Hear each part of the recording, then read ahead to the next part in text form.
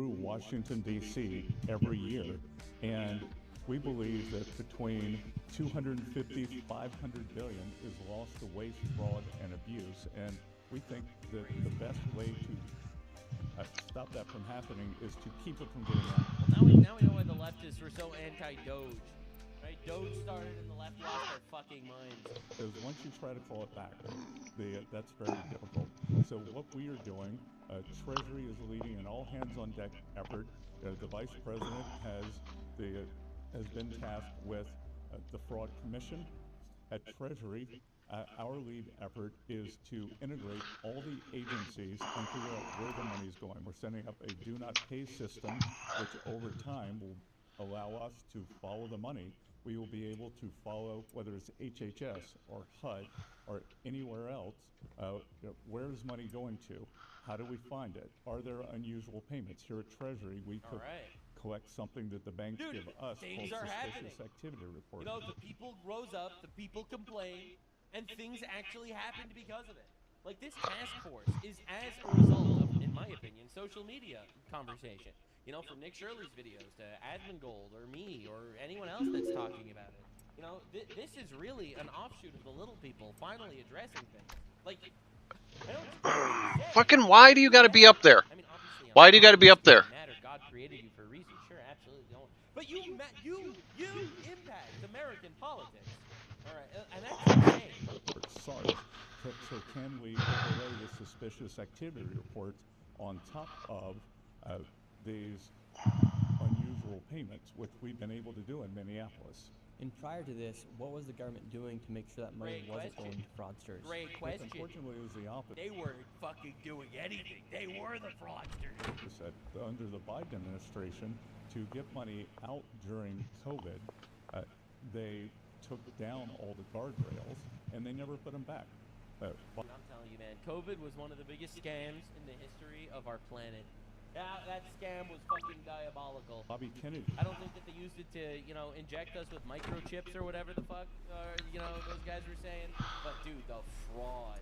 And also, I think, God damn it. they could just lock down an entire country. They could just fucking lock down a whole country and enslave you just so easily. He said at the inaugural day of the anti-fraud task force that the vice president convened, said at HHS they had 60 people charged with preventing fraud. Biden administration, they have fired all of them. Wow, so dude. again, the real thing is to keep the money from going out the door to the fraudsters. Very difficult to recover it. But one thing we are trying to do with recovery. Very difficult to recover it. We need to send rescue missions to Somalia. That's right, ladies and gentlemen. I hope you're enjoying working your ass off, paying your taxes, trying to live. Never. Taxes are going away, and now you have to struggle to pay rent because someone in Somalia desperately needs your tax dollars. Hope that makes you feel good about yourself. Is anyone wants to go to treasury.gov, we now have a site for whistleblowers. You can make up to 10%, 30% the reward for the money that Treasury recovers. That's crazy. It's like a bounty hunter program. It's like actual open season on fraudsters. Everyone's invited. So nothing comes out of the pockets of the American taxpayer. It's if you help us bring money back to taxpayers, we will pay you a bounty in essence. Bro, kind of like so when sick. we started having all the problems with the suitcases at airports, on trains, on buses. If you see something, say something. So what we're asking American citizens to do now is, if you see something unusual, say something, and we can reward you for it. Is it fair to say that for the past 4 years we were getting looted from fraudsters, as there wasn't really any guardrails to stop the fraud? That's 100% accurate. The American people are the most generous in the world, but American society, all societies and communities are based on trust. And if you lose trust at the very basic levels, if the citizens don't trust each other. I don't want to be rude here. This is going to get bordering. Some people are going to take this in a racist way, and that's not how I mean it at all. But before British colonialism, Zimbabwe were people in little mud huts throwing poop at each other. During colonialism, Zimbabwe was a flourishing city, a city of houses, brick and mortar houses, flowing water, fresh water, culture. After colonialism, Zimbabwe's people in huts throwing shit at each other. I feel like people are gonna take this the wrong way. I feel like I don't even. The point is, not everyone is generous. Is what I'm trying to say. Like, you know, some cultures are less generous than others. Then you can't have a community. So we're trying to bring that back. So if I were to be a fraudster 3 years ago and I want to start a home healthcare business, how easy would it have been for me to get money from the federal government? Well, Or a daycare, a learning center, for example. in most cases, the federal government does block grants to states, so they dump it down into states.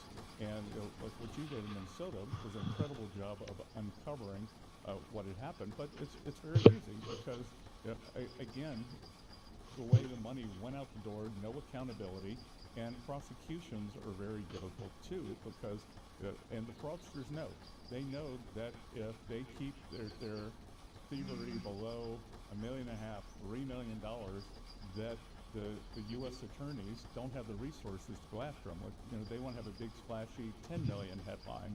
So this whole ecosystem That's developed, broken. and as you discovered What a broken in system, Minneapolis, man. St. Paul, they learned how to do it. It was very unfortunate that charity and state support just turned into businesses and LLCs and box. Sorry, bro, that's not charity.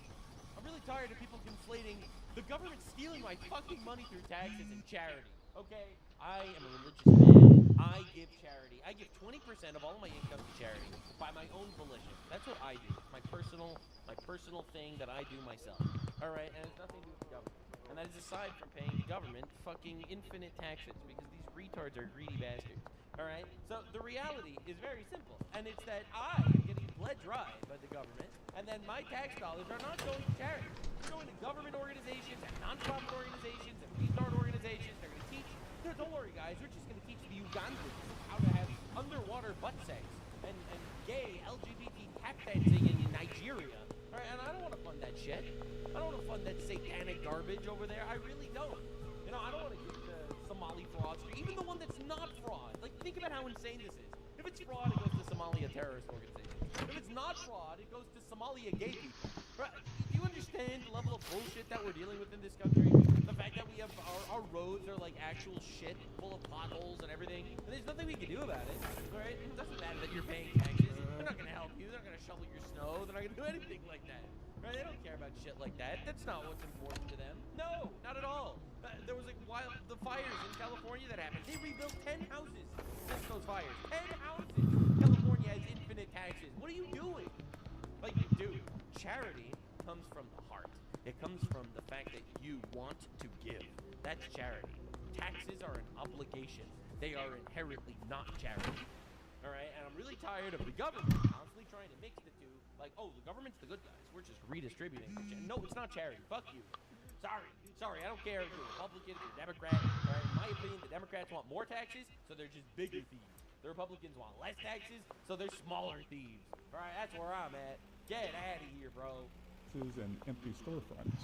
Because in Minnesota, you had these daycares, $1 million, upwards of $3.6 million, but it was kind of in that area of $1 to $3 million. Prior, they weren't even chasing after fraud. That was over $1.5 million.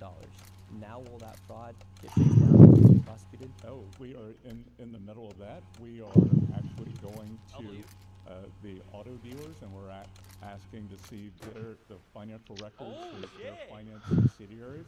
That's huge. If you're receiving public assistance, how do you have a Mercedes? How do you have a BMW? That's right. So we will track that down. Hey. We're also doing a much better job now. I think the real problem was all areas of government weren't talking. Whether it was the agencies here in D.C. or the money was passed on to the states. And what we're really going to push for is transparency, because it was some level of transparency that allowed you to go to all the allowed you to go to the home health care out in LA.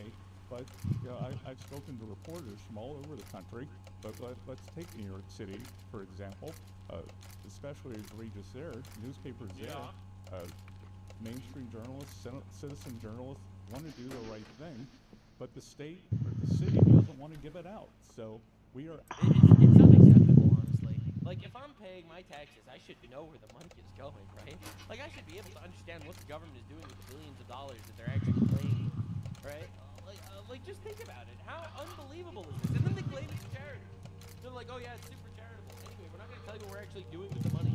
We're asking for transparency, and I think every citizen should demand from their elected officials, whether it's a red state, a blue state, whether they are far left, far right, right down the middle, that their elected officials give them transparency. Absolutely. And we want to make sure that this should be a law. I don't even think this is just about like, oh, I think that certain people should be able to complain to their politicians. This should be a law, man. This is our money. I work for this money. This is my money. Now the government is strong-arming me into giving them the money. At least tell me what you're doing with it, man. Like, I think it's insane that it's not transparent. money is going to where it's supposed to go. Because as we saw at the round table out in Minneapolis, because a lot of I swear to God, there was one that shut down. I had a rack that I only had. It doesn't go to autistic children like it's supposed to. Or it I doesn't guess go I to used it, huh? Seniors who are supposed to be. All right. And essentially, if the government and if the local governments and state governments don't make the information public, nobody can actually go and do what I did in Minnesota, go out and do the fraud finding. So what does it say about these local governments, state governments, when they don't want to make that information public? Well, it says that there's likely a daisy chain there, that where that there's political patronage or political cover-ups. There's some reason, because everyone that you swear an oath to your office, Oh, to great. your city, to your state, that's to awesome. your country, to do the best you can. And if you're enabling Yeah, Zoran Mamdani swore on the Quran. this, you're breaking your vow to the people. Oh my! A politician breaking his vow to the people? Unheard of. Truly unheard of. So, Joe, you're telling me that politicians might not be truthful? That's fiction, bro. a good steward of capital would want to have the money go as far as it can. You would want to help the people in the district, in the country. So I think there's a big chance for a sea change here. And look, I hope the Democrats on the other side of the aisle want to join us in this, because God damn, I don't have room for all this. This is the most bipartisan shit in the world. Unless one party is engaging in fraud along with the other. imagine that we save $500 billion, we could pay down debt, we could cut taxes, we could make sure the money gets to people who are supposed to. I love watching the Bernie Sanderses of the world. You know, they'll go out there and they'll tap dance on the rooftop. This war.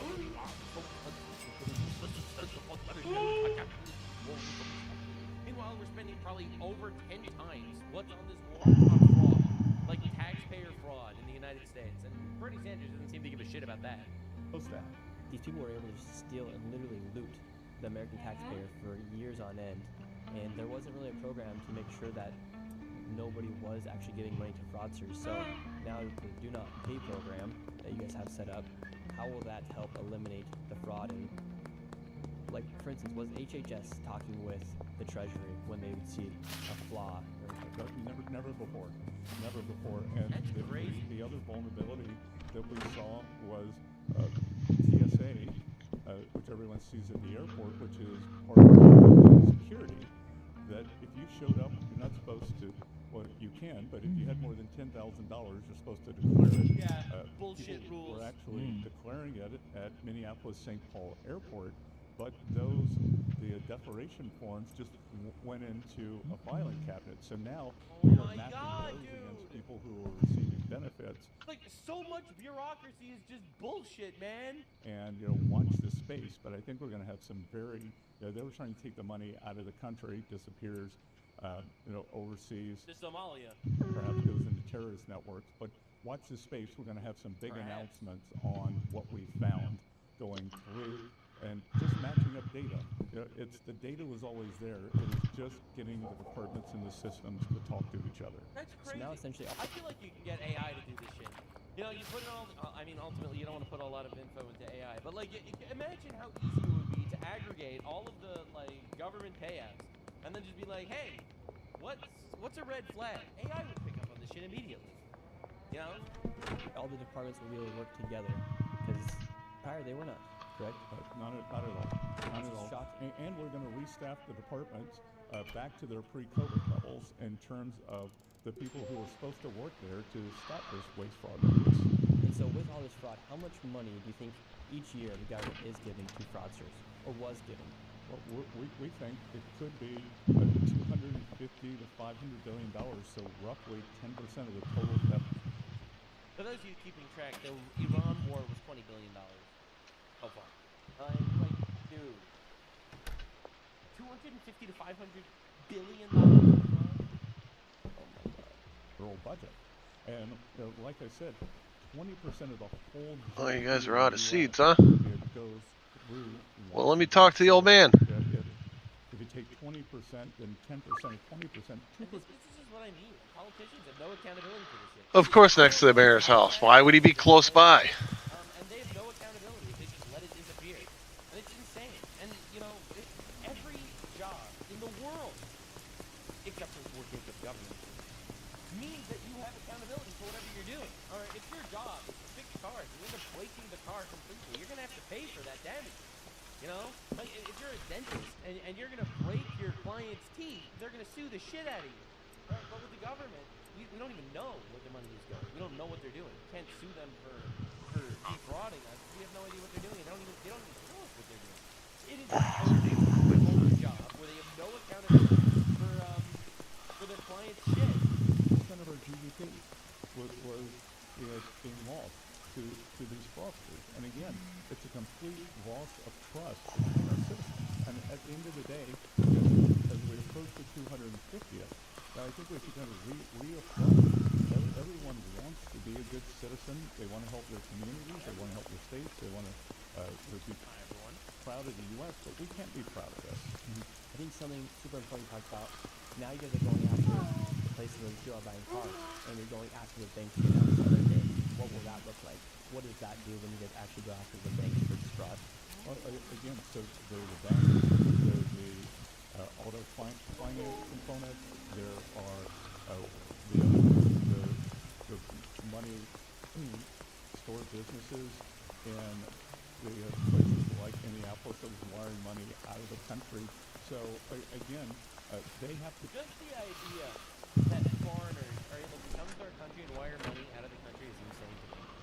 Like, you're trying your absolute best to immigrate to the United States of America, and you're fucking sending money overseas. It's like, you're not trying to integrate into America. You're trying to make a better life for yourself here.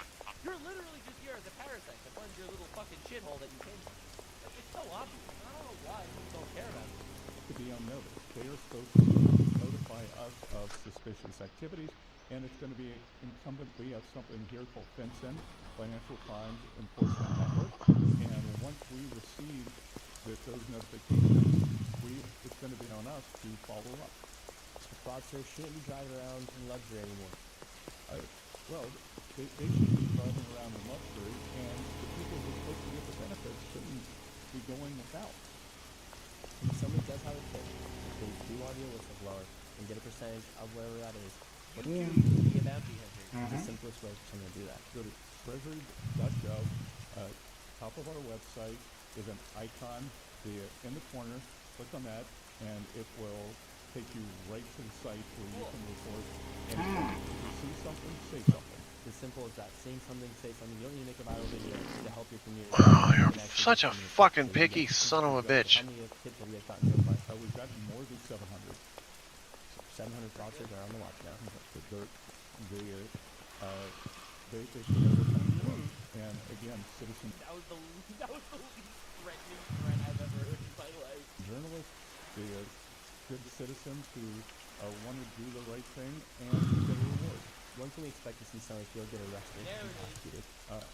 Again, as I said, watch this space. I think we're going to have some big announcements very soon. Last question. How come in Minnesota somebody who commits fraud, for instance, they're involved in being a teacher, they got 1 year of prison time? Do you guys have any say so over that, or is that the state government? That's U.S. Attorney. But what we are going to do is we can use IRS criminal investigations, so we can put together cases U.S. Attorney's Office can do it, but a lot of these sentencing guidelines have been very lax. So, like I said, the best thing we can do is Absolutely squash it. Old Testament level justice on their asses. keep the money from going out. And the best thing we can do is put fear into these fraudsters. That's You right. will be caught. Put the fear of God in these motherfuckers. You will be caught, and And you will send them to a labor camp until they pay off their debt. Say the word, Scott Besson.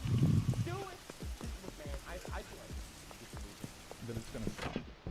Thank you very much. I do feel grateful that due to some of the work that one person in David, for instance, in Minnesota is able to do, on my side, we actually have been able to create change here inside the government, which I think is a broader message to people here in the United States that you can make a difference for the country.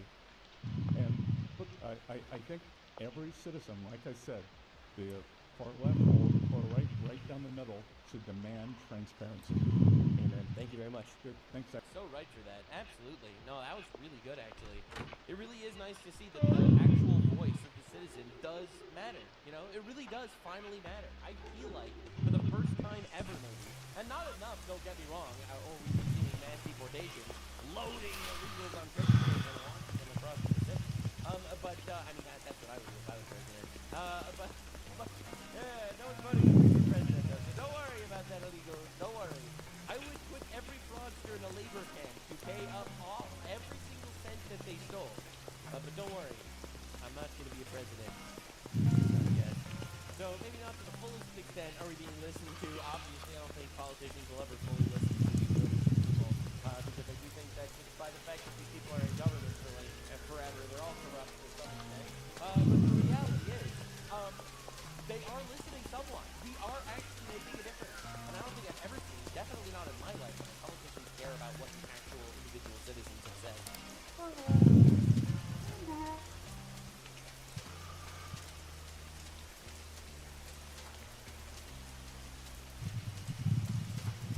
The legend of Beowulf begins in the mythical land of Denmark, circa roughly around the year 500-ish, probably. The ruler of the Danes then was Hrothgar, son of Halfdan, son of Theo, son of Gilchidi. Yes, all of this will be on the test.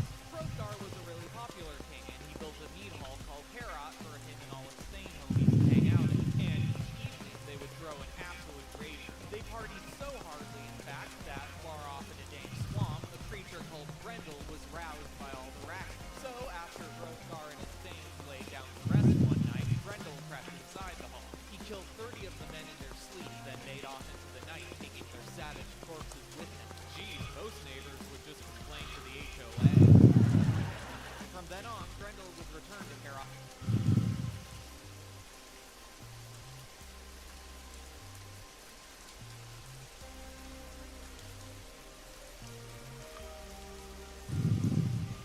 Now in Hungary, everyone's freaking out about all of this, because if there's anyone that doesn't care about the will of their own people, it's the Europeans. Now, in Hungary, there was an election that just happened that honestly was absolutely devastating. The previous leader, Orban, lost massively. There's a lot of claims of fraud, and there's actual, there is actual logical rationale explained as to why there was fraud. I personally don't know. I have no idea. I'm not that involved in Hungarian politics. However, in an absolutely devastating defeat, really big Viktor Orban, from what I've seen of him, lost miserably to like centrist, slightly right-wing, kind of cuts out, super pro-European Union bureaucrat. Alright, looks like the last bastion is done. Hungarians are about to don't know what we've got to look at. The rest of us in Europe just lost their only real stronghold against the EU. Devastating. And this is how a lot of people feel. Now, Hungary was fined 200 million euros by the EU for refusing to accept Muslim refugees entering the country. In response, Orban, this is back when he was actually president, Orban started busing them straight to the EU capital, Brussels. Now he lost the election and everything is about to change. Alright, so, you know, the EU is fighting back against like this mass migration for a very, very long time. Now, the real question is, who wants to go to Hungary? Now, the answer is obviously a great food. Hungary is fantastic. And the reality is brutal. Things are going to change demographically. Right? They were busing illegal migrants saying, oh, you're not Yes, that's a new game. deport them back to wherever they came from, no problem. We'll just send them somewhere else. You know, they'll send them to Germany or some shit. You know, it's rough out there. So Germany, you know, because everyone's shipping all their shit to Germany, and Germany was mega cucked ever since a specific painter killed himself, which was probably one of the best decisions he's ever made. I'm not a big Hitler fan over here, but I am saying ever since Hitler died, all of Europe decided, holy shit, white people are the problem. Let's import infinite browns. So, thanks Hitler. Not only did you cuck the Jews, but you cucked the whites too. So this was an insane headline. Syria has rejected Germany's plan to send over 700,000 refugees home. Why the fuck were there 700,000 Syrian refugees in Germany? And then Germany's like, whoa, we want to send them home. You know, they do a lot of raping. Oh, sorry, that's the British accent. Every time I think of Muslim raping people, I immediately think of England because that's the Muslim rape capital of the world. In Germany, it's more like, no raping, please. And they're trying their absolute best to get rid of them, and the Syrians are just like, nope, you can keep them, nothing we can do about it. Even Syria doesn't want the Syrians back. I mean, let's be real, we've seen what the Syrians have been doing in Germany. You know, they're bombing Christmas markets and shit. Islamic terror attacks have increased in Germany dramatically, as did the rape rate, coincidentally. And I love how Germany is just so absolutely cucked that they're going to be like, oops, oopsies, I guess Syria doesn't want him back. I guess we have to keep him. You know, and unfortunately, that's no! You absolute nuts. Put them on a boat. Send them there. Let them figure shit out. It's their people. I don't understand. The Euro cucketing is honestly insane. But I see a lot of headlines over here. Syria rejected Germany's plan to send them over. Syria doesn't want the Syrians back. There is one headline that is more correct than any other. Syria refuses to withdraw its troops from Europe. Much more accurate, if you ask me. This is the most accurate headline you could have possibly found. Syria managed to have 700,000 troops in German borders to be activated whenever they want. And the Germans are like, excuse me, sir. Can you please return your troops back to your land? And they were like, no. And they're like, oh, completely understandable. Rape away. My friends, my Syrians, please rape away. No problem here. We will do nothing about it. Just let us know and we'll do nothing. They say 9 and this is 9.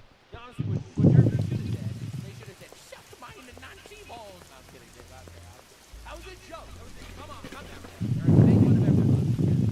Now, in the absolute spirit of pucking themselves, Elon Musk retweeted this story about how Australia started arresting their old veterans, their old heroes, their war heroes, for being war criminals.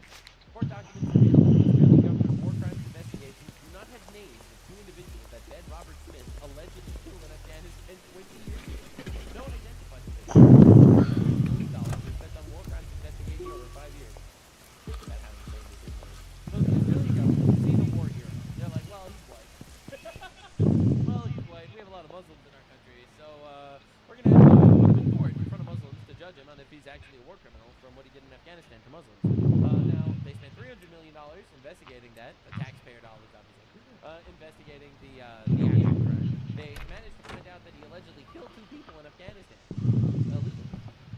And they don't have names of the people that were killed. Australia Office of Special Investigations Director Ross Barnett already revealed the investigators have no crime scenes, no access to deceased, no bodies, no post-mortem reports, no official cause of death, no recovery of projectiles, weapons that have been carried out by the ADF, no, that's the Australian military, I'm pretty sure, no photographs, no site plans, no measurements, no recovery of projectiles, no blood splatter. Now, Can I help you? $300 million in 5 years of investigation, they do not even have names of 2 victims, allegedly. If there is no name, no identification, no body, how do they know anyone was killed? Does anyone actually think this is fair? Does anyone actually think it is a criminal conviction? Criminal standard beyond reasonable doubt is remotely possible in these circumstances. Daily Mail says 2 of the 5 men Ben Robert Smith is accused of murdering while serving in the Special Air Service in Afghanistan have never been identified by war crimes investigators. Court documents seen by the Daily Mail show that one Victoria Cross recipient's alleged victims is described only as person under control 1, or alternatively enemy killed in action 3. And it doesn't even matter because they're arresting this guy for war crimes. They don't know the names of the people he allegedly killed 20 years ago. This guy's a war hero in Australia, and now in front of a Muslim judge and jury, bro is going to jail for war crimes for life. The absolute cucking If Steve Irwin was still alive, the Australian government would find a reason to imprison him for touching haram animals. It's like these countries absolutely hate themselves and hate their people. And honestly, the people had enough. Apparently, there's been an entire war. I'm pretty sure this is in Ireland, where the farmers are going up against the actual militaries, fighting back, saying, yo, this is our land, dude. Everyone's tired of this shit. Everyone's so tired of, like, the lib cucketing of the world. No one wants to deal with this shit anymore. Like, 2026, year of the Great Crusade, give us our countries back, dude.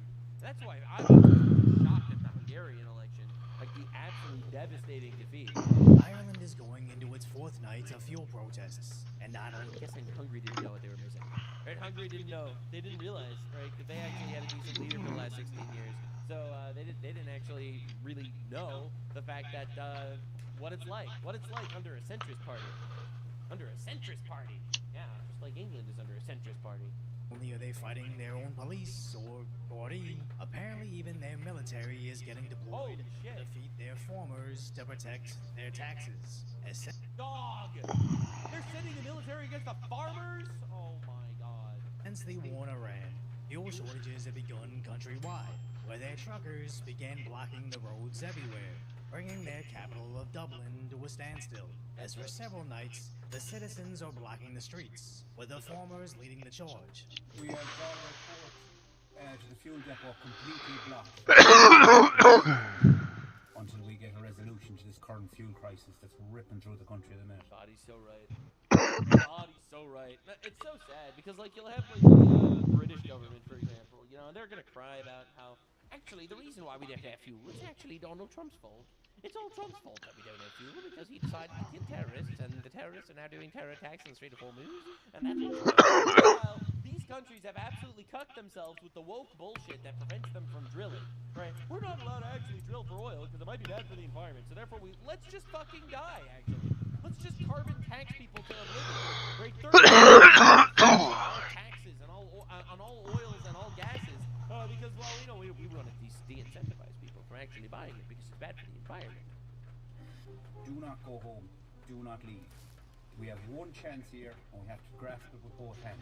Now, I'm no fan of stopping the streets to accomplish something politically, but there's a stark contrast between pleasing pink-haired, unemployed behavior and the blue-collar farmers that literally feed you, as society could... No, I think it's a pretty fundamental difference.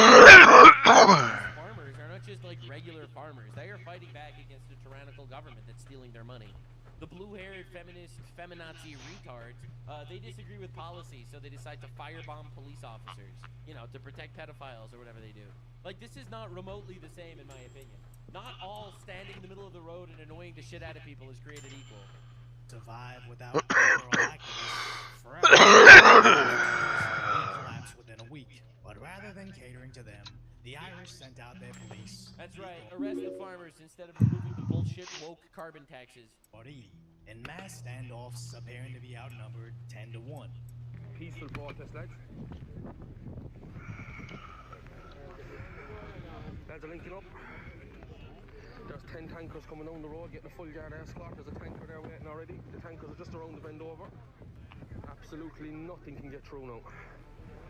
RT and all the other media outlets are reporting. Oh shit. The guards are taking back control, the guards have lost control. So as of yesterday, they warned the citizens, move or face the full rigors of the law. By targeting critical infrastructure such as fuel depots and refineries. What do you mean targeting? Did they shoot it with a missile? What do you mean targeting? These are no longer protests, they are blockades. This is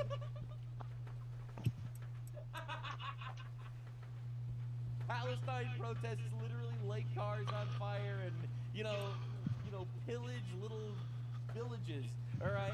It's a peaceful protest. Truckers cannot afford to drive, so they stop their trucks in the middle of the road because of woke bullshit taxes. It's a blockade. A blockade, dude. not tolerable and it is against the law.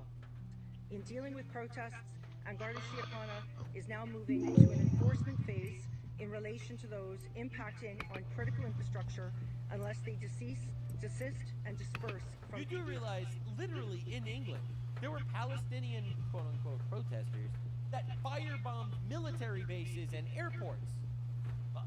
And they weren't treated this badly. These blockades. And Garda Síochána is advising protesters to immediately cease blockades of such critical national infrastructure or face the full rigors of the law. They tried to scare them away. Arrested and on conviction, you'll be liable to a fine of €1,000 or up to 6 months in prison. I would just urge you all to please peacefully remove yourselves from the area. Thank you. What do we do? What do the people of Ireland say? Why are you just standing there? Eventually getting into small scuffles with their citizens.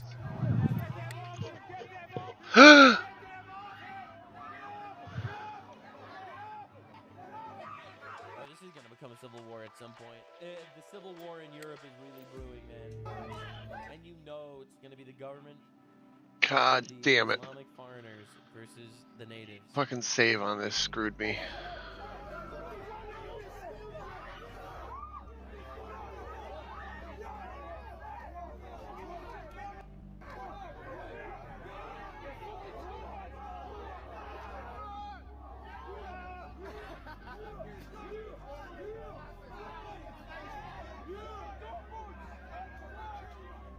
Whenever a clip begins the second of the assault, I automatically assume the context was purposely deleted. It still doesn't detract from the fact that these arrests will only make it worse, escalating everything as an outcome of their military.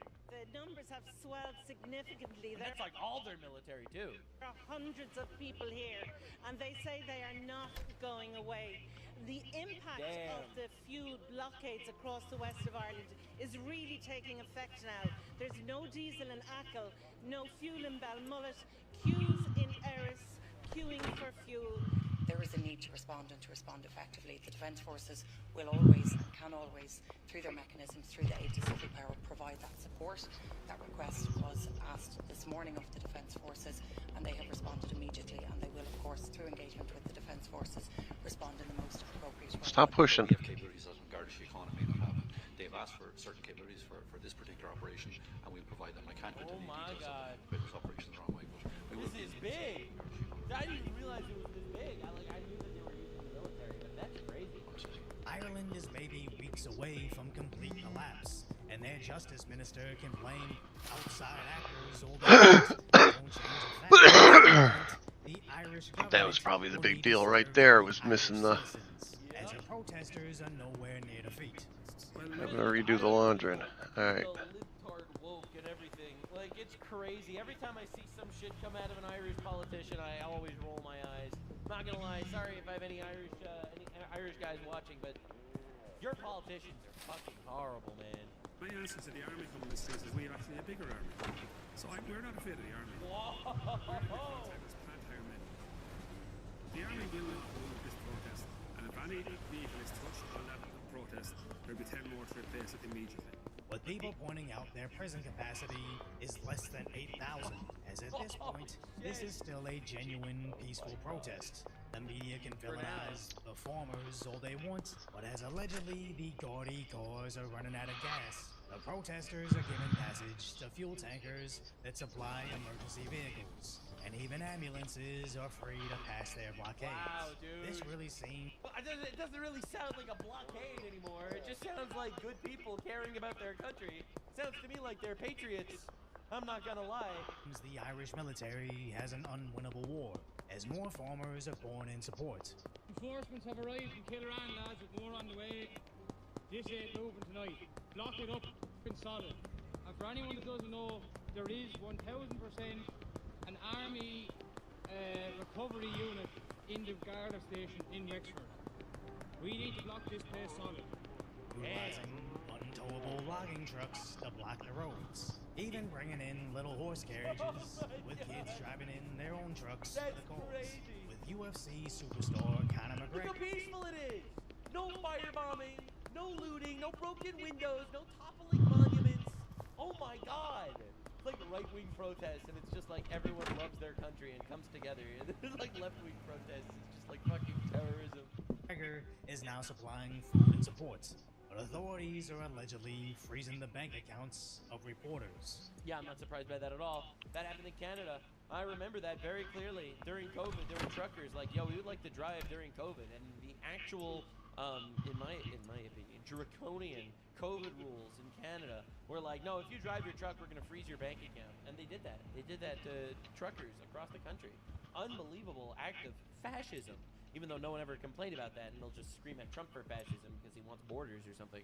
It's almost like every single element of this is exactly the same as the Freedom Convoy in Canada, where the truckers block the roads over the lockdowns and mandates, so the Canadian government villainized, beat, and trampled anybody against them. Then not only debanked the protesters, but that's crazy.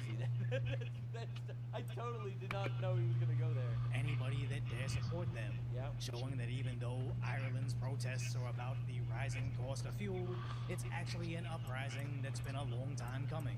As of course their cost of fuel is an issue, but just highlights how the Irish are being crushed by taxes to fund immigration services. There it is, every time. And we knew about Ireland's issues 2 years ago when a newcomer / several students. A year after that, the Irish anti-immigration movement has continued.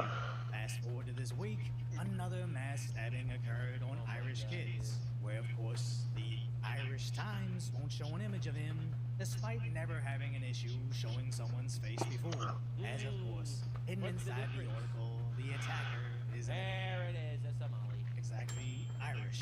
And even when posted on hyper-left Reddit, all the top comments were angry over his multiple knife-related cases, still being let out on probation and never being deported. But more importantly, talking about the cultural incompatibility. So Reddit immediately locked down this conversation. You're not allowed to mention the fact that rapists rape. Mentioning that rapists rape is very offensive to some people that are pro-raping rapists. As mass censorship over this issue can only continue for so long, what started as a fuel protest might just be the flashpoint that unifies the other social issues, as everybody can get together over gas taxes, but then at that gathering you hear where exactly those taxes are going. Wait, there was another stabbing? I didn't hear about that. When did these tanks get here? And as these issues aren't exclusive in Ireland, they're in nearly every European country today. So whatever happens in Ireland this Hungary apparently week will likely be the same fate for the entire continent.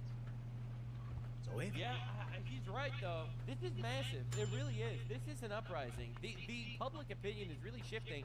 Everywhere that had to deal They want to really name a strand Fruity Shark. Pro-terrorism, pro-Islam, pro-immigration, radical leftists for the most part, where, they'll squash you, they'll tax you to oblivion, and they'll use your taxes to fund rapists and mass murderers that they're bringing into the country to, honestly, terrorize your children.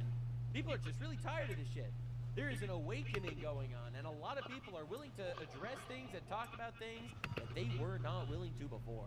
2026, year of the crusade. It's happening.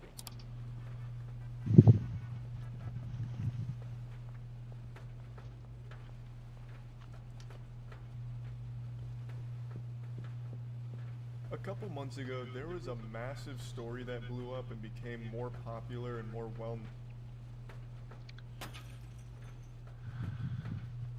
The Trump rampage does not stop, though. He dropped another nuke, alright? He dropped one on the fake news media and then decided to just randomly call into Fox News. Alright, so first, the fake news media has lost total credibility, not that they ever had any to begin with, because of the massive Trump derangement syndrome, sometimes referred to as TDS. They love saying that Iran is winning, when in fact everyone knows they are losing, and losing big. Their Navy's gone, Air Force gone, anti-aircraft apparatus non-existent, radar dead, missile drone factories largely obliterated, along with missiles and drones, and themselves, and most importantly, their longtime leaders are no longer with us. Praise be to Allah. Oh my God, Tucker Carlson's gonna lose his mind. No, you're not allowed to insult Islam. The only thing they have going is the threat that a ship may bump into one of their sea mines, which, by the way, all 28 of their mine dropper boats are also lying at the bottom of the sea. We're now starting a process clearing up the Strait of Hormuz as a favor to countries all around the world, including China, Japan, South Korea, France, Germany, and many others. Incredibly, they don't have the courage or will to do this work themselves. Very interestingly, however, empty oil-carrying ships from many nations are all heading to the United States of America to load up with oil, especially awesome because we recently just got a ton of oil from Venezuela. Wow, it's almost like this was all part of a giant plan. Thank you for your attention, Madam President Donald J. Trump, Bro, the panicking are eating poorly tonight. So Donald Trump calls into Fox News and he just goes haywire. Well, we're going to be blockading. It'll take a little while, but it'll be effective pretty soon. And we had meetings yesterday. They, as you said, lasted 21 hours. That was a long meeting. We had some very Came here for what? I came here for nothing. That's what I came here for. But we didn't get there on the important issue. They want to have nuclear weapons. They're not going to have nuclear weapons. I was gonna get the graffiti remover and some spray paint, but Candace Owens, they weren't even trying to get nuclear weapons, and they just opposed Zionism or something. Saying that for 30 years, I would never allow that to happen before I was 4 in o'clock. politics. True. And that country will not have nuclear weapons. Most countries shouldn't be allowed to have, but that country will not have nuclear. I actually think no country should be allowed to have nuclear weapons except for ours. I think we should be the only ones with nuclear weapons. Don't cry about international law then. But anyway, that's a discussion for another time. That's a discussion for a later date. Yeah, I'm something of an American supremacist, some would say. Well, they reacted, you know, it was very interesting. It started off weak. They came in like they had the cards, but they don't have the cards. They made believe they had the cards. They really think that, you know, like this is literally how Iran really thought they were going to walk into this meeting. It's like, you really think you're going to dictate how this is going to go? Loads gun, points it at Europe. I'm going to shoot them. I'm going to shoot them by tripling the Strait of Hormuz. Oh yeah? You wouldn't want me to shoot a French guy, would you? Their army, their whole... Fucking J.D. Vance. Shoot a French guy. Okay, I'm kidding. I'm joking. Obviously, I'm kidding. Iran would never shoot at a random Frenchman. They don't want to hit a Muslim. Military is obliterated. The whole place is obliterated. And, you know, as you know, levels of leaders are gone. They're literally gone. Khomeini's gone. The whole thing is gone. The whole place is gone. They have one thing that they can do. They can say, well, gee, we're going to put a mine someplace in the... Just a mine. We'll drop 1 mine, 2 mines, 10 mines. And that will, if you have a ship that costs $1 billion, you say, well, you know, I prefer not getting whacked by a mine, losing my ship or damaging it badly, at least. And so that's a little bit of a thing that they can do. That it's military might and military power don't do it, but, you know, it's extortion. And they're extorting the world. You know, we don't get our oil from there. We have... It's acts of terror. It's really acts of terror. And the fact that the entire United Nations isn't clamping down on this and obliterating them for this altogether it just shows how compromised they actually are. I really think this is a mask-off moment. It's like these people will condemn us for literally fucking anything, but then you have, you know, Iran deciding to be like, oh, well, don't worry, I just have an ace in the hole. I'm just gonna obliterate random European boats. Just to fuck with people. Right, and hopefully Trump will decide to stop attacking us if we just fuck with his friends. Well, it's actually acts of terror. It is violation of every form of international law. But again, no one actually cares when they violate the international law. They only care when we violate the international law. So much we have, and one thing you said, I don't know if anybody heard it well, but we have boats pouring up to the United States. They'll be filling them up, and they'll be leaving, and they're going to be packed with the best oil you can get. Light, sweet crude. Right from Venezuela. Did you hear about what happened there, by the way? They're going to have the best oil that you can get. But, so that's interesting, and it's great because we have a lot of oil. We don't get any. I mean, literally last year was 1%. We did that as a favor. We don't need the Strait. But other countries do, and I will tell you while we're on this... This blockade is fucking genius. I can't believe he thought of this, to be honest. Well, that's diabolical, man. Like, because he was talking about opening the Strait. I think he was doing that to make Iran be like that this was their ultimate checkmate. This was Iran's ultimate ace in the hole. They could close the Strait and commit an unbridled act of terror and no one could do anything about it. And they'll drop mines in and they'll make the Strait literally unusable. And then Trump will be like, you made the Strait unusable. I can't believe it. We're going to have to make a blockade. And completely and utterly cripple Iran and reroute the entire world energy economy to the United States. Like, a lot of people were saying, I can't believe Trump didn't think about the fact that Iran would commit acts of terror on the Strait of Hormuz before the war started. Oh, of course he did. I think this was very highly likely that this was planned from the get-go. This was certainly the plan of the ceasefire. Subject, we're very disappointed with NATO. We're very, very disappointed that they didn't come. Now they want to come and they want to help with the Strait, and it won't take long to clean it out. So we're going to clean out the Strait, and they'll be able to use the Strait in not too long a distance. But we had a very intensive negotiation, and toward the end it got very friendly, and we got just about every point. It was very friendly, and then they said, yeah, but we're still gonna have nukes. I was like, oh, well, you're not gonna have a country. We needed, except for the fact that they refused to give up their nuclear ambition, and that's the only point, frankly, to me, that was the most important point. Yeah, I don't think Trump would even trust them. Even if they said we won't make nukes, I don't think Trump is gonna trust them. Which is why I think Trump added stuff like you have to give us your already enriched uranium, you can never enrich uranium. Like, it's kind of red herrings in order to make them not agree to the deal. I think so. That's my game theory here. But anyway, Trump keeps going. I gathered all the best moments of this interview. He ended up yapping there for like 40 minutes, but I got all the best moments. So tell us what you're trying to accomplish with this blockade, sir. All out. Yep. It's called all in and all out. There'll be a time when we'll have them all come in and all come out. But it won't be a percentage. It won't be a friend of yours, like a country that's your ally or a country that's your friend. It's all China. You don't want China funding Iran while we're at war with Iran. You want Iran to be absolutely devastated so that they capitulate on literally everything. or nothing. And that'll be that won't be in too long a distance. No, we're just bringing the ships up. We got a lot of ships, so we're bringing them up. We think that numerous countries are going to be helping us with this also, but we're putting on a complete blockade. We're not going to let Iran make money on selling oil to people that they like and not people that they don't like or whatever it is. It's going to be all or none, and that's the way it is. It's not going to be like, oh, Iran's like, oh, we're just going to commit acts of terror on, like, America. No, actually, no, you won't. Oh, actually, no, you won't. And you want to know the craziest part? You could be rested assured that the Chinese government is right now pressuring the fuck out of Iran to capitulate on everything. You know, China, one of their long-standing partners, is now getting oil, a lot more expensive oil, from us, the United States of America, instead of the cheap shit they've been getting from Iran.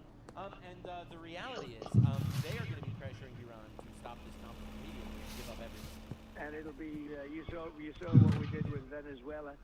It'll be something very similar to that, but something similar to that, complete and utter W. No, this is a crazy FAFO, bro. Key point, Mr. President, for those people out there who have not been following it as closely, can you explain What day is today? Monday. All right, I can hit the ATM. For the United States to go into Iran, can you articulate what was behind that move that was so... The media keeps saying this because it's like, oh, we don't even know why we're at war with Iran. Actually, let me run to the realtor and see what my options are. yeah, so easy. The easiest question you've asked me so far. They can't have nuclear weapons. They have nuclear. They want to enrich what they have. They want to enrich more. As you know, we knocked out with the B-2 bombers. Had we not knocked that out, they would have had a nuclear weapon within 1 month after we knocked out. In other words, that the B-2s, those beautiful B-2 bombers, totally obliterated their 3 sites. They have 3 sites. And they are now deep in the earth with, tons of rock. Now, that material should be gotten, but we have cameras on it. We have satellites with Space Force. That was one of my beauties, Space Force. So important. But we're watching every single aspect of that area. They can't move without us knowing exactly what's going on. But it's deep down, and it takes a long time to get it out. It's an amazing attack. Had we not done that, they would have had, within 1 month from that date, they would have had a nuclear weapon. Right. If they had a nuclear weapon, they would have used it on Israel and the Middle East. Look, they went after 5 countries that were sort of neutral, I guess. I don't know how friendly they were, but they weren't in the line of attack. They dropped on UAE probably 1,800 missiles. They dropped on Saudi Arabia a lot. I don't think I can buy that kind of lighting at the hardware store. I might be able to. And everyone was surprised. Almost like they're terrorists or something. Actually, it was good for us because they all joined us immediately, at some point. I mean, they're either going to be petrified or they're going to... Yeah, I can't. I gotta get it from What's His Nuts. And this is the key point that I was getting to, and the reason that you feel they cannot have a nuclear weapon because they will use it. And that's what I wanted you to explain to the audience. Yeah, I think they would use it. And they'd start with Israel, and one weapon would, do damage like nobody's ever seen, wipe it out. conceivably big one. Now, Not whack it up. They don't need more than one. And then they go after the Middle East, and then they'd eventually come here. Correct. I mean, look, man, it's literally in their charter. They chant death to Israel, death to America. Israel is the little Satan. America is the big Satan. Like, this is their goal. They view Israel as the Jews, and they view America as the Christians. And as it says in the Quran, Jews and Christians are the lowest of creatures. And in the end times, all the Jews and all the Christians need to be obliterated and subjugated in order for Islam to actually conquer the world. This is literally their apocalyptic vision of the world. It would not end with anyone. But it's very obvious that you can't let these motherfuckers do. It's just so obvious. For years, I've had to listen to them say, death to America, right? I look up Donald Trump says, we're going to end civilization, everyone loses their mind. These guys chant death to America as a policy, right? In fact, to quote Khomeini, he said, death to America isn't a slogan, it's a policy, all right? And dead silence, and it's like, oh, these guys were actually probably really nice, you just don't understand their culture. They say, death to America, death to Israel, America the Satan, we will destroy America, death to America. Now, does anybody ever complain to you when they say that? I think that's a big step worse. Death to America. So they're allowed to say death to America. And what I'm referring to is, when I talk about civilization, it'll be much different because their military will be totally gone. It's pretty much gone now. But their military, look at their leadership. We have had regime change because the people we dealt with yesterday were, frankly, very smart, very sharp, very good, very good. I think they were smarter than the people from before, Khomeini and that group. Because look what it got them. Look what all of their antics were spending trillions they spent all their money on weapons. We've destroyed most of those weapons. But you know, when I say about a civilization, it really has changed. It really has. But think of it. They're allowed to say death to America, death to this, death to... And I make one statement, they say, oh, such a big deal.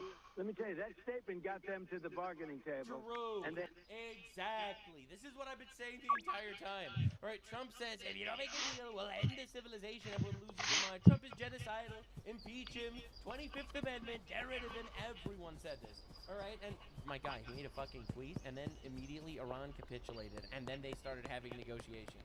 Like, you have got to be fucking retarded. Like, if you think that tweet is some sort of war crime. It's a fucking tweet. They haven't left. They haven't left the bargaining table. I predict they come back and they give us everything we want. And I told my people, I want everything. I don't want 90%. I don't want 95%.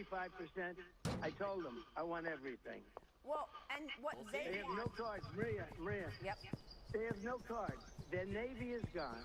Their Air Force is gone. Totally gone. They have nothing. They have no ships. 158 ships are at the bottom of the sea. Good ones. New. The Soleimani, they had one called the Soleimani, was taken out by one of our Tiger Sharks, by one of our rapidly moving submarines. It's amazing. Our military is so good. You know, our military is a 94% approval rating now. Well, Congress has a 14%, 6%, which is like radical leftists that would rather us just kill ourselves. The media has a 12%. When I started, the media had a 92% approval rating. Now they're down to 14%. Wow. And I'm very proud of it because they're very dishonest. Lois just tells that to the media. Hello, media. Everyone hates you. True, by the way. True. Let us one day at a certain asset that we have, namely the aircraft carrier Abraham Lincoln, one of the beauties of the world, one of the great beauties of the world. They fired 101 missiles out of 100. These things are going 2,000, more than 2,000. Time is it? Oh man, hybrid ain't here. Out of 101 missiles, 101 were shot down like nothing and are now at the bottom of the sea. The remnants of them. Thank God. Think of it. 101 missiles shot in a short period of time. Thank you, God, for making our enemies retarded goat fuckers that are absolutely and utterly overwhelmed by our military might. 101 were knocked out. So we have the greatest military equipment. We have the greatest people. We have the strongest military in the world by far. Everybody sees it, whether it's Venezuela or what we've done with Iran. And when I read, the fake news about how well Iran's doing, they're not doing well at all. They're getting killed. I could take out Iran in one day. I could take down in one hour. I could have their entire energy, everything, every one of their plants, their electric generating plants, which is a big deal. And I hate to do it because if I do it, it takes you 10 years to rebuild. They'll never be able to rebuild it. And the other thing you take out are the bridges. I took out one just to show them because they went public with a statement that wasn't true. They admitted it. They were like, you can't take out our bridges. And I was like, oh, really? Look at that one. Kaboom. I told you. I told you. I said, I'm going to take out a bridge. And I took out a bridge. And that was the end of that. Now they've been really And you have behaving. all the leftoids crying about it. No, I'm going to take out a bridge being used for military. In any country, This is huge. you said the other day that any country that supports Iran and sends military equipment to Iran will face a 50% tariff if they try to bring products. Did you refer to China? Did you mean China? Yes, and other people, but yes, China too. If we find that China, because I hear news reports, so a news report. We're at fucking war. Cry about it, bitches. But doesn't mean much to me because they're so fake. But I hear news reports about China giving the shoulder missiles, what's called the shoulder missile, anti-aircraft missiles. I doubt they would do that because I have a relationship and I think they wouldn't do that. But maybe they did a little bit at the beginning, but I don't think they would anymore. No. But if we catch them doing that, they get a 50% tariff, which is that's a staggering amount. You said the other day that is so based, man. It really is. Just like absolutely shut this whole charade down. And you know, people can bitch and cry about international law and whatever the fuck. And, oh my god, dude, it is over, bro. It's over. It's over. We're done. Oh, I don't want to do that yet. Now, what's absolutely insane? I wanna. Can I sleep yet? No. That Trump actually is blockading. Get off of there. All right, and it's become very, very. I will force a snuggle on you. These guys are getting absolutely stomped, not only militarily but strategically on every step of the way. We've got Trey Yinks with us now from Tel Aviv. So Trey, what can you tell us about this Truth Social post that Trump just posted? Look, this is a significant announcement by President Trump, and once again, an indication that the United States holds the cards here. The president is the decision maker, even as it relates to the Strait. And then you see like these absolute retards being like, but Donald Trump didn't come to negotiate. He came to dictate. Yes, that is correct. That's what happens when we win a war. All right, I'm really tired of like this pussyfooting around bullshit. When we win wars, we set the terms. That's just how it works. So if you don't like it, you could cry about it, but that is exactly how it works.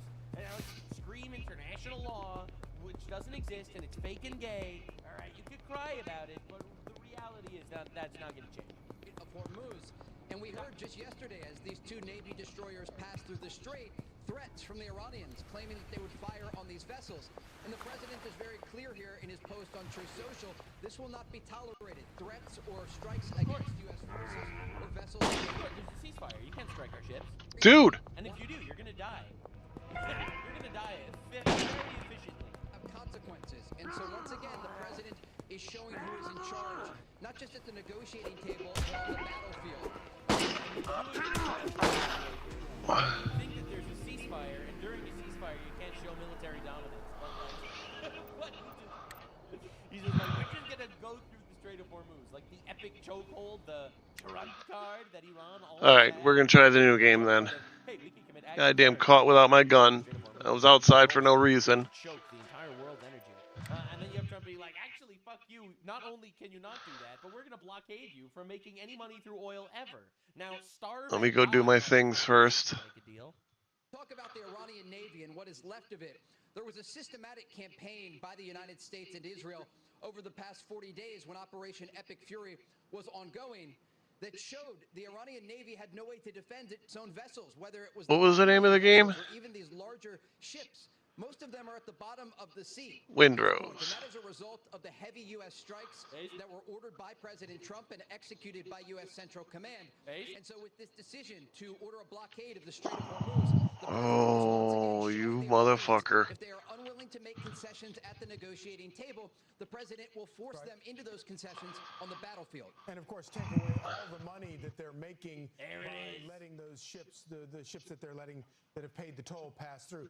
In his Truth Social, he writes that I have also instructed our Navy to seek and interdict every vessel in international waters that has paid a toll to Iran. No one who pays an illegal toll will have safe passage on the high seas. So that's going to be controversial with a Chinese or Pakistani flagged ship. Oh yeah, it's going to be controversial. And what are they going to do? Write a strongly worded tweet that Iran has allowed through. This is why international law is fake and gay. Because ultimately, we are international law. We are the most powerful military by far, and there's really nothing you can do about it. What are you gonna do? You're gonna write a strongly worded letter? Like let's just be honest with ourselves. It's gonna piss off Pakistan. Okay, so Pakistan could fucking cry about it. All right, we'll see if that solves it. Reaction in the international community gonna be to that. Look, there may be some people who are critical of President Trump, but the president rightly pointed out that these countries did not participate in helping to open the Strait of Hormuz during Operation. Exactly. We've heard a lot of comments from European. Well, France is going to be like, no, Mr. President, no, Mr. Trump, you cannot put a blockade on the Strait of Hormuz. But what about this? Fuck yourself, France. We didn't give a shit. That's the response. We don't actually care. Sorry, France. The people of France, I'm sure they're wonderful people. Oui, baguette, you know, love that stuff. That's awesome. Sure, absolutely. I actually speak French. It's not my greatest weakness, but it's one of them. And the reality is, you didn't help, and now it's gonna suck for you. And you can cry about it. Yeah, but that's how it works. We're fighting a war, an existential threat against us. We're trying to obliterate, and unfortunately, because they commit acts of terror, it's gonna make it harder for you a little bit. Because you refuse to get involved and help us out, which you should have, but you're pussies. That's an L. That's just a France L. Sorry about that. Officials who say that the president should make different decisions, or they're trying to put pressure on the operation. The reality is you have countries like France, for example, who have come out in opposition of what the president is saying. Maybe a skinny guy. But they're not helping to open the Strait of Hormuz, but they benefit when it is open. And so it raises these important questions about if countries around the world who benefit from the strait being open are going to participate in securing the strait. That's exactly what the president has pointed out with NATO and other countries around the world, understanding that the United States just uses a few percentage points of its oil through this international war. Just objectively correct, all right? So if you refuse to help us open it when terrorists were bombing ships there, then who are you to say literally anything when we make and implement strategies to win a war, all right? Now, of course, Iranian officials are freaking out that J.D. Vance failed to gain the trust of Iran, which is hilarious because you don't need your trust, you don't actually care. Big time, Israel is launching new attacks in Lebanon. Senior correspondent Mike Tobin live in Tel Aviv with the latest from that venue. Mike. And Kevin, the Israeli cabinet is now meeting. Of course, the security concerns are at the very top of their agenda. But to this point, we haven't heard any official reaction from the Israelis following the president's announcement about a daily blockade. But as he spoke with Maria Bartiromo this morning, the president explained some of how his blockade will work. We're putting on a complete... Already shown. That's the good news.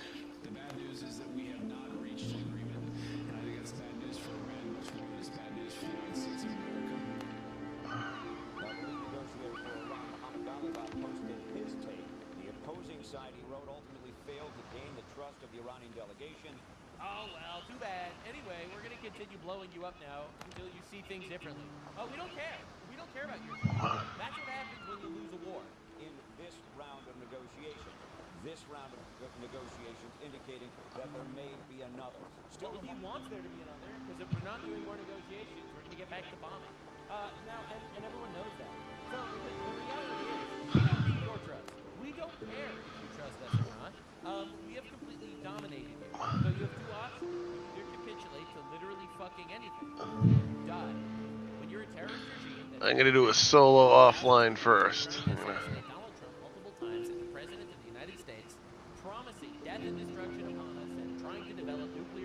We're going to do the intended Windrose experience. That's going to become very obvious.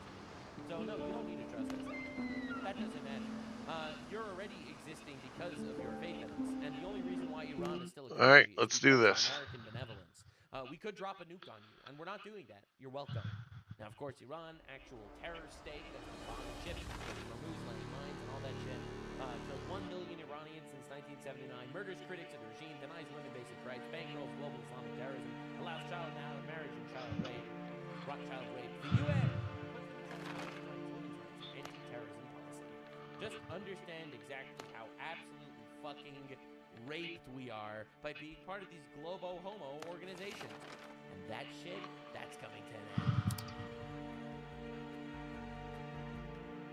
So, in the region of Elis, over here, there was a princess named Tira. Her father, King Salmonius, was an arrogant ruler who made his subjects worship him as Zeus and dedicate their sacrifices to him in place of the god. He went so far as to attach dried skins and kettles to the back of his chariot, claiming that the trailing racket as he rode was his thunder, and he'd throw flaming torches into the air so as to make lightning. Needless to say, Zeus was quickly fed up with Salmonius' blasphemy and him and his city off the map. After the death of her father, Tiro was left with her abusive stepmother, Sidera, and her home life went sharply downhill from there. As an escape, Tiro began spending much of her time wandering the outdoors, and she fell in love with the god of the river, Aeneas. I guess because bodies of water reminded her of her dad.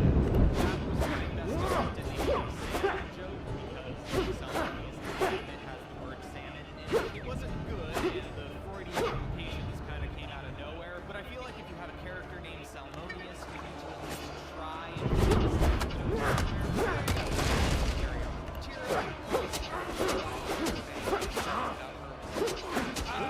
however, didn't appreciate the unsolicited trauma dumping and refused to reciprocate his full affection. But Tiro, meanwhile, caught the attention of Poseidon, and he, taking the form of the lesser god, was more than happy to reciprocate.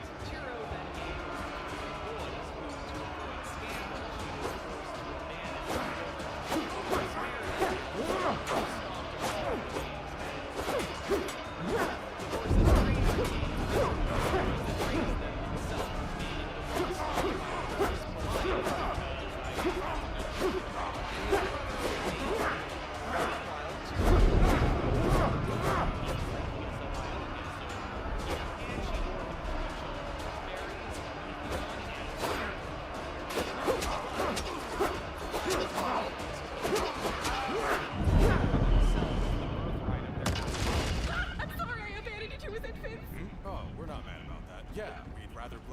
her patriarchal system, which forces women to commit such acts for fear that they'll be blamed for their own abuse and lose the limited protection their social standing affords them. Oh, well, that's an impressively woke take for Bronze Age tyrants. I wonder if there were similar dynamics up there that caused my stepmother to abuse me. Your stepmother abused you? That dirty skite will pay! The brothers then went after Sidera, and she took refuge inside the temple of Hera. But Goliath heedlessly entered the temple and killed her at the goddess's altar. Thankfully for him, he chose a notoriously forgiving and lenient goddess to grievously disrespect her own holy sanctuary. And this act would probably not bite him in the ass later. Pelias then sought to consolidate his power and banished Neleus from the city. Tough break. You'll get your own kingdom over here, and your kids will show up in some later videos. So like, comment, subscribe, and click the bell icon, thanks. Then Pelias visited the Oracle of Delphi to ask if there were any loose ends he should know about. And the Oracle said...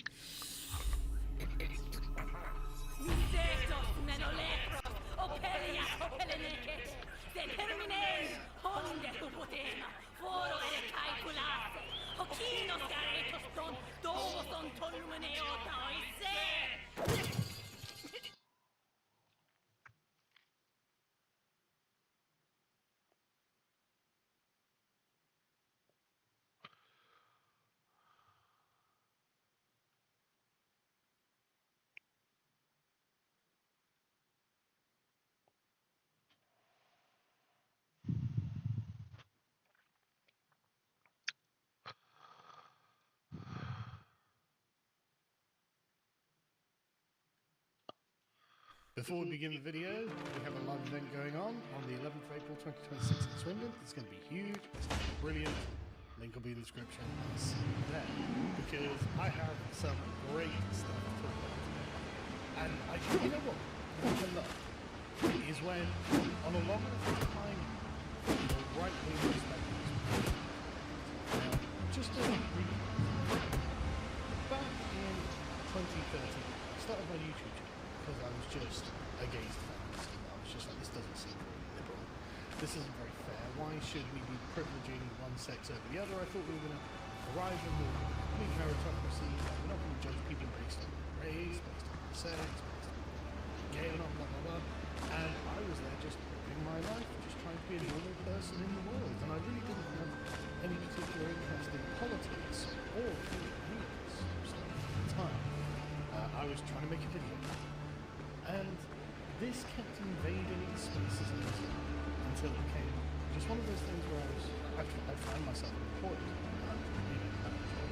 And I was just like, I'm just going to put on my little headset mic and have a ramble about one of his families was seems unfair to me. And I was very, very charitable to it at the time. And I love seeing the way that things have developed in that intervening 13 years. And the way I'm very happy with my own development. But I also love seeing the development on the other side of it. Because it's nice to be proven right. It's just lovely to be proven right. Over and over again. Because I was hard. Media I became a pastor, multiple times. I pay a huge amount of tax. Like, I feel like I've done everything I'm supposed to do. And I'm healthy as far as I know. I'm happy. Everyone around me seems happy. And, you know, there's a lot of work, there's always a lot of stress, but I feel like I've done the right thing by trying to be as virtuous as I can, not just indulging in vice, right? Just not just wallowing in vice. And on the other side, we've got other examples of people going in their own directions. And one of those people is Lindy West. Now, if you are an old head like me, that name might ring a bell. You haven't got that name. Lindy West.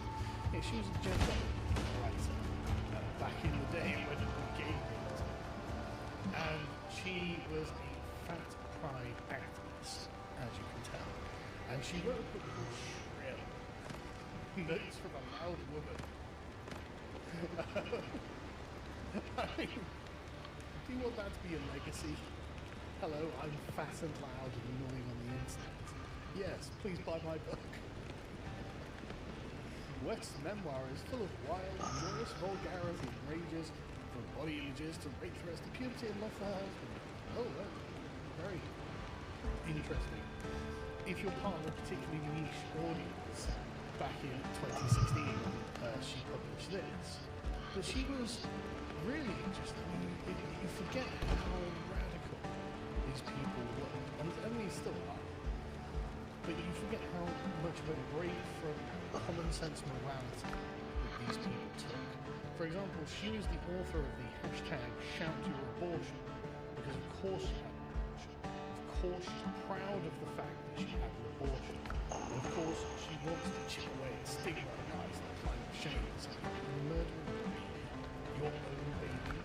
You chose to become pregnant, and now you're murdering the baby that's produced. Like this, I remember the fact your abortion was just a horrible thing. And again, this, 10 years ago I was a liberal. Like, I still wasn't like, I was won over by the Hillary Clinton safe, legal and rare. It's like, only in the worst circumstances she'll want to get an abortion. And they're like, no, abortion is birth control. And we're proud. We're going to set up hashtags. Not enough resources. Doing this, and it's just, I mean, just I gotta run around and gather more resources, huh? Right, sorry, I've realised what being hands-off liberal has done, and this is it. This is the sort of thing that this has produced. No, clearly we need authority and morality to guide society, because if not, this is the kind of thing. And at the time, I thought this was just funny, because I didn't think it was going to really go anywhere. But then it started becoming evident that what's been produced in the university has been disseminated out to the institutions of society, and this all accumulated in around 2020 with Black Lives Matter, where you just have full spectrum dominance of woke across culture, across all aspects of culture. But then, of course, this sort of thing started petering out, because it itself is not wholesome and generative. And so it becomes evident that this is actually a form of excess that is taking control of society, the Slaneshi reign of society. And actually, most people don't want to be ruled by these kinds of people. And I really mean, like, when I say these kinds of people, there's a certain cohort of millennials that they're in their 40s now, and they were totally one-shotted by all of this when they were in their sort of, 20s, late 20s, early 30s. Completely one-shotted because the money was flowing in. They had patronage from whoever, the Soros or whatever woke billionaires were spending their money on, like, pumping up all of the sort of millennial startups, BuzzFeed, Vice, Fox, all those sorts of things. Jezebel, one of them. Gordon was the thing I was thinking of. And these people paid with this sort of influx of money to be insanely private. So it became their entire worldview. They went out, this is... At what tent? Oh. Great when the wind is in your sails, but when it's not, well, you're left carrying the baggage of it. And also you're left carrying the baggage of your life choices when they don't make any sense. I don't have enough resources, huh? So she just, I mean, you can find an article from her about virtually everything. Obviously she's against anonymity. Obviously she wants to save free speech from trolls, as in she wants you banned from saying what you want to say. Obviously she wants herself promoted. She promotes political correctness, just openly saying no. I could have swore I made a stone. Oh, I didn't take it, I bet. Censorship, calls for censorship, which is, it's just, if you are allowed to say the things you say, they aren't going to say the things they want to say, and therefore, you're not allowed free speech. But that's a choice on your part, and would be government action on the other part. But anyway, like I said at the start, she was a fat activist. And there's really, don't believe people.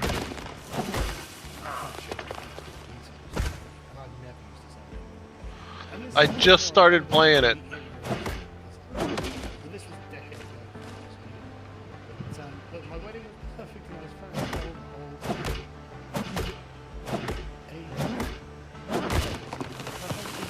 I like literally just built my little camp. I started it like 5 minutes ago. So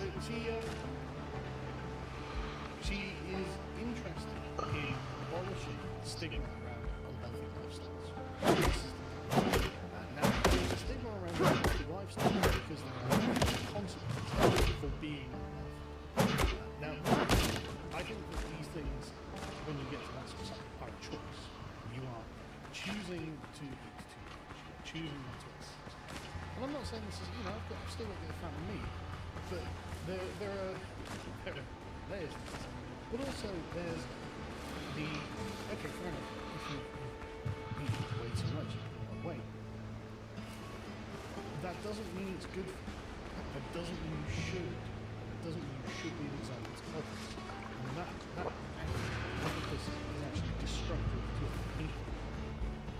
But anyway, she got married to Ham, and 10 years down the line, we've had an update from Louise Perry, who's a good sort of reactionary woman's writer. She's really good. I need plant fibers. How do I get plant fibers? And this is a great article. Just... As you'll see, I don't have an account. So I have to go and find clips that I can put on Twitter. But it's a really, really nice thing to have an update. Okay, I gotta get the bushes. Yeah.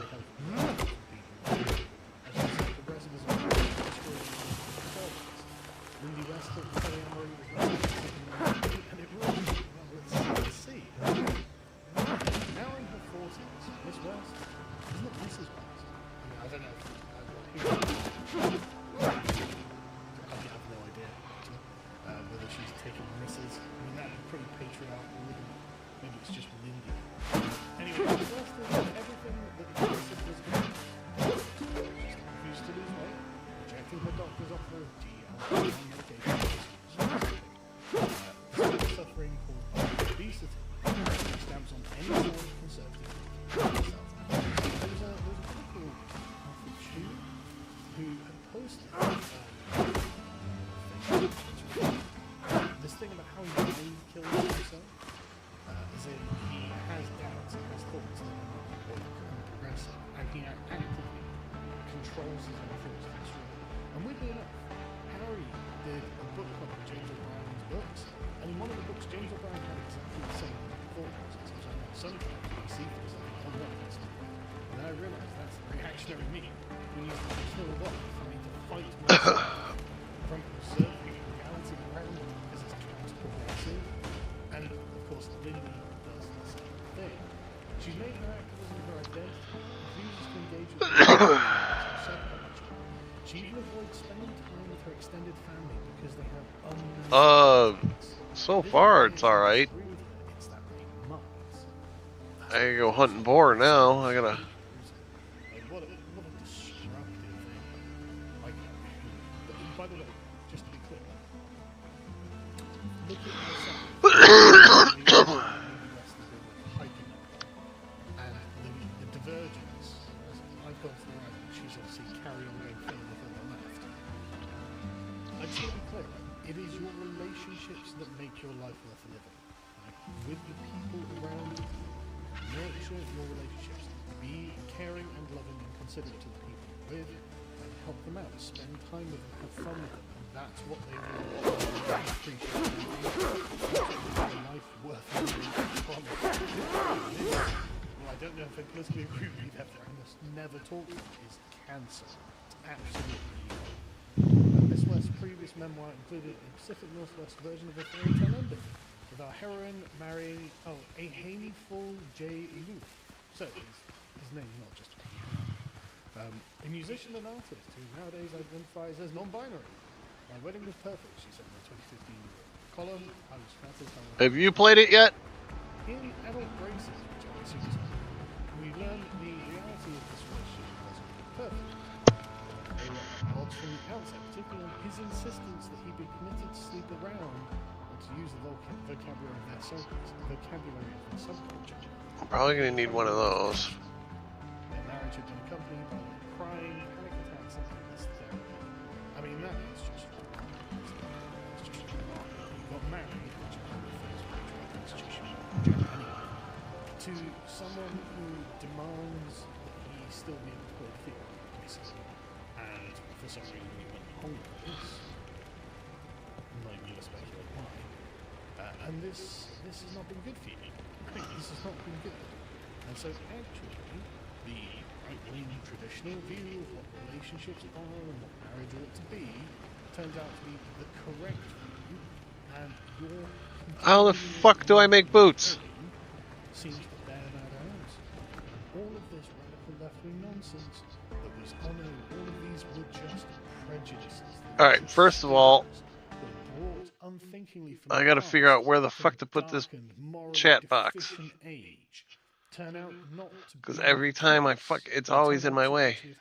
There was something about the human condition that these prejudices actually spoke to and solved problems for. I'm gonna put them down here. I can't remember who it was that said it, but you know, that whole tradition is the solution to a series of problems we forgot we had. Really seems to be true, doesn't it? Really seems that the Chesterton's fence of this has come out and proven its point. Yeah, there's a reason we have these views on what things should be like traditionally, because otherwise you get a lot of crying, panic attacks, and endless therapy. As in, this is bad. This is not good for you. And essentially, what I suggest is that this guy is alright, so it's not the workbench. Miss West is desperate to defend her husband as well as the girlfriend they now share. Oh, this seems active and unhealthy, doesn't it? Jesus Christ. After Miss West, I'm not trying to pronounce that. Ceded to Mr. Yu's demand for non-monogamy, the couple now live together in a rural cabin belonging to Miss West's family. She writes of retreating to the guest bedroom during frequent bouts of depression and being subjected to the sound of her husband, girlfriend, sex, and just horrible. Like, that's horrible. Now, there are probably a lot of people who are like, ha ha ha, she killed a character. Yeah, she did. But that's horrible. It's a horrible, horrible thing. She shouldn't do it.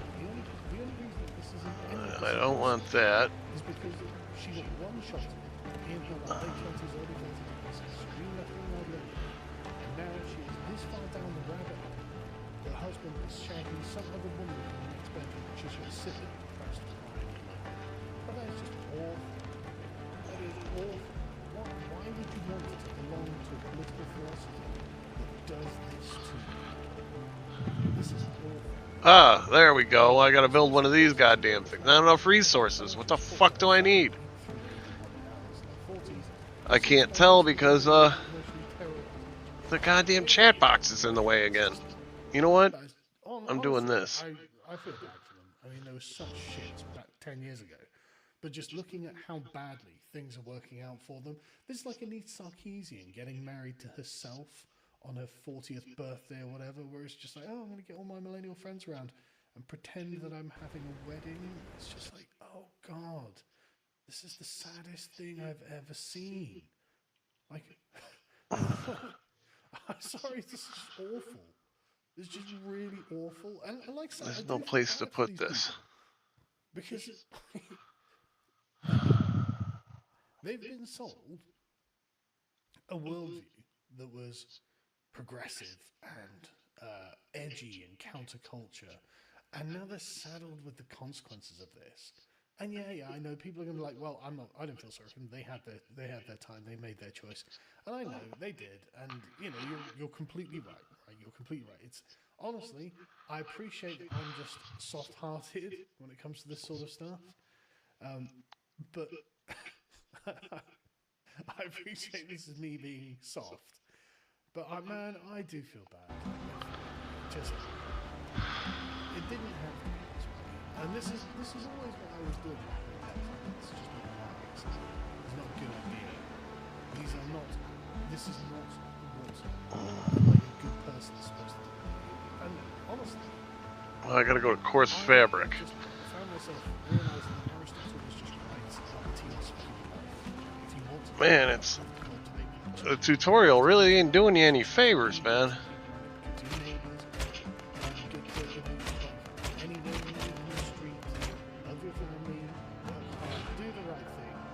So far, it's alright. I mean, I haven't really gotten too far. Well, like I just said, the tutorial fucking really doesn't help you out much. You end up in this position. I mean, you don't have to be perfect. Nobody's perfect. Everyone makes mistakes. Like, I cheated on my diet this morning because I was stressed because I've got a lot going on, and I was just like, I just really love Ferrero Rocher for breakfast, and I did have one. So feel free to shame me in the comments. Oh my god, it told me to build that fucking thing. It didn't tell me I had to put it indoors. This is exactly what I'm talking about, man.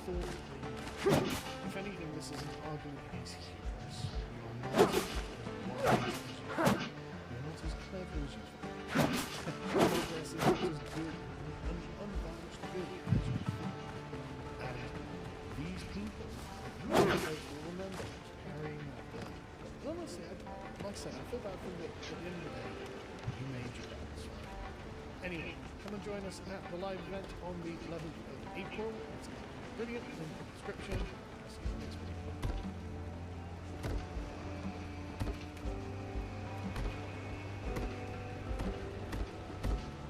Hi folks, before we begin, we have a live event on the 11th of April in Swindon. It's going to be good. 3 good hours, solid hours, band spear, and probably some political commentary. I imagine we'll sneak that in there somehow. Anyway, so I'm watching this on the future of British politics looks like this. And dispenser and Pfizer Shahid. I know kind of plumbers. The other one is activist. And God damn. they're constantly going on about things like sulfate division, sulfate the far right, cell division. You remember Hannah told Matt Goodwin to his face that he was not responsible for I need plant fibers for these things, huh? Alright, well. and so it's just like, don't you know, I mean, obviously, speak about this, the balkanization of England into best, and effectively openly hostile, ethnic conflict is good. It's absolutely good.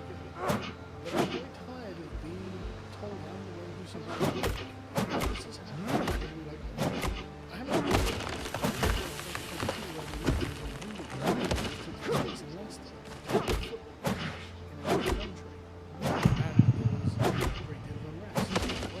similar things are happening in other places in this country.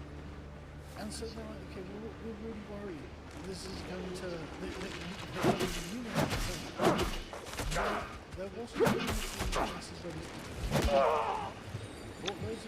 Well, goddamn. requirements on them to give up anything from the previous countries. Alright, let me work on this for a bit. Not enough resources. Their way of life. We've imposed nothing on them. They've made no sacrifices. And lo and behold, they're acting just like they acted in places like the Kingdom. So it's no great surprise. And we're just sat around, you know, the white Brits just sat around, okay, and when things become... What the fuck, man? The fucking... I think it's probably overstated a little bit, because HJB here has said, Muslims in the UK are now creating their own security force to patrol their communities. Yeah, I imagine that they would.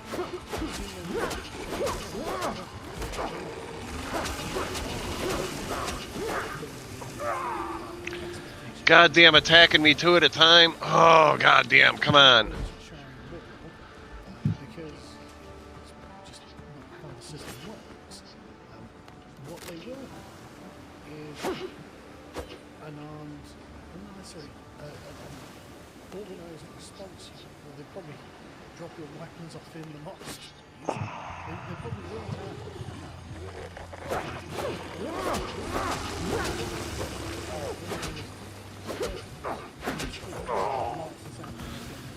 I cannot beat that thing. I hate how long it takes to fucking reload, to fucking respawn. Get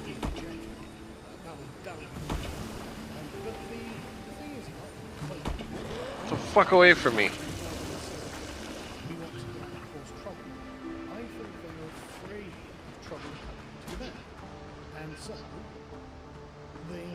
What is actually very rational in their circumstances. Here's another one. Where it's, as you can see here. He's throwing coconuts at me? Group chats, create a group chat. All the members of our community can report any acts of harassment, assault, or any... Better mind his own damn business. And we will defend ourselves, right? So it's about knife crime, things like this, and shit crime. All things that, yeah, have been a product of mass immigration into Britain. And honestly, it's coming up with these sort of communities. But that's it. Now have a place to go where we feel safe. This is the point. These people feel insecure. And so it's not a surprise that they feel the need to do something like this to organize. I mean, this is just what you do. They have this here. The men promising to protect English mosques. English mosques. I mean, mosques in England. There's no such thing as an English mosque. Because they were targeted by the far right. So it's like, right, okay, yeah, I mean, that's true. And then you had it in Manchester, wasn't it? The synagogue was attacked by some jihadi because the Muslim community and the Jewish community are literally separated by one road.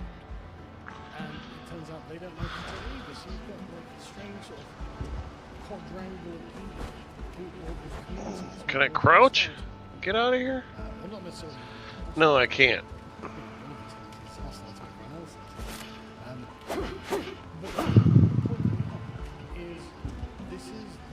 descent into, I mean, I hate the term sectarianism, actually, because sectarianism is within the same religion. It's not as happening. Here we have literally different religions. How the territory, prestige, and resources, patronage from the state.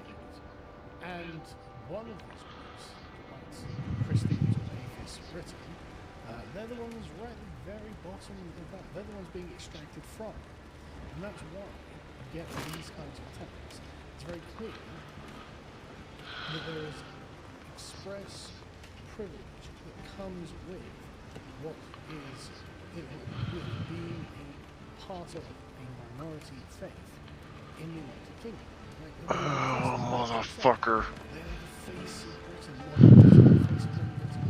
And of course, the second something happens to a synagogue or to the Jewish community, kids like that just slapping down the money and saying, look, take as much as you need. And he did the same with the mosques after the Southport riots.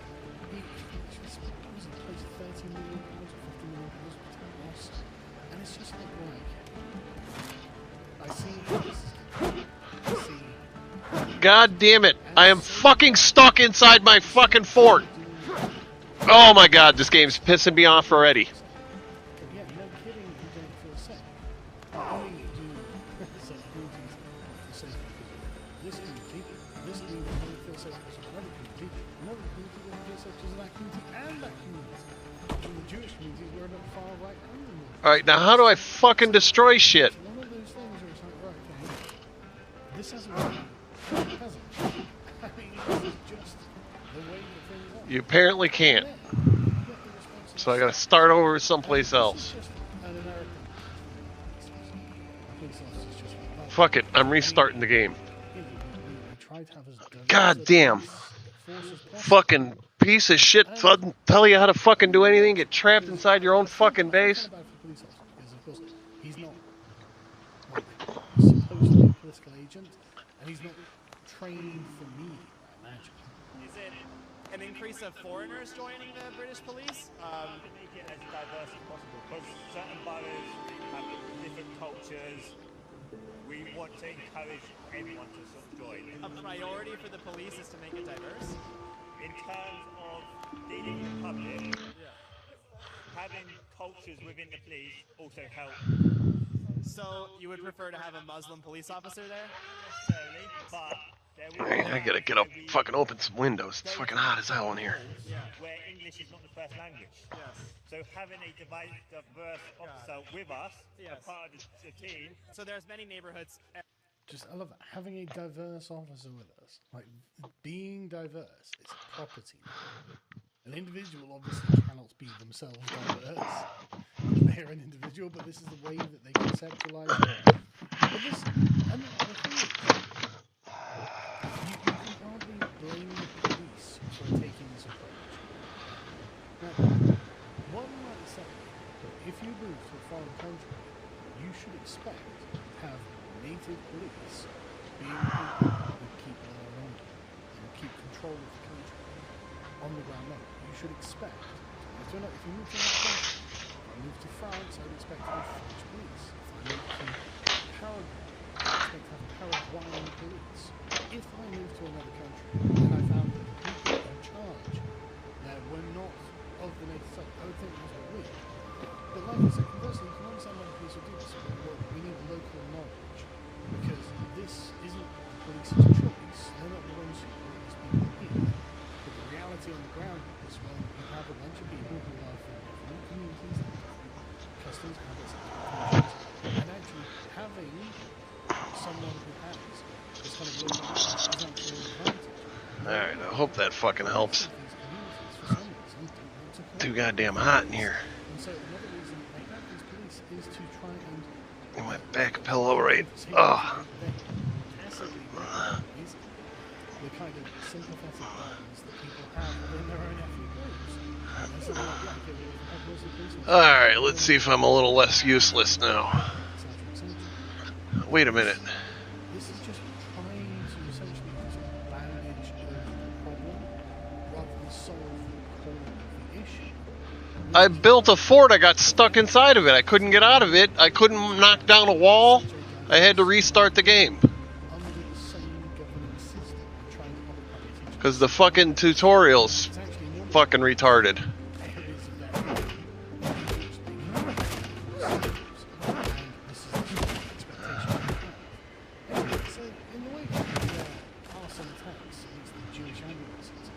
This is really been brought to the fore.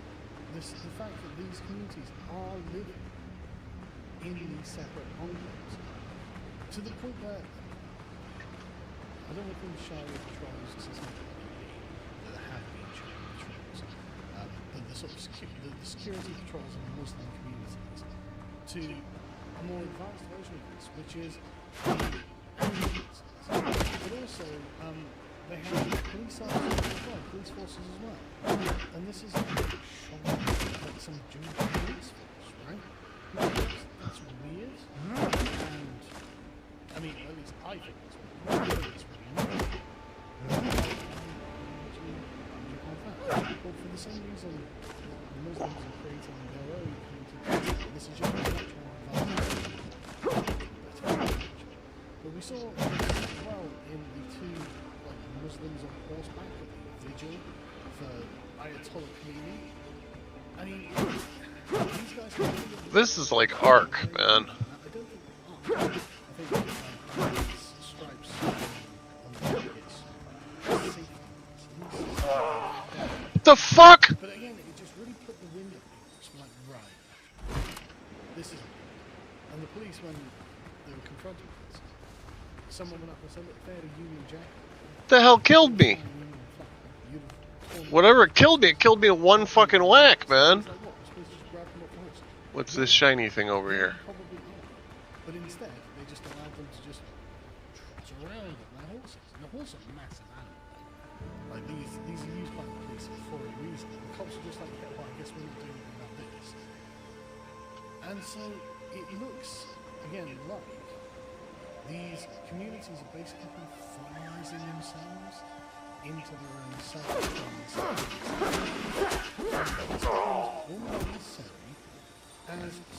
Oh my god. This game is pissing me off.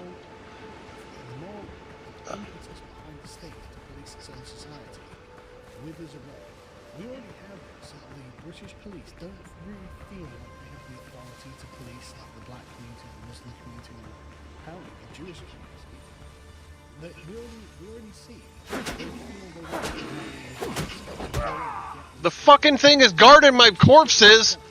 Dude, I'm done with this game already. I'm done with it.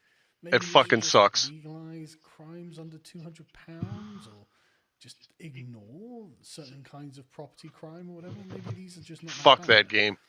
Rather than kicking up a big fuss with this community. And that's what they're genuinely afraid of, is kicking a hornet's nest and causing loads of trouble, causing riots, probably deaths, and it's just easier for them to just continually back away. Well, something's got to fill the void, and that's what this is. People filling the void. That's what this is. People filling the void.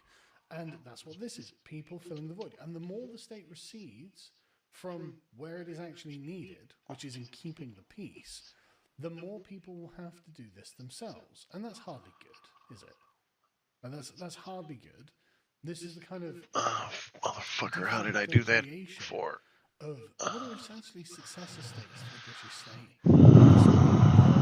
I'm getting fucking pissed off. Well, this is the origin of, the Leicester Shire Patrol, Manchester Shire Patrol, whatever. This is the sort of thing they'll talk about. But every community will end up needing them. Every community will end up needing them because of the moral weakness of the British state and the complete foolhardiness of bringing millions of these people here. It's just wild, isn't it? Anyway, Chris Parry made a comment about this, saying, well, look, these Jewish police and the ambulances are not really very different to this, because Chris Parry is talking about what I was talking about now, and Reform suspended him. Suspended him for just making an accurate observation about what is happening here. And so you can have, if you're Jewish, you can...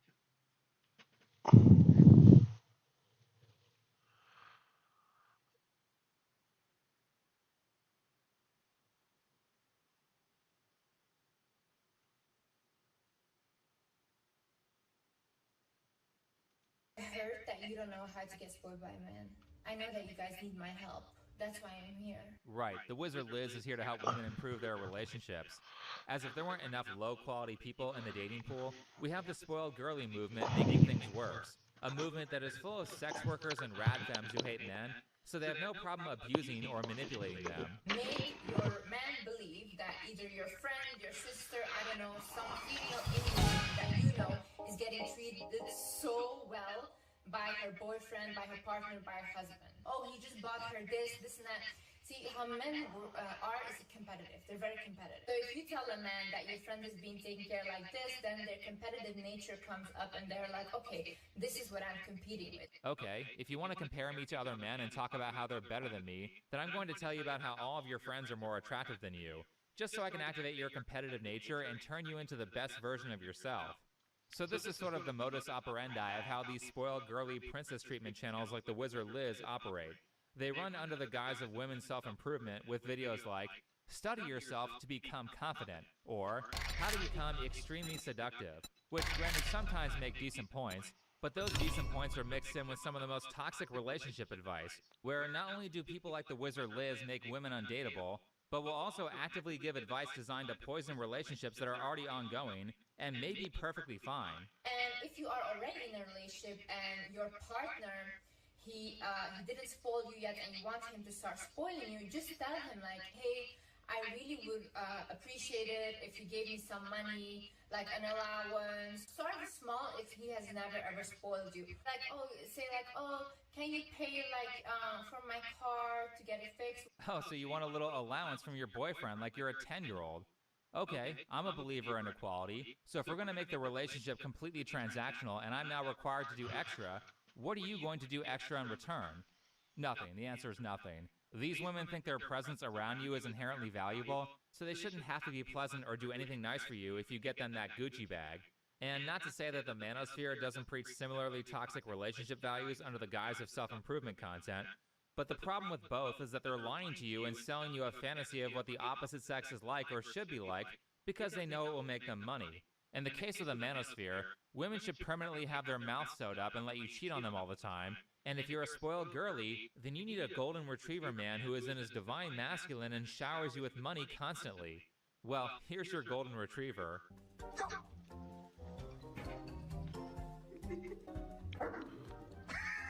Anyway, I've been pretty outspoken in multiple videos about how I think the gold digger trend is very toxic, is poisoning women, and is making them not worth marrying or even asking out on a date. So in response to that, several months ago, women started going into my videos that were about the Wizard Liz and said, "You're so wrong. Liz is engaged now and is about to get married. You're just jealous because she's happy." This is not clickbait, it's very real. I am getting married and I am engaged. My fiance is Landon, born and raised in Texas, Dallas, Texas. He's 25. He's 1 month older than me. This situation just proves to me even more how I'm always being guided and how you have to look out for the signs in life and how manifestation and setting your energy onto something really attracts it. So she's engaged to a 25-year-old Texas guy named Landon, and they're such a great couple. Look, they film TikToks together. They also go on trips to Japan to see Jujutsu Kaisen, look at Hello Kitty merch, and shop at the Gucci store. So me and Landon are shopping in Gucci right now. He said I can get whatever I want. They also really seem to speak highly of each other. The one thing I love the most about Landon is how smart he is. Like, this is no joke. His brain is like insane. If I were to describe a man that really knows how to way and knows how to respect a woman, I would literally describe you. The Wizard Liz is the most beautiful girl in the entire world. And Dad. They look like they're perfect for each other, and the fans love it as we get to see a different side of Liz who is happy instead of stuck up and angry all the time like she usually is in her videos. I want to film a TikTok. Okay, whatever you do. So, I have to introduce to you guys my current husband. So we met in... Wait, your current husband? Yes. No, baby. No, I'm your forever husband. No, that's factual. You have to talk factual because they don't understand, you know? So factual. Just say like currently right now. But your currently and forever my wife. I mean, you can't argue with the results. She did end up getting married to her current husband. It looks like I've been wrong about the gold digger trend, and there are golden retriever guys out there who are in their masculine, just waiting to swoop in and get a girl like Liz. And they've been married for a while at this point, so why don't we just take a look at Liz's Instagram and see how that's going. Here's a story that says, Landon decided to make a Snapchat account and reach out to a girl to meet up. He called their relationship fake. Meanwhile, my cats are with him in Dallas in our apartment, and oh, I'm 4 months pregnant. Wow, he made moves to cheat on her in record time. They weren't even together for a year. Liz found out because the girl Landon was texting contacted her, and the rest is history. At some point, the messages were posted to Landon's Instagram account. It's hard to tell what happened with high accuracy because these two keep deleting their social media posts, but I think people are saying that Liz got access to his account and then posted pictures of the girl's phone. The messages start out with Landon asking if this girl is still in Dallas. I'm guessing this is someone he has known for a while, and immediately she is standoffish. Do you have plans? And she responds with, aren't you married? That's when he starts saying that the marriage is fake and he is looking for friends that are female to hang out with that he believes are single while Liz is away in a different country. Landon continues to spend several messages saying that he and Liz are not legally married, which I'm going to choose to believe because they didn't have a wedding. They haven't really talked about the marriage process at all, and Liz has been pretty open about the fact that she is okay with lying to people to boost her reputation. Do not tell a man that your ex has treated you badly. The way men think is, I have to do a little bit more than the ex. In that way, I'm like a little better. So if you tell him, oh, my ex used to beat me up and abuse me, then he will think, oh, okay, if I just don't abuse her, I'm the good guy, okay? So what I recommend you do is always tell him, oh, man, my exes, they always used to take care of me.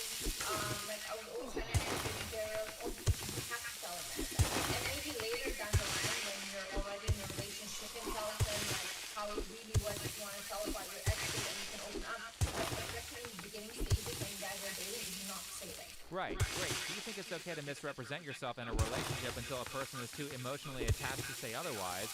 And Landon just gave back the same energy that you give to men by misrepresenting himself until you had strong emotional attachment.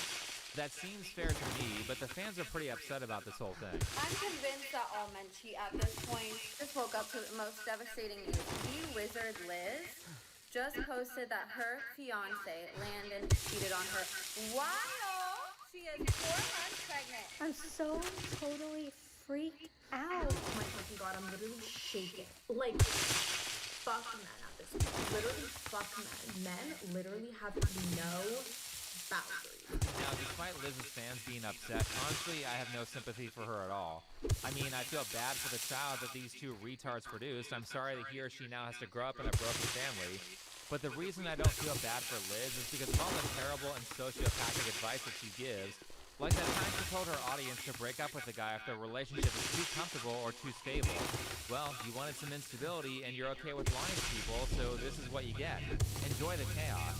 Speaking of investment, Liz goes on to say in her Instagram story that she will be selling her $100,000 engagement ring. But to go even further, Liz edited some of the descriptions of her Instagram videos, and one of the edits said he spent almost $1 million on her throughout the relationship. Holy shit. I believe they were together for only 10 months. I mean, who screwed over who? Not to say that cheating isn't bad, but I do want to point out the fact that Liz can just rattle off that number. I mean, she is constantly tallying up what people have done for her, and relationships to her are just completely transactional. And this favor counting is something that you can see her doing in a lot of her videos. I used to also be the person where I go above and beyond for people's birthdays and whatever.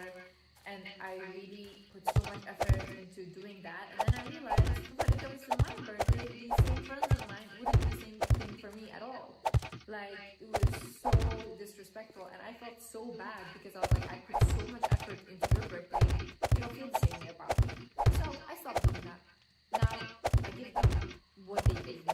A little life advice, guys. If you only do things purely because you want something in return, then you're going to find yourself around a lot of shallow and awful people. Liz is very self-centered, and the reason she constantly complains about having bad relationship partners and bad friends is because she doesn't actually consider the needs of others. She only does things for people because she wants something from them. And this is what I mean when I say that Liz gives a lot of awful advice that will pathologize the audience into being terrible relationship material, or just flat out blackmail them with how people treat her because of her bad choices. When the reality is that the reason why this stuff happened to Liz is not because men are evil, it's because she's not that good of a partner or a friend from a moral standpoint, and because she is terrible at recognizing a number of red flags. In fact, originally I was going to say this stuff back when she announced the engagement, but I chose to make a video on a different gold digger named Nana Pastel instead. I typically don't like doing topics back to back that are too similar. That being said, there were just so many weird things about how Liz described Landon from a guy's perspective. But before we go back to the engagement video, let's talk about Landon's backstory. How did he get his money? Well, he began as a Minecraft YouTuber and then moved to Fortnite. Minecraft YouTubing, yep, that's an additional charge, buddy. Now we gotta charge you with cringe as well. Let's just look at his most popular videos, and number 4, giving Pokemon the Galaxy skin in Fortnite. From a few years back. Listen at 15. I would say, hey, Pokey, I don't know if this donut will pop up, but I have a surprise for you. Alright, so sitting in the dono, we'll just see if it can pop up. Oh, that's my dono. Yeah, you didn't say this dono will pop up, but I have a surprise for you here. I'm dying of secondhand cringe here. He's all nervous about his donation, and she has a face that says WTF when she sees it. I know he's like 19 or 20 here, but he seems to still be buying women as his main strategy, so I think it's still relevant. This is so pathetic. He's supposed to be like friends with her, but he has to donate to her stream to get her attention before he can call her? Alright, so there's 2 ways I can give this to you. I can either, first way, I could log into your account, probably not the best thing, or I could mail it to you.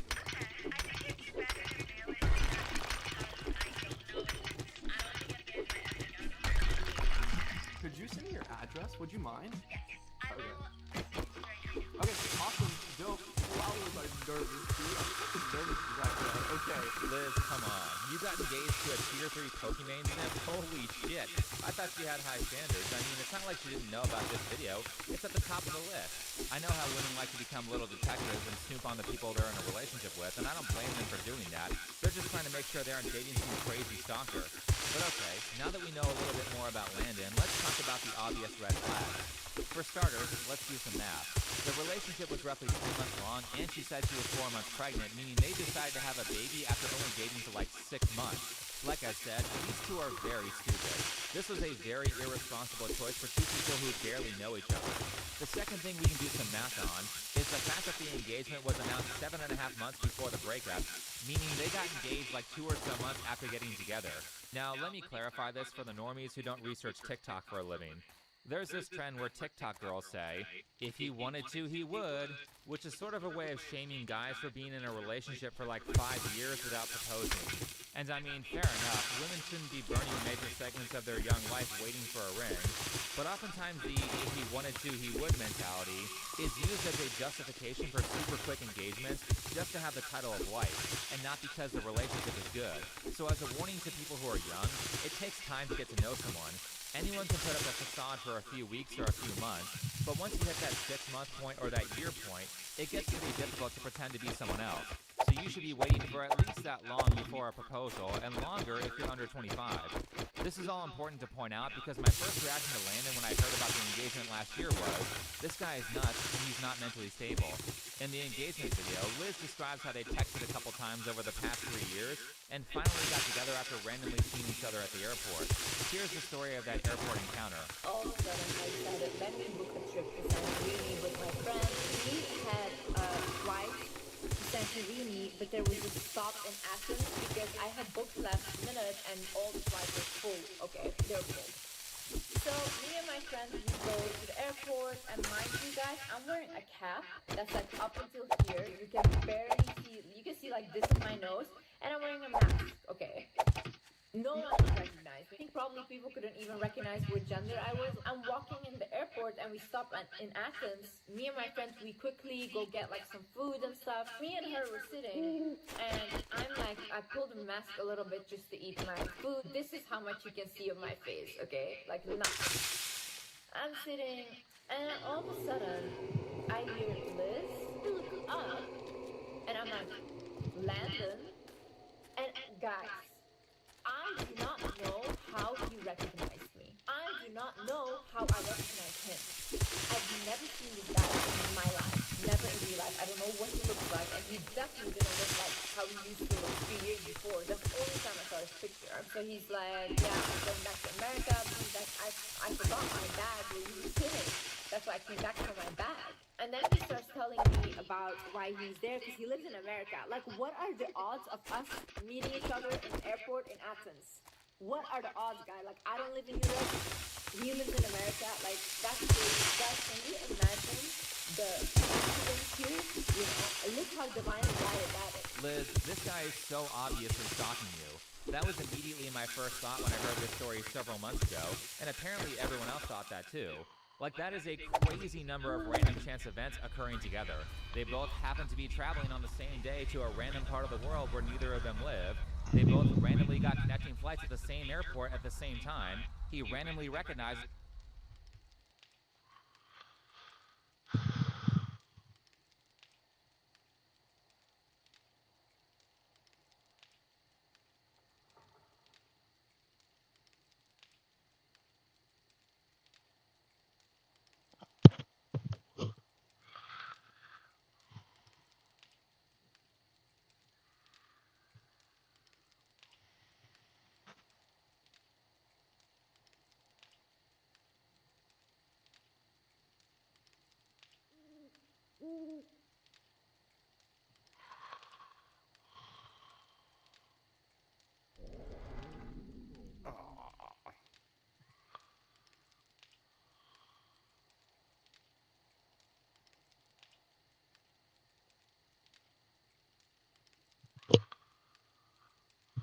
This video is not clickbait. I received an email around 5 o'clock this morning, and let me just show you here. Holy shit. Okay. He denied my copyright appeal, and when you deny somebody's counterfile for a copyright strike, you have to provide proof, like a court order or something legal to say, hey, this video is not going to be reinstated. So what he did is he filed in the court system, and he paid $40 to do this, Onision did. And now I'm going to small claims court over copyright, and I'm not joking. So I filed a copyright counter notification, which basically says, hey, your copyright strike is wrong. It falls under fair use. And then they have 10 days to counterfile that with evidence that they've taken legal action against you to keep the content from being reinstated from YouTube. Okay? He did this. I received this email with a docket number 26CCB0268. And I don't think that Onision, I don't know if he knows this, but by filing this, I automatically received a copy of what he put in the filings.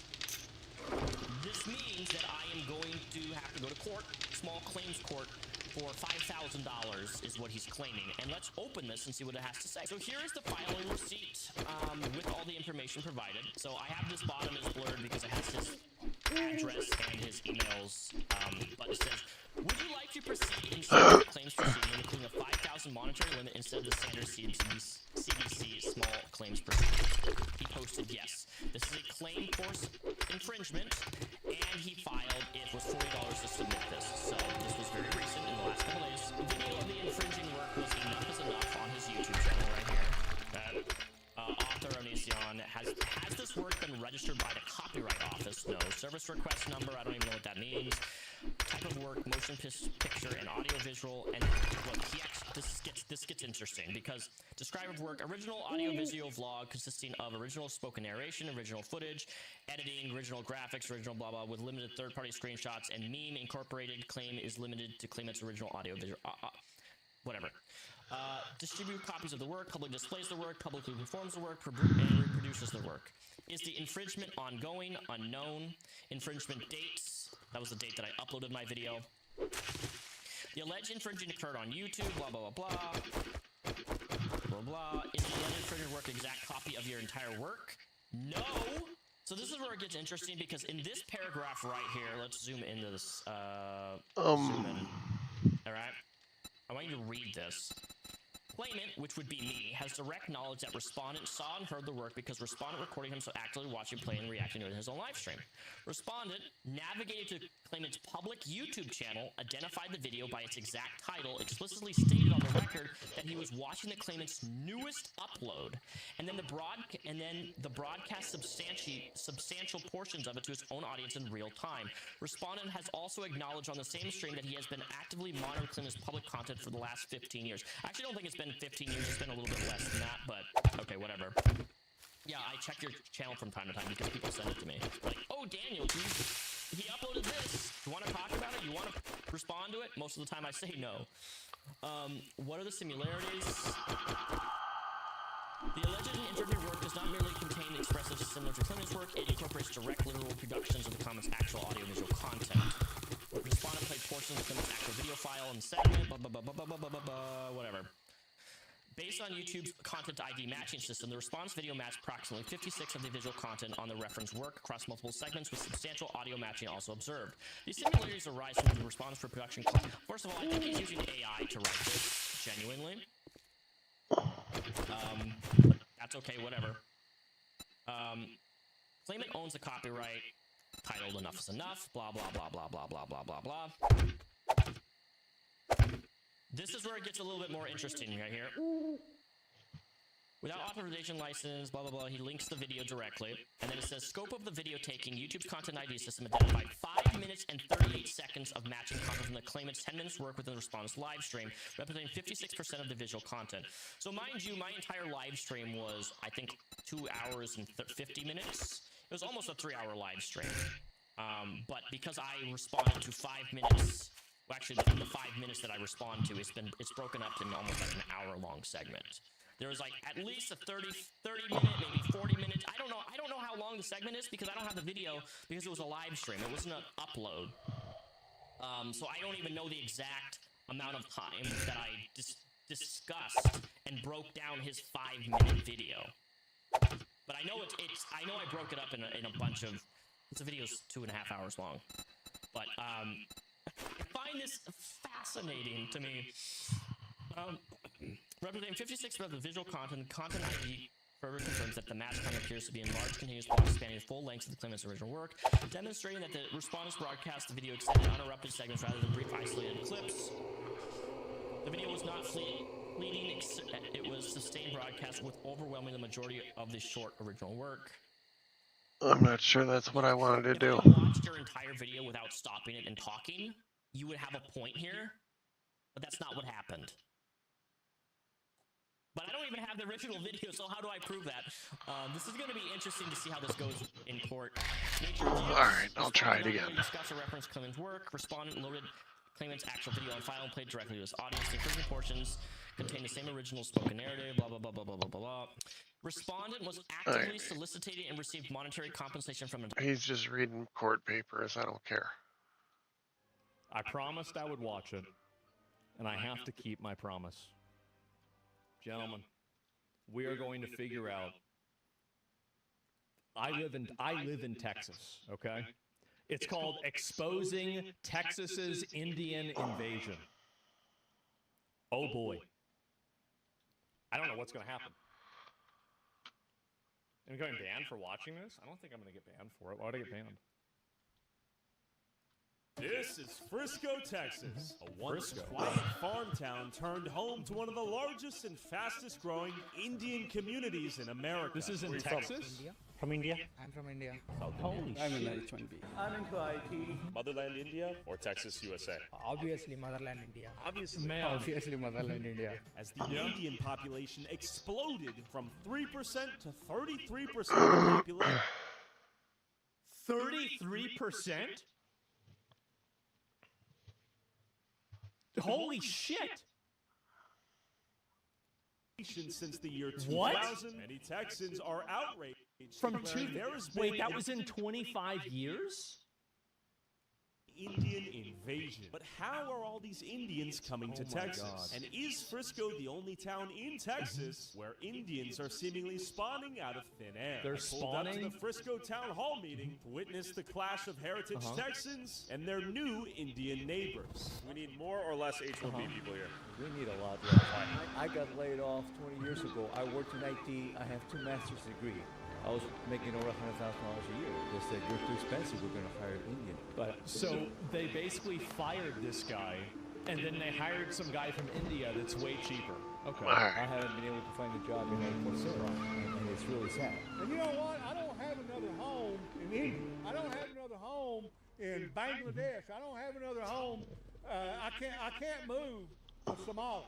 I won't be able to live there. I'll die. This is my home. God, the devil would say, well, you're racist. That's racist. The devil would say? The devil's dictionary definition of the term, I am racist. There's been a takeover in Frisco of the Indian population and a lot of concerned citizens, and I'm leading the way asking questions. And I made this because corporations own Frisco. I'm a lifelong Texan turned T-Mobile whistleblower. I started talking about H-1B because T-Mobile uses H-1B to employ foreigners while they're laying off Americans right down the street. See, that's the main issue. It's that every company takes advantage of this benefit of like being able to hire people from other countries, and then they use it to hire those people instead of Americans. Like, the issue isn't necessarily the fact that, again, if you find the incentive, if you can explain the behavior by finding the incentive. And they have an incentive to do this, and so this is why they keep hiring people from India. It's because they can do it cheaper, and then you bring over somebody on the H-1B visa, and guess what? Now this person has no more obligation to the country, because if you lose your job, you get sent back to India, and they don't want to have that happen. The Indian population in Frisco has exploded 32% of the population in the past 20 years, a 4,510% increase. And you know, there might be a lot of people here that are coming here legally, but there also seems to be some red flags with H-1B. Because something is legal doesn't mean that it's good. This is another big problem with this. There are plenty of things that are legal that shouldn't be legal, but they just aren't. Program. And the question is, are Indian people using that to bring people over? So you're telling me Frisco's starting to a little bit buy this right now? That's what people call it. I think it's a good sign. People who have done the fraud, they should be brought to the justice. Yeah. And I'm now running for the Justice of Peace. Justice of Peace. What's your name? Martin Paretti. Martin Paretti. Yeah. Everybody in jail, but at the end of the day, we want to do it right. God damn it! Like as soon as I fucking started, I get murdered immediately. Why is this game fucking gotta suck like this? I mean, the problem is the system that allows these companies to undercut American workers and then get cheap foreign labor and then import them here and then bring their entire family.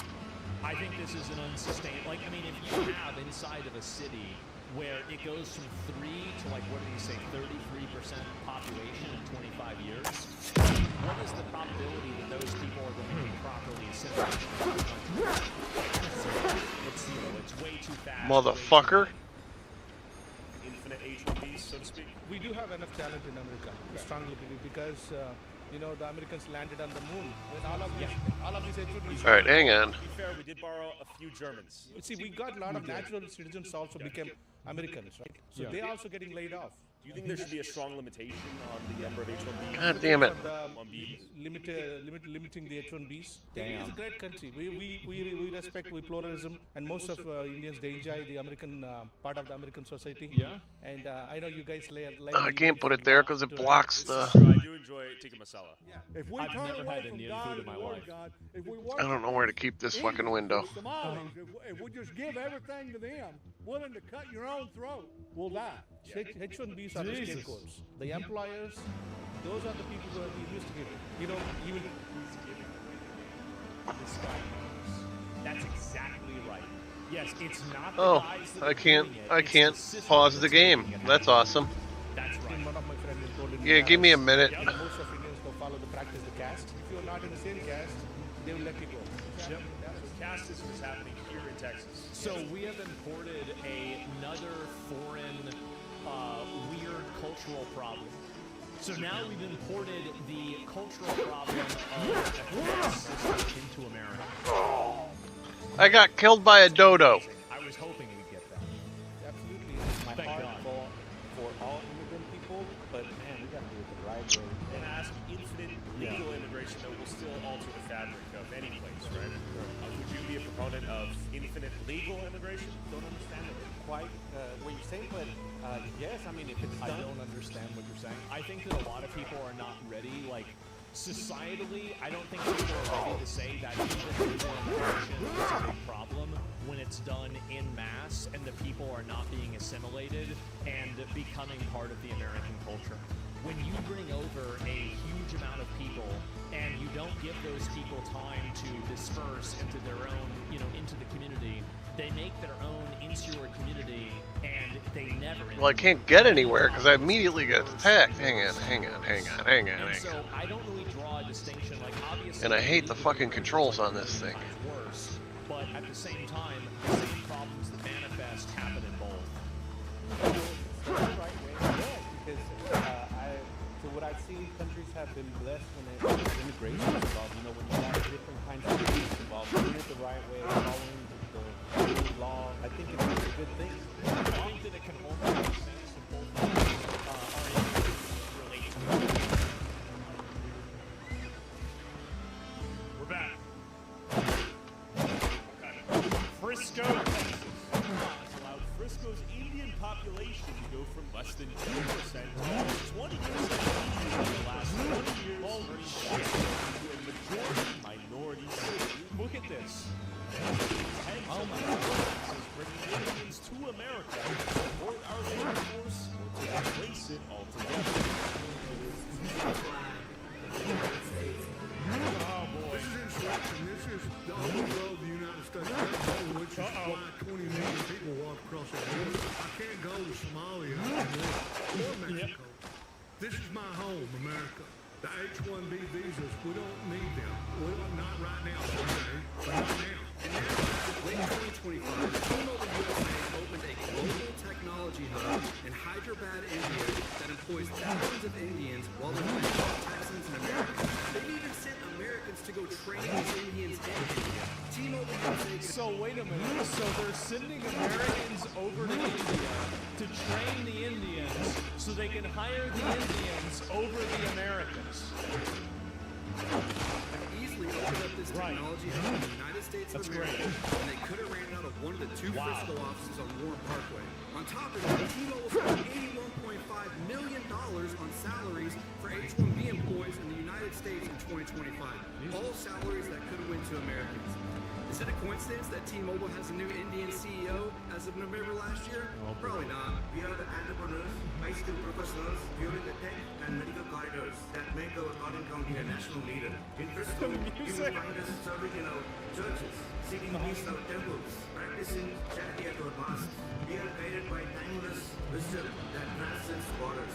Indian Americans play a crucial role in Frisco's growth. Many work in high-demand fields such as technology, healthcare, engineering. The thing is that here's the problem that I have with this is that the city growing and becoming larger and having more revenue does not necessarily mean that the quality of life for the people living there has improved. This is the same as comparing the GDP of the country with people's quality of life. Like, our GDP now is infinitely higher, not infinitely, but it's a lot higher than it was in, like, let's say 2016. But I think most people would say that their lifestyle in 2016 is better than their lifestyle now, assuming that, something weird didn't happen. And I think that's the main issue, is that these, like, basically accounting book corporate profits do not represent the material circumstances of what the average person experiences on a day-to-day life. And that's the big problem, is you have these basically graphs being used to explain why it's okay that you can afford your roads. And it's just not working. That's why there's so much problems. In finance and entrepreneurship. My name is Shreya. My name is Arif. My name is Siddharth. Hi, my name is Ila. Hi, my name is Anika. Indian Americans make up 1.6% of the population, but are responsible for $200 billion in taxes and the lowest crime rate. So over the last couple of years, we've seen the greatest polarizations in the history of America. People are upset. The American dream is alive and well here. And it's not because the streets are paved with gold, it's paved with the ingots of possibilities. Every person in this room. I think the American dream should be focused on making it for people that are in America. When the American dream is only discussed in the context of foreigners coming here and making a lot of money, I think that really is disrespectful to the Americans that have lived here for hundreds of years, right? Their families have been here for hundreds of years, who are being left behind by a system that's deliberately designed to sideline and to fire them and lay them off in favor of hiring those foreigners at a lower wage. Right now, their ancestors have come from a different country, a different continent. Despite these positive contributions, Indian Americans sometimes face discrimination or hate. I urge the council and the residents to reject such a rhetoric that divides residents based on what and where they came from. Let me be clear here. There has been no credible evidence presented to any widespread hegemonies of fraud in this city. Today, many Indian families are living in fear. Replace it with reality. Unqualified Indian and Muslim workers scamming Americans out of jobs, stealing tax dollars, and destroying our nation in Texas. And the funniest part, if these were truly high-skilled Germans or Poles, we'd welcome the net positive. Instead, we get low-quality scammers with fake degrees, abusing our systems meant for generational. That's a huge problem, by the way, is that like people that are coming from other places that don't have the same type of accreditation that we do, and they say that, oh yeah, I'm a doctor, where did you graduate? From the internet. Well, that's a big problem. America is huge. It lives in the hearts of all of us, the 242,000 residents. The only time that these people invoke American ideals is to subvert Americans that are already here and to justify continuing to allow them to exploit, take advantage of, and gain the benefits from America. This is the only thing that they care about. This is why they're doing it. It's not about these ideals in general. It's about using the ideals in the best. It's like using your ideals against you, like always. And I say this with love. Thank you all for being here. America is an idea. Do you agree with that? I think it's more than an idea. And I made sure that, he made a point that the Indian population in America is 1.6%. It's an idea and a people, obviously. Very clear. He's running city council, it's 33%. So it's pretty obvious that there's a problem going on here. Let's say we have infinite legal immigration.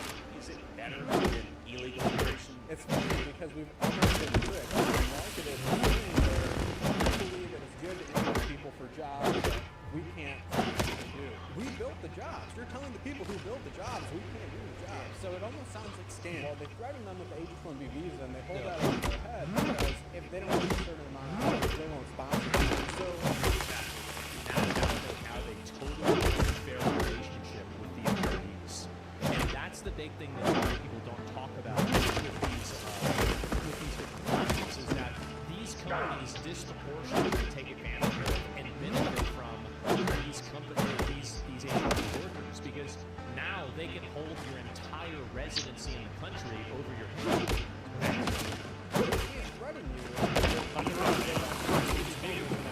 It's a lot bigger. Like the United States, American citizens. So, and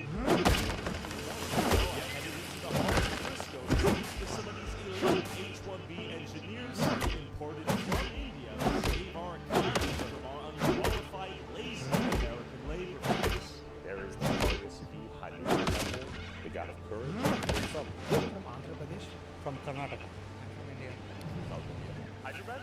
Are you from Hyderabad? Really? From Chennai. You're on like H-1B, right? Yeah. Yesterday we had the results for rolled out, so I'm just waiting for validation. Yeah, I'm waiting for the same Software? Are you H-1B? If I get my H-1B, I can stay here for more years. You don't? I still have to almost 2 years. Maybe I need to apply for a different visa or else. I think and there's another issue is that they say that Americans are unable to do these jobs. I think the reality is that the reason why Americans are unable to do the jobs is because the education system is terrible. Because I do think that it's true that, India has a lot of people in it, so just by averages, they're going to have a lot of people that are going to be smart. But the other issue is that you have people that are systematically educated to be retarded. Our education system makes people retarded. And so why are you surprised that you need to import in a bunch of Indians, Pakistanis, or, people from anywhere else in the world? Why are you surprised whenever you have to do that, whenever you've engineered this problem to exist? And I think that's what's happened.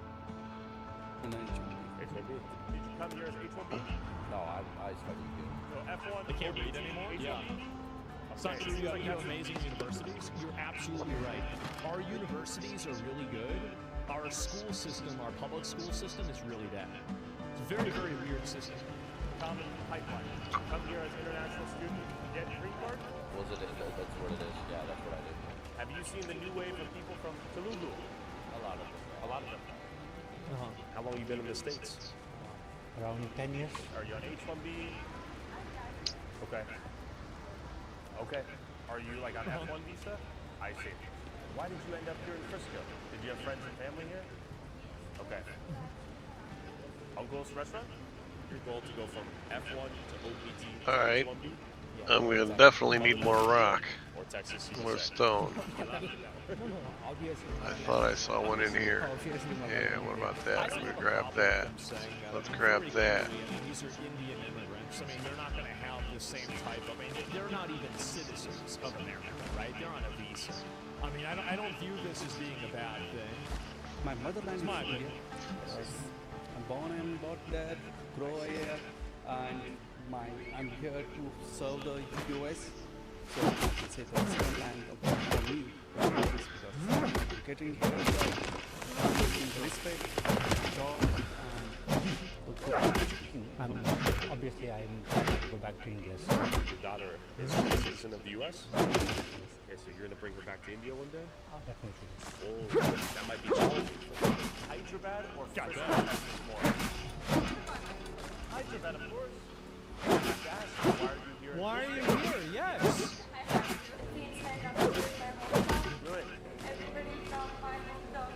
Wow. I feel like I'm still in my hometown. Yep. Hyderabad, thousands of miles away. To Hyderabad. What a tell, yeah. The India Bazaar is right there. I want to see if we can find some F1 students in this 7-Eleven. Second, I want to see if I walk in there. 7-Eleven. All right, we're gonna find some Indians. It's a 7-Eleven. Okay, let's go over there. Oh God. I have a question for you. Are you on a... And then he finds them. That's the worst thing. F1? Are you an F1 student?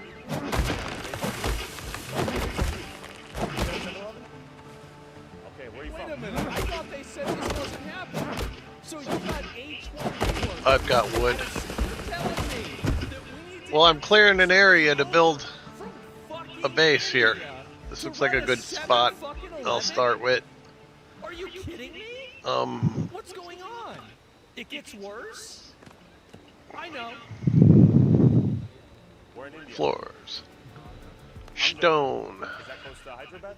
Yeah, I'm going to call my manager. Okay. You work in IT? Yeah. I'm working with the Walmart here. Okay. Walmart. Software India. Yeah. Okay. I'm into IT.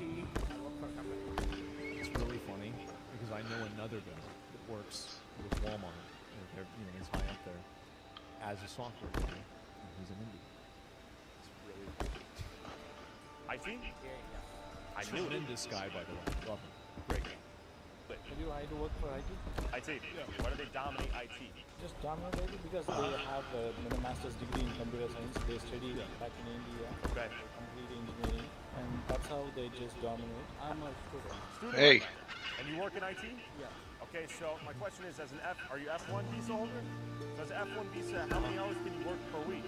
40 hours. And is it legal to work full-time on an F1 visa? Well, it's full-time. Yeah. That's a nice cheese string right there. Who would have thought? Chicken tandoori pizza before GTA 6.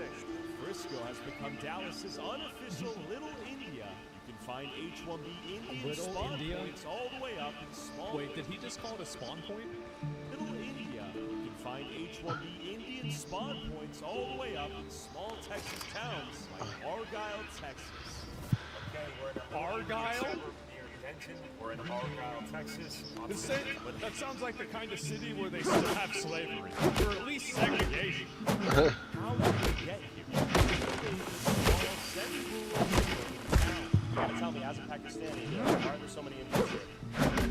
They come and Are a lot of Indians here? Yeah. Illegally, right? Illegally. I knew it. Can I wreck this shit? Well, I can't take it down. It's crazy that this is another sworn. Gotta be a little more careful while I'm building. Just they don't pay the right amount. If you want to find out the truth about Indians, ask a Pakistani. Illegally. I knew it. Oh yeah. These people. Oh shit! Damn it! I brought up a menu I didn't know how to get out of too. God, I hate this fucking game, man. Are you paying up when students illegal rates? No students. No? You pay No? Yeah, Everybody has a work permit. Oh, that's good. You own the store? That's great. What visa are you on? Grocery store?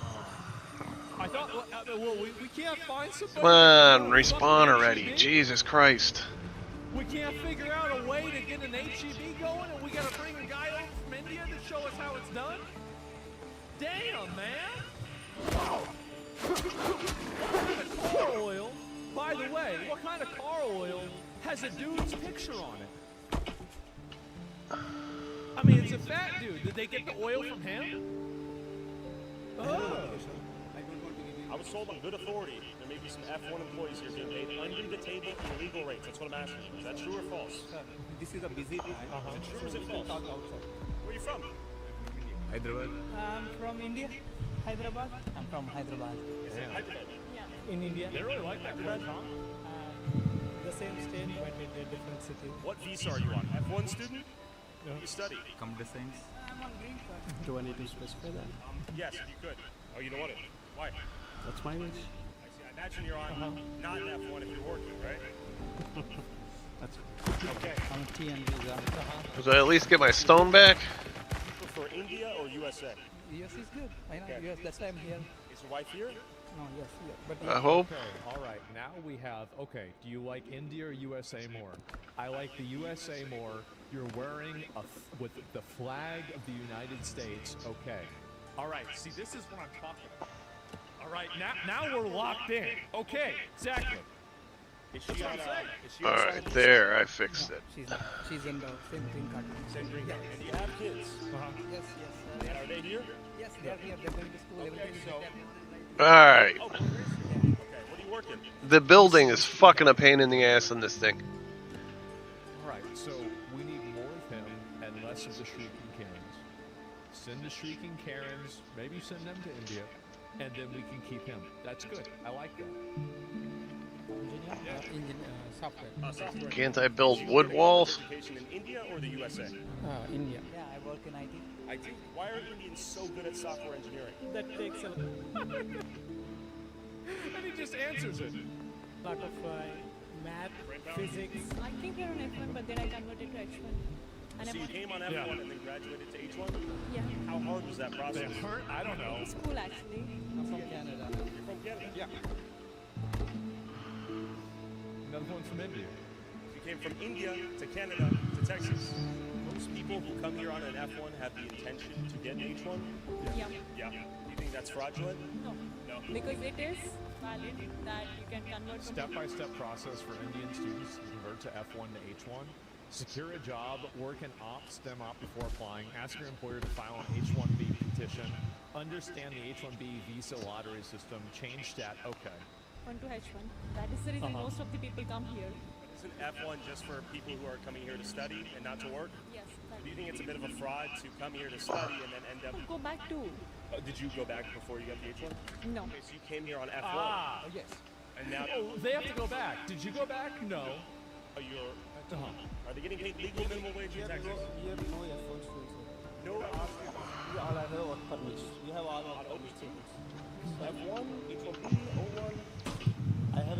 authorization. She did not like that. I know my employers have all work authorizations. So you're not employing any F1 students on the record? Yes or no? No. You promised me. Yes. I don't have enough resources. What do I need? Why you are asking me? Oh, I need coarse fabric. Honestly, I think Tyler's. Alright, so Like, he seems pretty. that would require me to build a workbench, which I will put right here. We are thinking to go soon, but we are not sure about the date. And how have you liked Texas thus far? It's good. I like US. I like India more. That's the reason I'm trying to go back. Basically, at the end of the Okay, that's understandable. Let's make like 10 of these. I hope you enjoyed your stay. You want to go back to India? My inventory's full, huh? Sounds good. Our family is important, right? Our family's in India, so we need to go back to India. Yes. Are you married here? Great idea. Is he also on H-1B? So two H-1Bs, and do you guys have children? Were they born and raised here? Do your children have Indian citizenship as well? I got a search to come with the later. Okay? I can show all my employee information, but Let's see. I don't want to. Okay, you're gonna show me the paperwork? I can show everything. Me? No, you don't have the right to do that. I just did. Why don't you just show me the paperwork and I'll be on my way? Do you illegally pay F1 students? Yes or no? No. Okay, fine. That's fine. I hope not. Okay. I asked him to learn his mother's name. He cautioned me. I thought he was gonna find out. I thought he was gonna I don't know. I think Tyler pressed him too much. I think that like it's kind of like in a Oblivion or like one of those games where like you're like bartering with somebody and you keep undercutting them and you keep lowballing them and you have like 3 chances to do it and you use all 3 and then they get mad at you. I think that's kind of what happened. Like I feel like he was pressing him too much and it's hard to be sure. I mean, I think there's a lot of scamming. It's just that one I'm not really sure about. For the first time in my life, by an Indian. So this is a meme right now. Please be patient, student driver. Oh. It's a kind of a joke, a meme online. There's so many of them. Are you a student driver? No. I'm Why do you not. have the student driver sticker? No, why are you taking video? Doing a Why are you taking a video after you ask her why she has the... Okay. survey for people that have student driver stickers. I'm not a student. Fuck with me, Boar. Before I got to remove. How old are you? 30. Oh yeah, look at all that stone. I'm up to my ass in stone now. I really, Not really, but really want to talk shit about this. But I have to tell you guys that years after I graduated from college, I still used my student ID to get the student discount at CC's buffet. I did. I'm not proud of it. I shouldn't have done it. It was the wrong thing to do. I did. So your girlfriend has a student driver sticker. And she has a student driver Is license. your girlfriend a little girl? How old is she? She's 30. She just started driving. She wouldn't drive. Learning to drive. She know how to drive in India? No. it's called Windrose. It's a brand new game. It was just released today. 2 weeks ago. Okay, generally it looks a little... I'm a pirate. Sure, yeah. Now I know that's a great thing and we do that. Is that your sticker? Uh-huh. It is. Are you a student driver? Why do you have that sticker? My kid sometimes surprise me. If so many of these highly specialized H-1B I mean, he's bald, so he could have a kid. first came to America to study at our colleges and then stayed here until they got an H-1B visa to work. And why exactly aren't American students educated in the same schools qualified to work the jobs we've been told we need these Indians for? Are Exactly.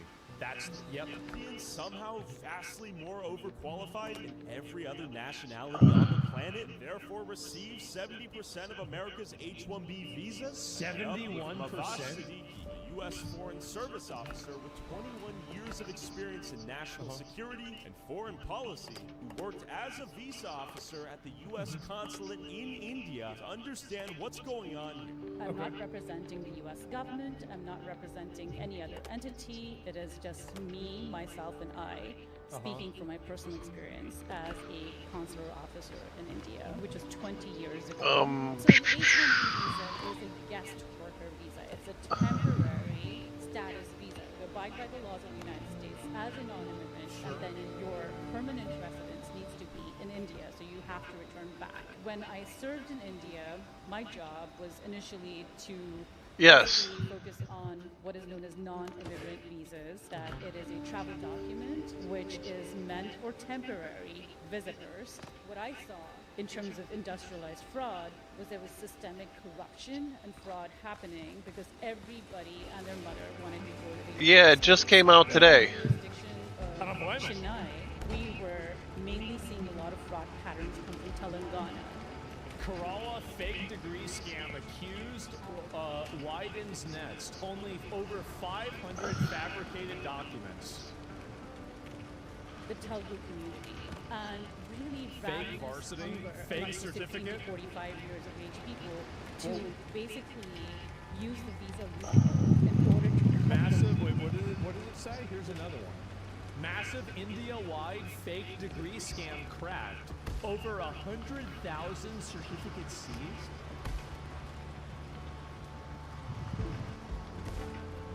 So you tell me they're fake degrees and actually emigrate to the U.S. So the intent was to come to the U.S., work here, find an avaricious lawyer, go to the Department of Homeland Security, change the status from like a visitor visa to. I think it was $25. This hunger and craving that I saw created this systemic, massive ecosystem of fraud.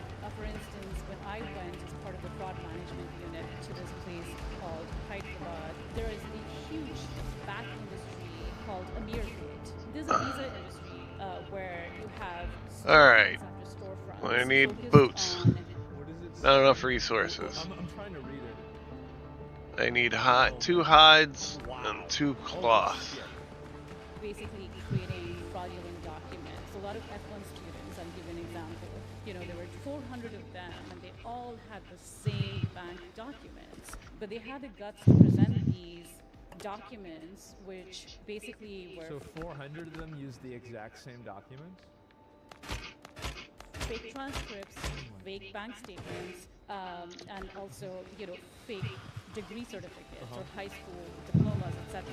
So it was industrialized in the sense there were factories, and they also had the storefronts saying green card would be possible within 6 months, kind of thing. Like, we were just like so overwhelmed that there was this pressure to issue, right? Where was this pressure coming from? The U.S. Embassy in Delhi had obviously a political appointee ambassador. Alright. This is during It's even George more W. fake, Bush give me an days. example.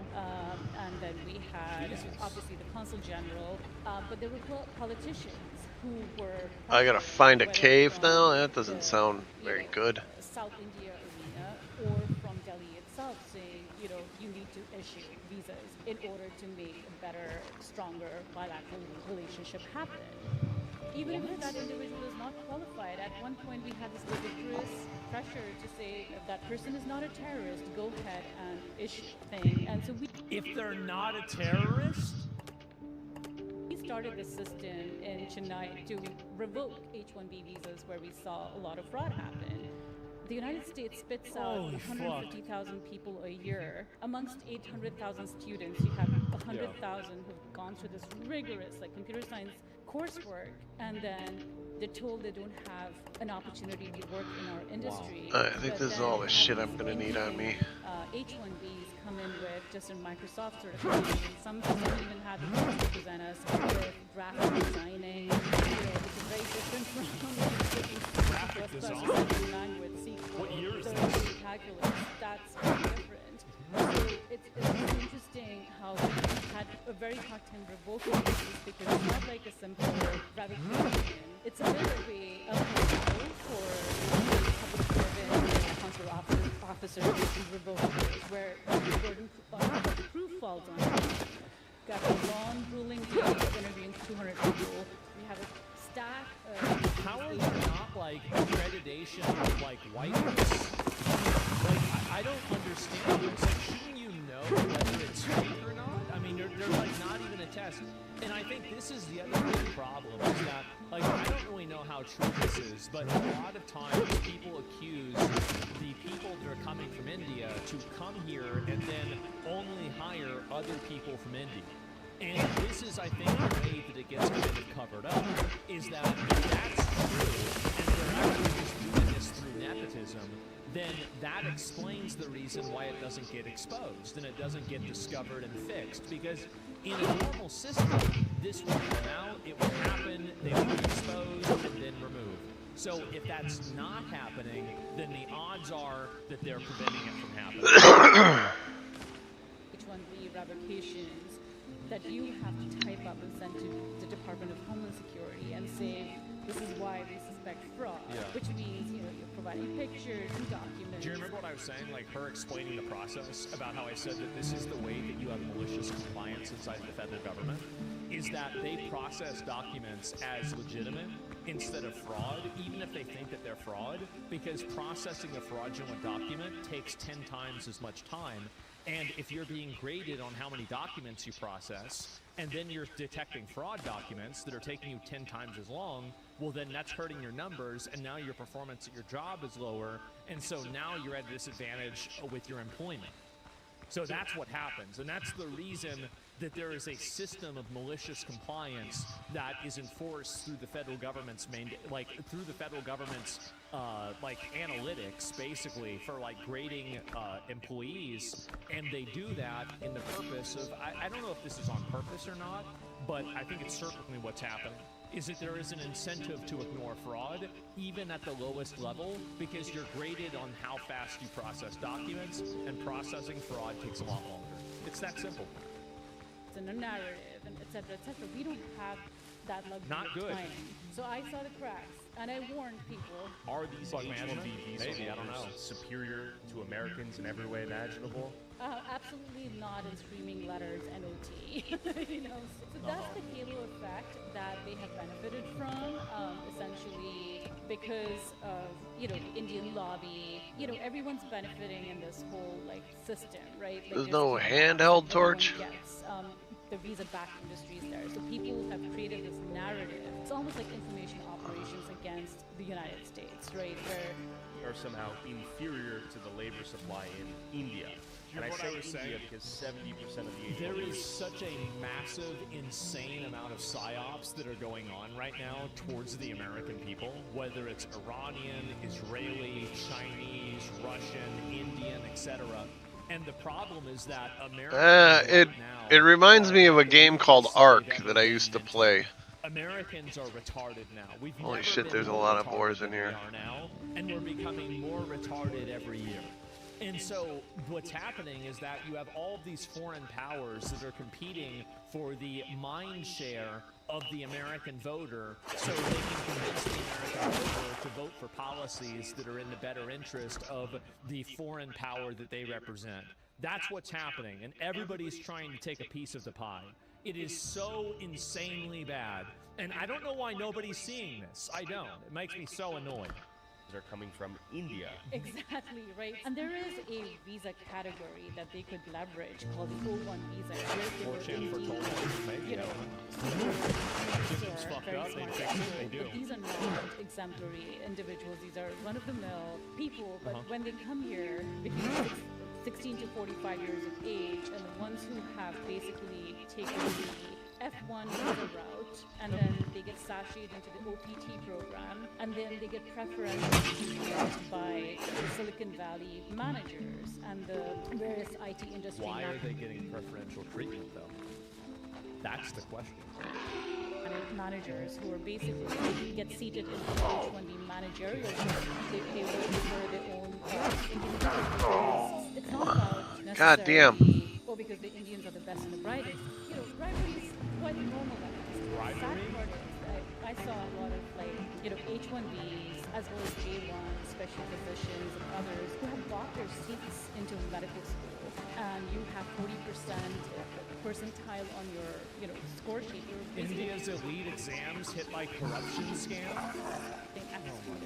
But you can get ahead. That sort of stuff does not jive with our values. Our values are very different. Or any minority American would have a worse chance to get into any of these big IT companies because the value system is different, where the H-1B manager would expect that these people that he's bringing in, whether he or she are bringing in, The idea is to get a cut from their salaries. It's almost like a pyramid scheme. It's like a kickback scheme. It's like pay skimming, for instance. So nice quid pro quo system, and everyone's happy. No one outs the other, and that's basically the. So they're basically all in on this, and it's like a mutually beneficial thing. So nobody's ruining this because they're all benefiting from it. Okay, that makes sense. The IT manager does know that if he or she gets outed, then this person will lose their job. So it's kind of like an honor among thieves. I think I'll be safe here. I don't know what things look like, but I'm aware, you know, Oh man, a lot of my colleagues who are currently working. it's still hot in my apartment. Fraud has ballooned. So then you have like religious workers being invited on an H-1B. You have accountants being invited on an H-1B. These are not specialized skills. Teachers being invited are. Colleges and universities create these wonderful, best and brightest computer scientists and computer programmers and engineers. After a 4-year college degree, we go through rigorous training. That holistic training that happens in the United States far supersedes what you find amongst the H-1B cloud. So it's a lot shorter training then. And out of all the 50,000 plus visa applications, how many of those were legitimate? There were, I mean, easily between 70 to 80%. That was my denial rate. And 70 to 80%. Good hunting grounds for boar. Head over here, see what this shield they're showing me. Oh, in order for you to make a better system, that is a crazy ratio. 70 to 80%.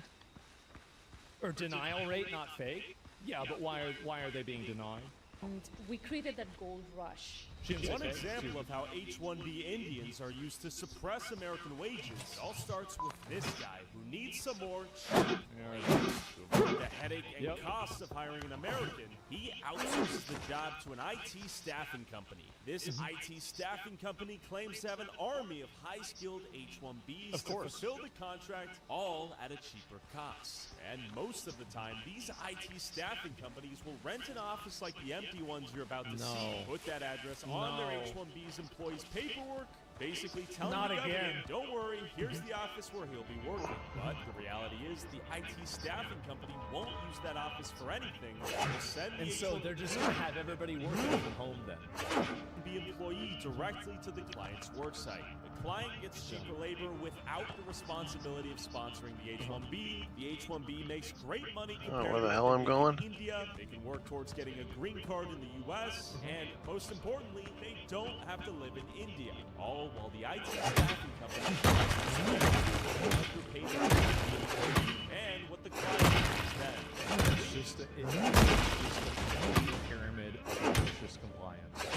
And everybody trying to get a little bit more. Wow. Win-win for everyone That's crazy. but the American worker. Indian number one. Now let's go investigate these genius Indian IT staffing companies. Dev Apps all the way IT. from Texas. But real quick, I just made $100 by playing games on my phone. And no, it's not too good to be true. Is it gambling? Let me show you. Free caches of free. Earn money by playing mobile. And they've got a 4.8 star. It's legit. Here's the game offer and start playing. Boom. My free cash. I wonder where they do their IT. And you win more. Different challenges. He's playing the game for 2 minutes and the cash rewards go up. $10 for downloading solitaire cash on your phone. Just make sure the apps are turned on so you actually get rewarded. And you can cash out with PayPal, crypto, or even Amazon gift cards. Wow. To get started today, click the link in the description or scan the QR code on screen and you'll get a $5 bonus just for starting your first offer. It won't replace your day job, but if you're gonna play games on your phone, you might as well get paid. I'm surprised couldn't you just scam that? Right. Since I'm here, I might as well grab as much copper as I can.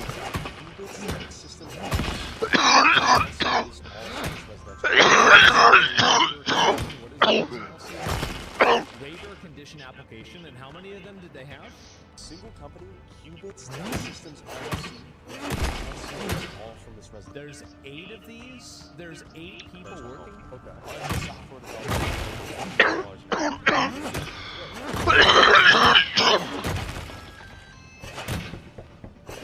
Hi there, worksite. Hi there, this is Tyler. I'm here to conduct a worksite inspection. Am I speaking to Hari Madiraju? It's not. Huh? Sorry, cut off. He's not. So I am not at home, so what is this? I am in the office. I'm not at home. Aha. Right. Another worksite you're working from? Unless you know where you're working from the residential address? Where is your home? Don't look at my toilet, sir. I'm only asking because the LCA is what? So you don't. Conducting an independent investigation. If you are not for government, yes. Right now I don't have any people, but you can go to the workplace and work there. All right. Okay. We'll take a look So at your they're office. going to go Thank to the you. workplace. All right. Why would this guy Do you file live in your toilet? LCAs with the worksite listed as his residential home? So he went to his office only to find a collateral. Well, right now I'm collecting resources. No one in your office. Hari Madiraju finessed us. See my phone. So let me get this straight. He said, go see me in my office. He said he's at his office. He's not at his office. Kind of. And there's nothing there. Please leave your message for 244. Right. I don't remember how I got in here. Strangely enough, many of these ghost offices were often clustered in the same locations, starting with V4 Tech.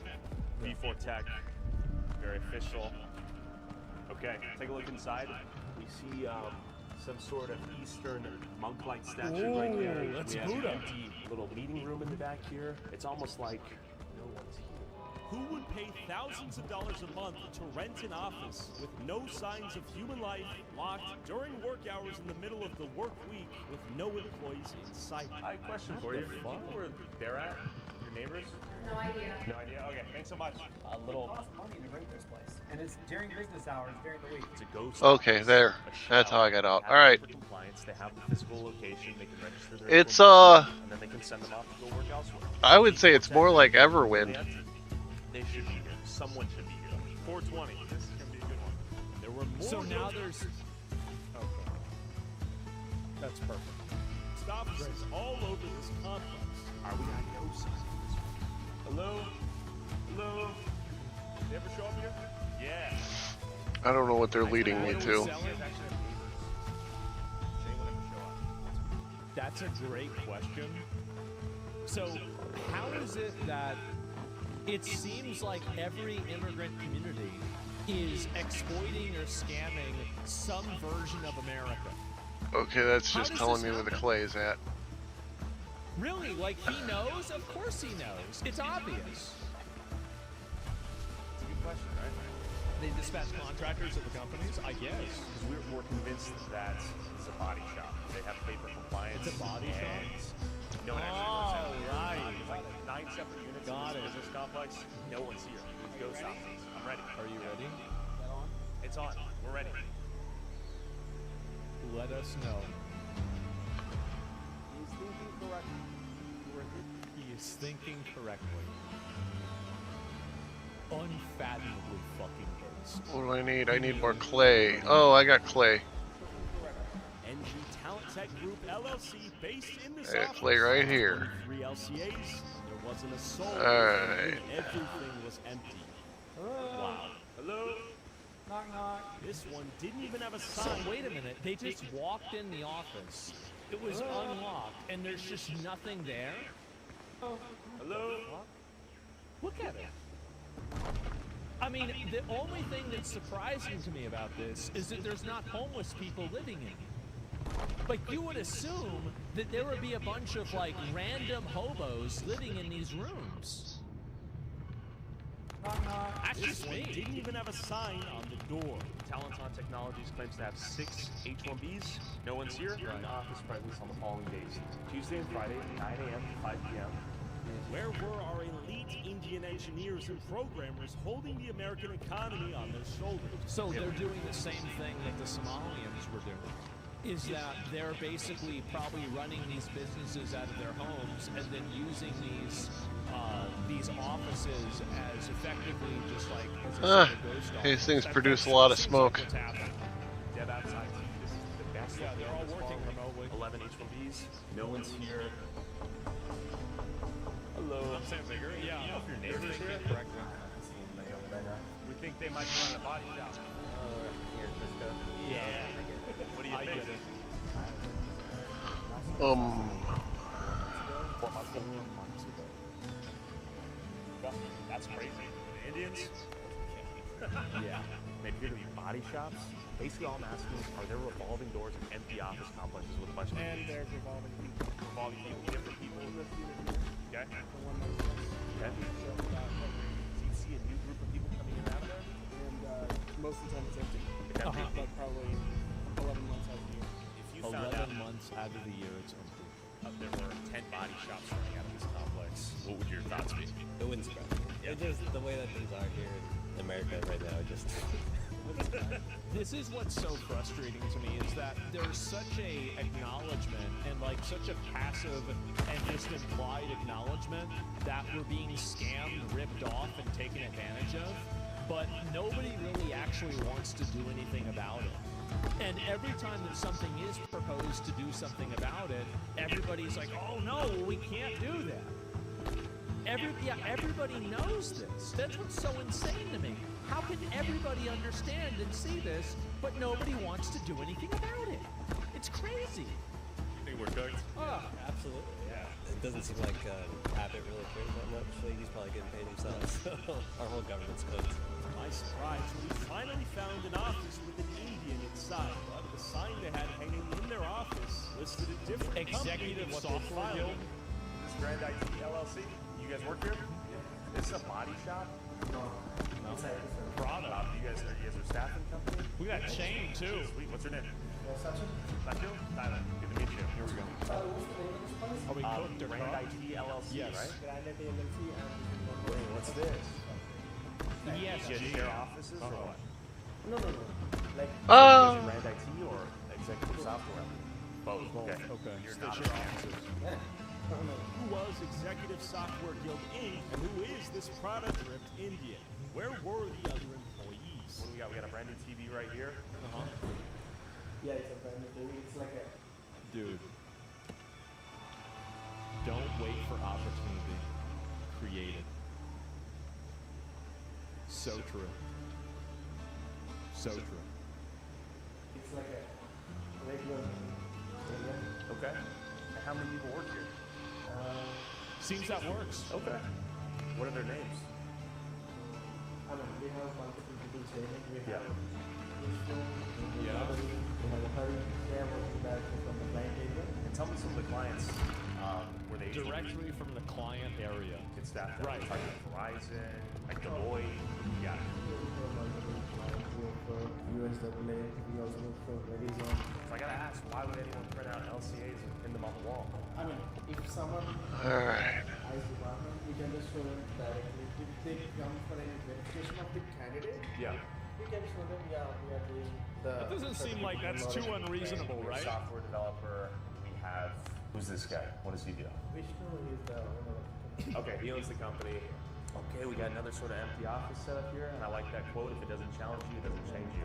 It's a good point. So true. So why is it the Maryland labor law person right there? I mean, And it's like the workers' compensation in Maryland. Yeah, this is like at an orientation room at an office. And they just have this in one of their own rooms. Trying to figure out for all the Maryland people over here. So, I don't know. I'm having questions. Yeah. It's a little weird, right? I see. So you guys do like, you guys do CPA for Maryland? Like, oh, you guys do like accounting too? yeah. That makes sense. And you're not lying to me? You're not lying to me? Okay. Okay, that's good. I was worried about that. I would just think you post like Texas, like Texas labor law posting, you know, because we're in Texas. You know, but I don't know. I don't know why, but for some reason I didn't realize. Yeah, Maryland's another state. They're in Texas. I don't know. I'm just watching the video and I'm not really thinking about it. Yeah. Wait a second. That does sound really weird. Yeah, well, wait a minute. Like, wait, you didn't? No, I wasn't paying attention, really. I was, like, mentally AFK. I was like, yeah, sure. Oh, fuck. Freshly You unboxed got bamboozled. I did. I got appliances bamboozled. scattered throughout the mostly empty office. Not to mention why was this on their wall? Yeah. On the way out, I couldn't help but notice this six-figure luxury car in the parking lot. Probably Mr. Prada's. Yeah. Oh, yo, I gotta ask you. Of course. One last thing. Is this your Range Rover? My man, don't be humble. Give us a quick whip tour. This thing's badass. I knew it, That's bro. proof of the American dream right That's there. right. The American dream's real, right? But the IT staffing business was clearly profitable, so we went to another How about cluster of that? suspected ghost offices. You can incorporate anywhere. Yeah, but you can incorporate anywhere. But this is like, it's about. This is not about incorporation. Dan, there's a guy inside. Hi there. Ooh. Are you working on behalf of Slusha IT? Okay, hi there. My name's Tyler. We're conducting a workplace inspection. Okay. Are the other 4 engineers that work here present today? Where are they? Oh, in each room? Oh, okay. Can you show me? Okay, thank you. How are you doing today? Okay, who's this? Dude. Hi. This appeared to finally be the first company with actual H-1B Indians on site working on Yeah, it seems like these guys just have an office. This doesn't seem too crazy at all.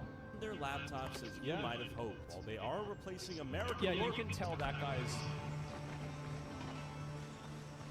I just see.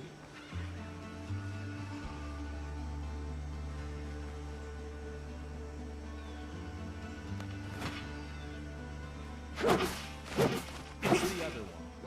Okay, guys? It's the other one. On-site That's working all. on their It's the laptops other as one. you might Relax. have hoped. While they are replacing American workers, Uh-huh. I guess at the very least they're real. You guys let me in?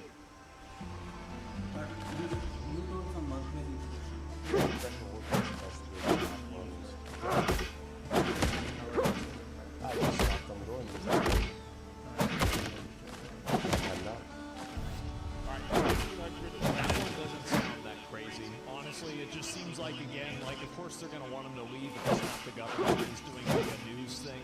Like, it does seem like, I mean, at least there's guys there that are working and they're doing stuff. They're present at the building. I mean, on the scale of scams, this one's pretty low.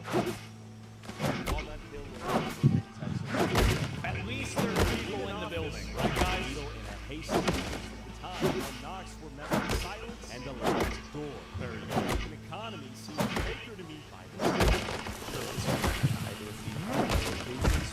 for these IT staffing companies have been enormous. They offices purely to achieve compliance on paper with labor condition applications they need for their and pay. Global. Reason for calling. I'll see if this person is available. There should be 6 engineers in the office. I finally found another one whose story paints a complete vision of the future. How many employees do we have? This wasn't Oh, somebody they're else. Okay, so somebody else here. You guys are going to business. I'm sorry to hear. Okay. Yeah. Yeah. Alright, I think those are those ruins. Like because of this AI and yeah, kind of wrapping it up and it's kind of Maybe it's more ruins. I don't know. I think he brings up Ah! It's like, what do you do with all of these people that you've been Fuck. bringing in for cheap, one-dimensional labor when you have technology that replaces them? Do they all just go back home? I mean, that's what should happen. But Fucking- based off of, again, birthright citizenship, it makes it a lot harder. Bird? And this is like an impending problem. Media was now obsolete. AI became increasingly advanced. Americans were replaced by Indians. Yep. Indians were beginning to be replaced by AI. That's right. There's always a bigger fish. All the H1 guys are like they're taking the jobs. Yeah. The thing what I wanted to explain is that like these are not full-time jobs, right? So they are on a specialized skills. Only then they have those jobs and get it. But if you ask me, is there an abuse? Probably I would say yes. But then if you take the percentage of it, might be very less.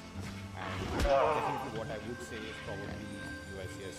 That was fucking bullshit. They have to do all the paperwork and everything good. Countless offices were husks of their former selves.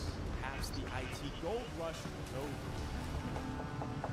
So you're telling me that the AI is now fighting against the amount of Indian H-1Bs because it's just automating the process? I didn't expect that. I don't know why I didn't. I should have. Worksite inspection. Wow. With signs still on the wall. AI stands for actual Indian? Okay. Come on in. Paperwork on file led us on a wild goose chase to the back room. Not a single piece of furniture here. The sign on the door. Empty room. Empty everything. Do the lights even work? Are they paying electricity? Isn't it crazy how, you know, you had Nick Shirley doing this and now Tyler Oliviera is doing this? Why is it that there are so many of these buildings that are full of totally empty rooms and businesses that are not even being used in order to comply with some sort of government regulation that's being maliciously complied with by a group of people on foreign work visas? Like, what are we doing? What's going on? Hey, how do I not have enough wood? Yes, it's crazy. The United States of scam. Yes.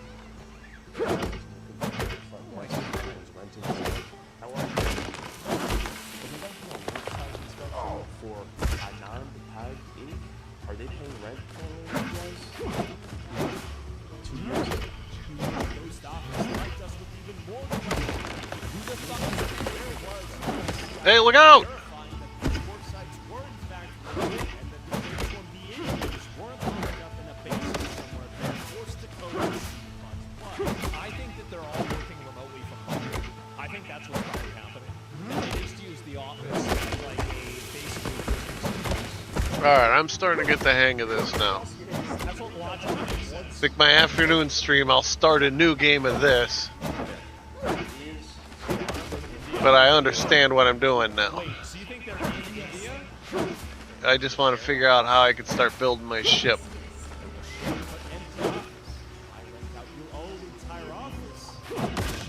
Several other companies. This is even more cost-effective.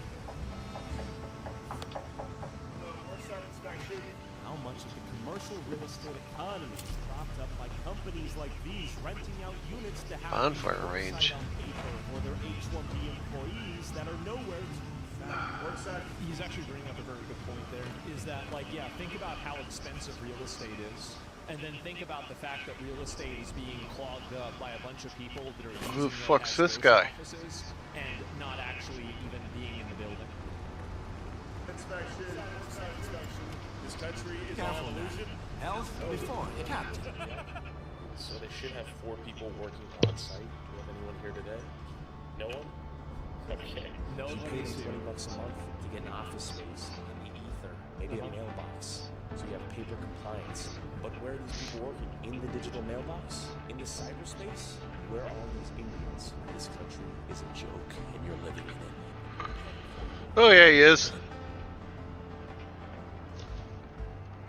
This country is a joke, and you're living in it. That's right. Yep. Yes. Sick. Right here, we have Satellites LLC. 3 companies are registered to this location. 3 companies. Completely So empty. isn't that crazy that out of 3 companies, nobody could make it to the office that day? What are the odds of that? The office, nothing in there. Must have been a holiday, right? Emptiness is all I can see. We have 4 H-1Bs. And guess who comes back? Sean And also, like, by the way, it's so obviously not used. Because everybody knows that in most offices, unless it's like, you know, one of these, like, you know, from software, where, like, nobody has anything on their fucking desk. But, like, in a lot of these offices, people have their shit everywhere. Like, even whenever I worked at the IRS, I was there for Yeah, I tax think it's season, a. and people Oh well, decorated Shoujo. their I don't know. desks, Shoujo's gonna take a stuff nap. everywhere.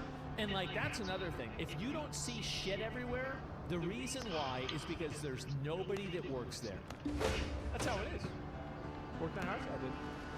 Our same attorney is All right, I think I gotta chop up. many of these companies in different locations all across the DFW area. Could it be a coincidence? Oh, I gotta craft a melee weapon. They got the It's a attorney huge at coincidence. of LCAs. Sean Parva-Thanan, Indian immigration attorney who files LCAs and H-1B petitions on behalf of countless companies and ghost offices I visited throughout this video.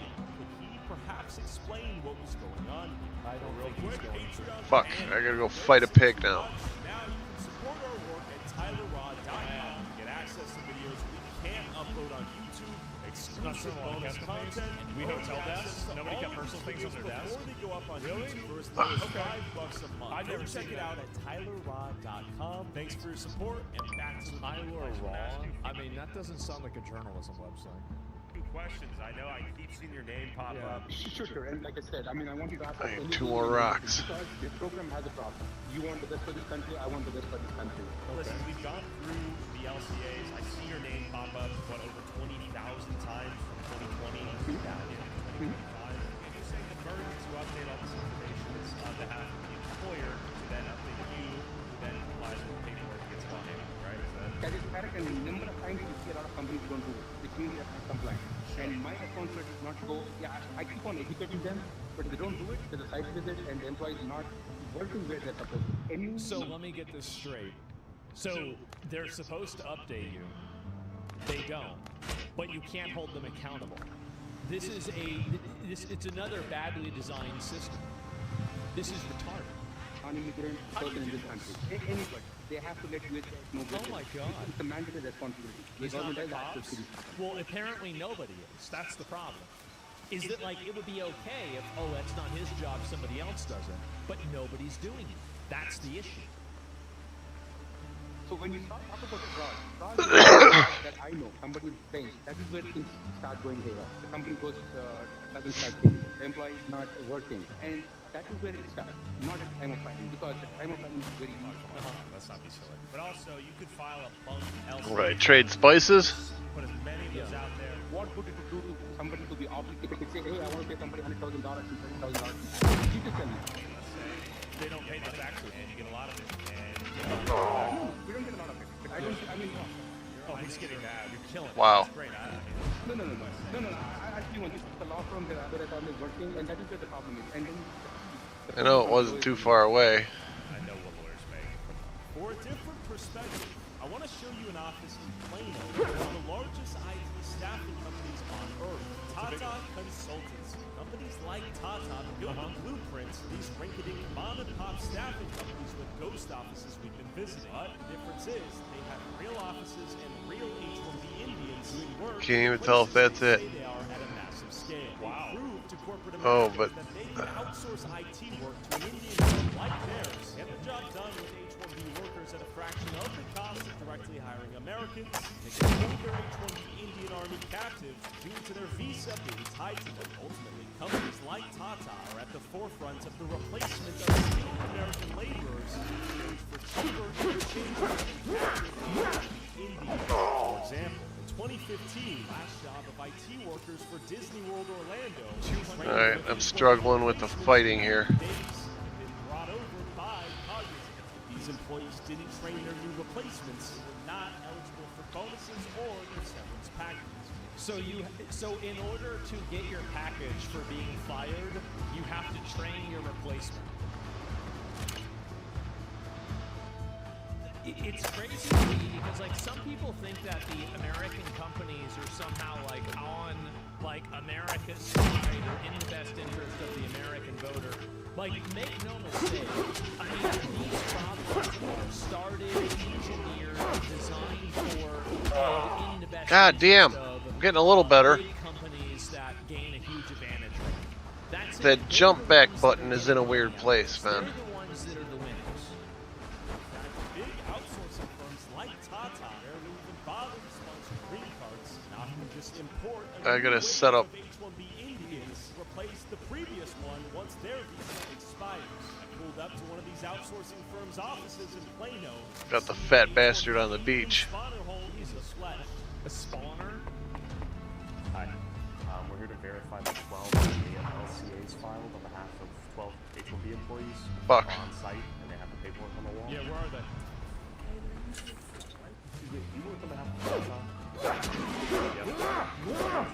Oh, I got him. Alright. And only one hide, huh? That fat bastard only had one hide. That's right. Ah. No appointment needed. It's like they want me to die. What is your name? Are you the manager? Okay. Sure. Have a great day. Keep in mind, these H-1B employees are on non-immigrant work visas. They are temporary guests. Okay. No worries. Well, I've never seen an instance of a person blocking a camera that wasn't probably doing something wrong. It seems like every single time that somebody does that, there's a reason for it. Conducting a work site inspection. Should have verified anything. Yeah, out the office. You're out. Pursuant to 20 CFR section 655.760, any member of the public can demand a public access file and fail to make this information available within 1 working day is a regulation. Imagine if you came to another country on a temporary visa, started saying, "People's can give me a break." You work here? Yes, I do. Okay, what's your name? See if the LCAs that have been filed for the employees here are publicly visible to the employees here, and it should be on the wall. If you were an agent, if you were government, Yeah. we could absolutely let you in. You're not. So Yes. As per 20 CFR 655, H-1B labor condition application regulations, 8 well, UN, you guys need to show the paperwork. Two government agents. That's not the process. You take that up with our Sure. We will, yeah. back to America. Sure. Maryland. Okay. I'll figure that out. You're not compliant. You know what else was in Maryland is that I believe I get nails from these things, so I'm getting nails from somewhere. probably a coincidence, but, 2 points on the graph. There we go. 6010 West Spring Creek. I don't know. Parkway. IT It's interesting. 5 LCAs, 38 conversions. There is no one home. Hello? Hi. Doing good. There should be 18 people working out of here. 18? Yeah. I'm still not used to the fighting controls. I'll figure it out, man.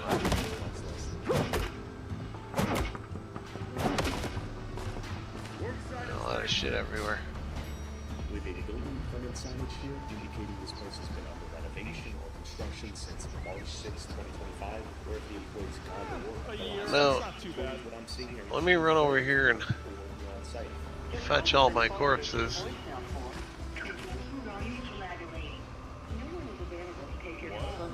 The difference between what a real H-1B work site should look like compared to all of these ghost offices or simulated stage work sites is immediately apparent. And again, it's all about the real estate space. Think about how much space that we don't have in America for actual real businesses because these people want to fill up these commercial buildings with fake businesses so they can all work from home. It's retarded. I can't pick the shrooms. Hey, are you Siusa? Siusa? How many people are on site right now? Yeah. Where are you from, by the way? Germany? Germany, okay. We do need to see those LCAs, though, and then we're out of your hair. Idris, I can forward this email document to you. Yeah, that's fine. I mean, listen, hear me out. I know you have attorney-client privilege. Just be real with me, though. You meet these guys, they talk to you. How often do you think you're signing off on fraud? Zero. Zero. If I know. He's never signed off on fraud in his life. He hates fraud. He doesn't want to have anything to do with fraud. He says, fuck fraud. That's why he's here, to stop the fraud. What do you mean? Of course. Empty offices. He's that guy. He's the one standing in the way of the fraud. 3 p.m. Complete shell If it wasn't for him, there'd be fraud. Employees. No one can find where they work. You really think it's zero? You say that it's a fraud that is found after the fact? Yes. There should be 3 people for widespread analysis on site. There should be 1 person on site for upward innovation. There's a bunch of cool shit up there, man. On site for NK Technolabs. I tell you what USA does. USA will come back and say, hey, we went to an address. This employee does not work over there. What exactly is going on? We want to revoke your discipline. And then I go back to the employer. Hey, this is what USA has found. Now there's a problem. You have what exactly happened? Because And then they tell you that, oh, I was just sick that day, and I actually worked there. And then this guy says, oh, okay, I understand that, and then you don't revoke it. Like, I mean, it's so obvious what's probably going on here, right? Yeah, he's in on it? I think so. you have to find out. Does it always mean that it's fraud? No, because I'll tell you an example where it might not be fraud. A guy is working in Verizon, for example, in Dallas as a software developer, 6 months contract, and they're reassigning to another project for, say, Dr. Pepper, again in Dallas. If somebody is still working, still getting paid the same salary, still in the same role, you can change the work site. That is not a material change. So when you get an RFP, you talk. No, not it is not a material change. But if it is Dallas to Dallas, it is not a material change. It's just a different work site in the same city. UCSIS would need to verify the work site exists, the person exists, they're in the country, they're at the place they've stated they should be. So what he's saying is that they hire people from one location and then they all just go somewhere else. And because it's not a city change, that it's okay for them to be in a different place than where they work at. And then obviously, like, they say they're at another office, but they're probably at their house. Like, that's probably what's going on. Pretty much. That's what I'm thinking. If it is a different metropolitan statistic area, that is a material change. Instead of working in Dallas, somebody moved to Austin, that is a material change. UCSIS should be able to point at and say the guy works here, right? I have bullets, I just have gunpowder. Third-party consulting, the work site should keep changing because in this case, the same LCA. Yeah, but there is a problem. That is what I'm saying. And this is what people, and that is where. That's my point. What Sean revealed to me is that employers have zero legal obligation to amend the LCA. They could be employees working within the same politics.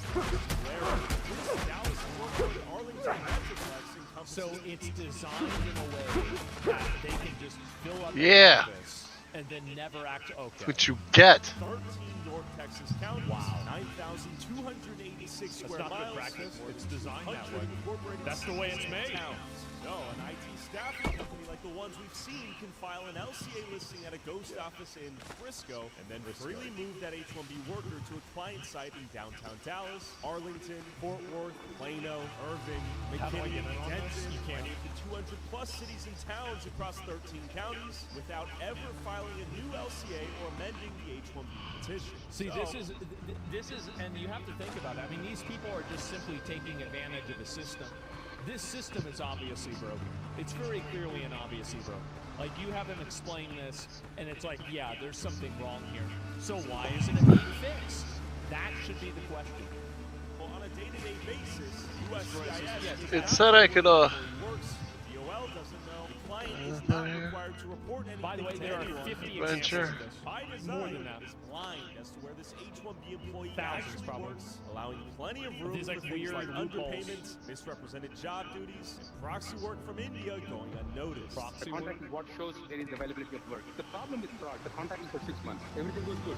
Then what? Is somebody on the bench? That is fraud. Is the employer not paying the employer? That is fraud. That is where there is a big problem with H-1B. That is where all the fraud starts. And like you said, hey, the company doesn't exist now. When you call, there's no company. For example, on the day they filed, no, the company was there. Otherwise, because USCIS has their own big check. They will have 1 minute, the company doesn't exist. So I don't think the fraud is at that point. The fraud maybe 6 months, 1 year when the project is over, the company is not paying this guy salary, and his employee is not getting paid. Alright, let's do this beach thing. And now, like you said, seriously, how do you detect that fraud? In my opinion, the government has access to the databases. Click of a button. And the thing is that he's right. That's what's so funny, is that it's so obvious what the problem is. It's just that nobody wants to fix it. I don't... Can't you just make it to where the address itself would be a material change, period, rather than just the city?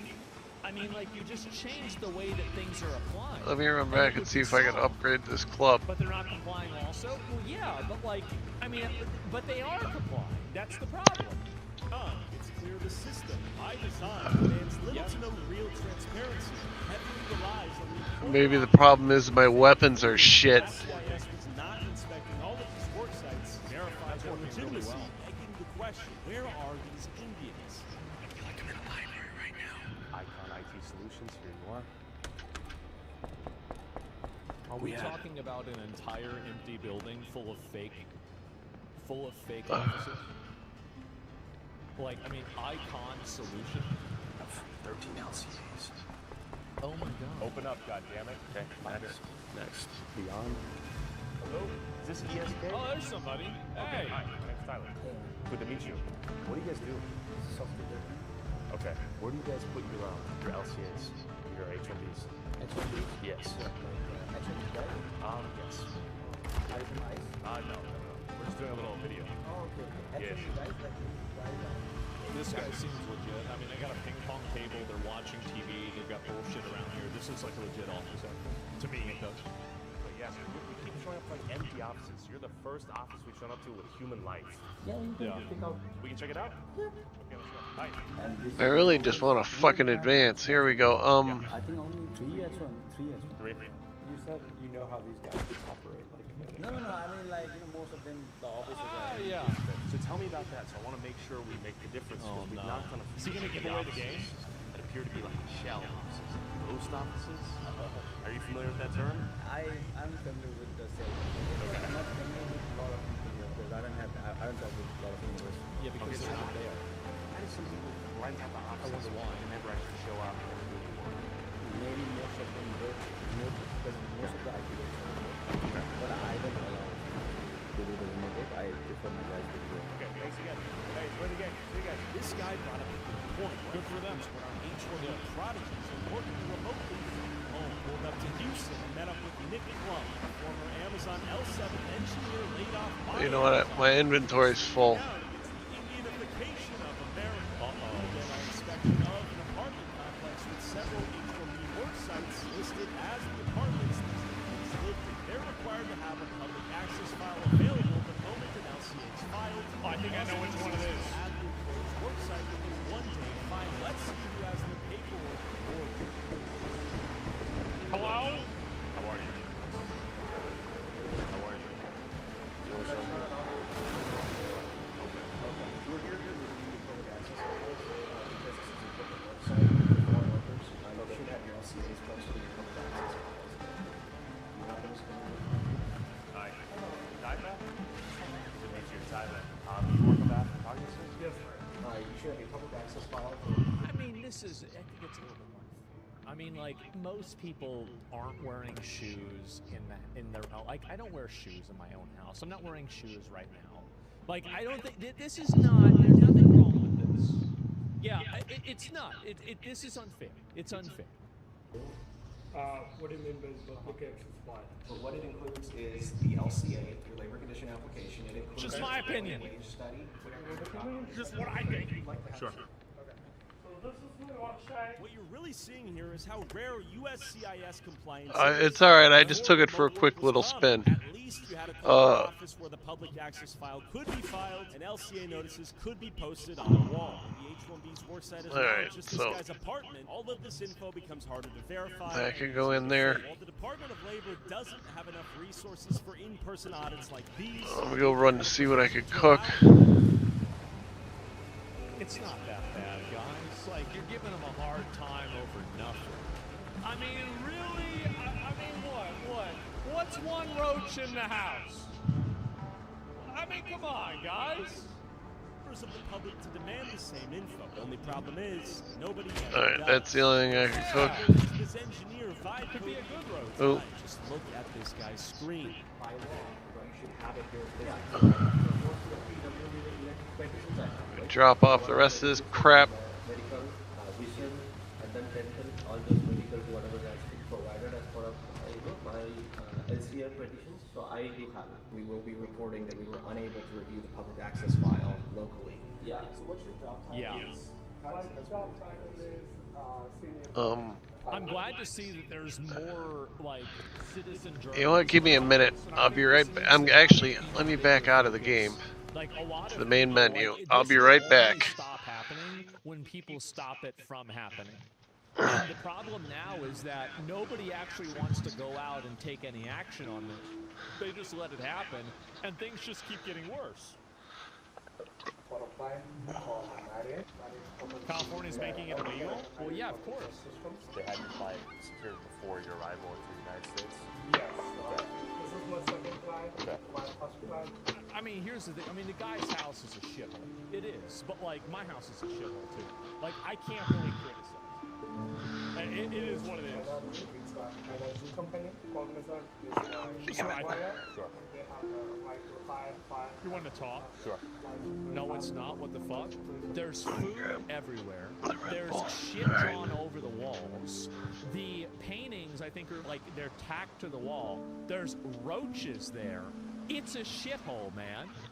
It's a shithole. If there's anybody that knows shitholes, I know shitholes. Come on.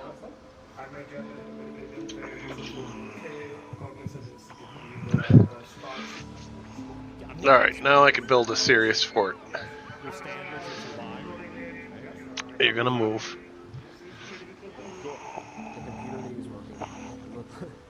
Alright.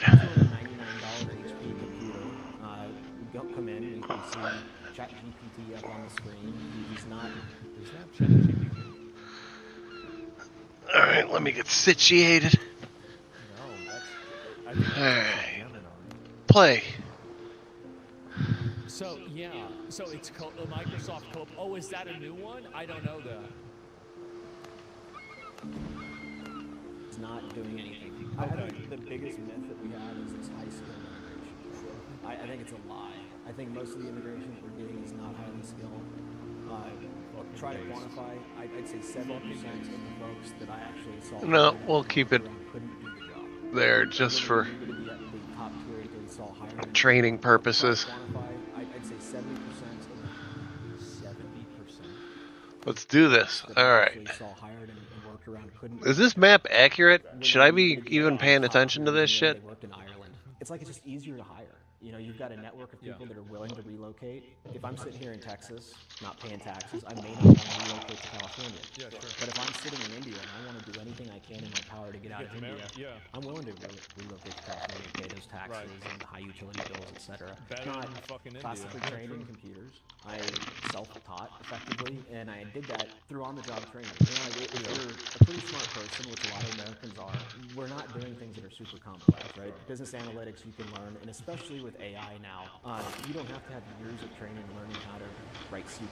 You know, you could, hey, Grok, help me understand how to join this data. You know, write a query to do this. What we're not seeing is that shift away from the foreign reliance on labor into like adapting to new technology and understanding that these aren't critical skills anymore. They're not unique skills. Like, we're not getting super geniuses. Do you think companies need to hire US citizens or US workers to go as somebody else? Yes. Currently, unfortunately, the answer is no, which is where the biggest problem is. And that is what I was saying. What's so crazy is they literally explain the standards. They explain how it's happening. And then it just keeps happening. There's never any sort of resolution. It's like, yeah, this is the way it works, and then we take advantage of it this way, and then, well, they don't check this, so then you can go inside this area. Every American, right, you would hope they would assess the American workforce before we started scouring these things, right? We're seeing graduates come out of a 4-year college degree and are unable to find a job like what this guy was working. Is this guy vastly more talented than the graduate that's coming out of college? Is it just because he already has 10 years of experience? He's the go-to hire? I mean, our college graduates are competing with a system that is built to disadvantage them. I'm thinking of ordering Domino's later. I think I'm just gonna play this all day, order Domino's later. Hey! You little bastard! I will...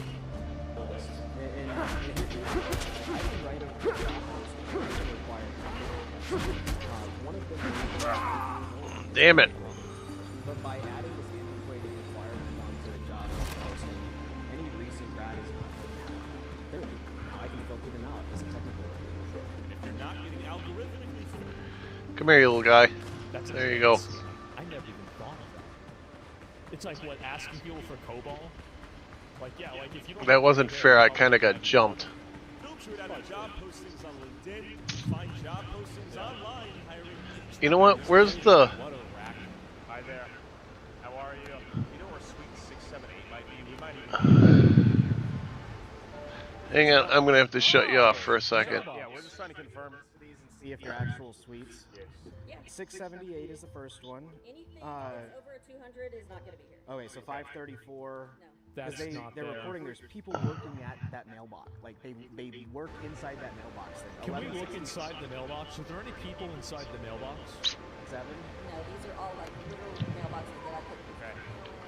Bro, I'm unemployed with 7+ years tech industry experience, and I know this video personally. Well, hey, listen.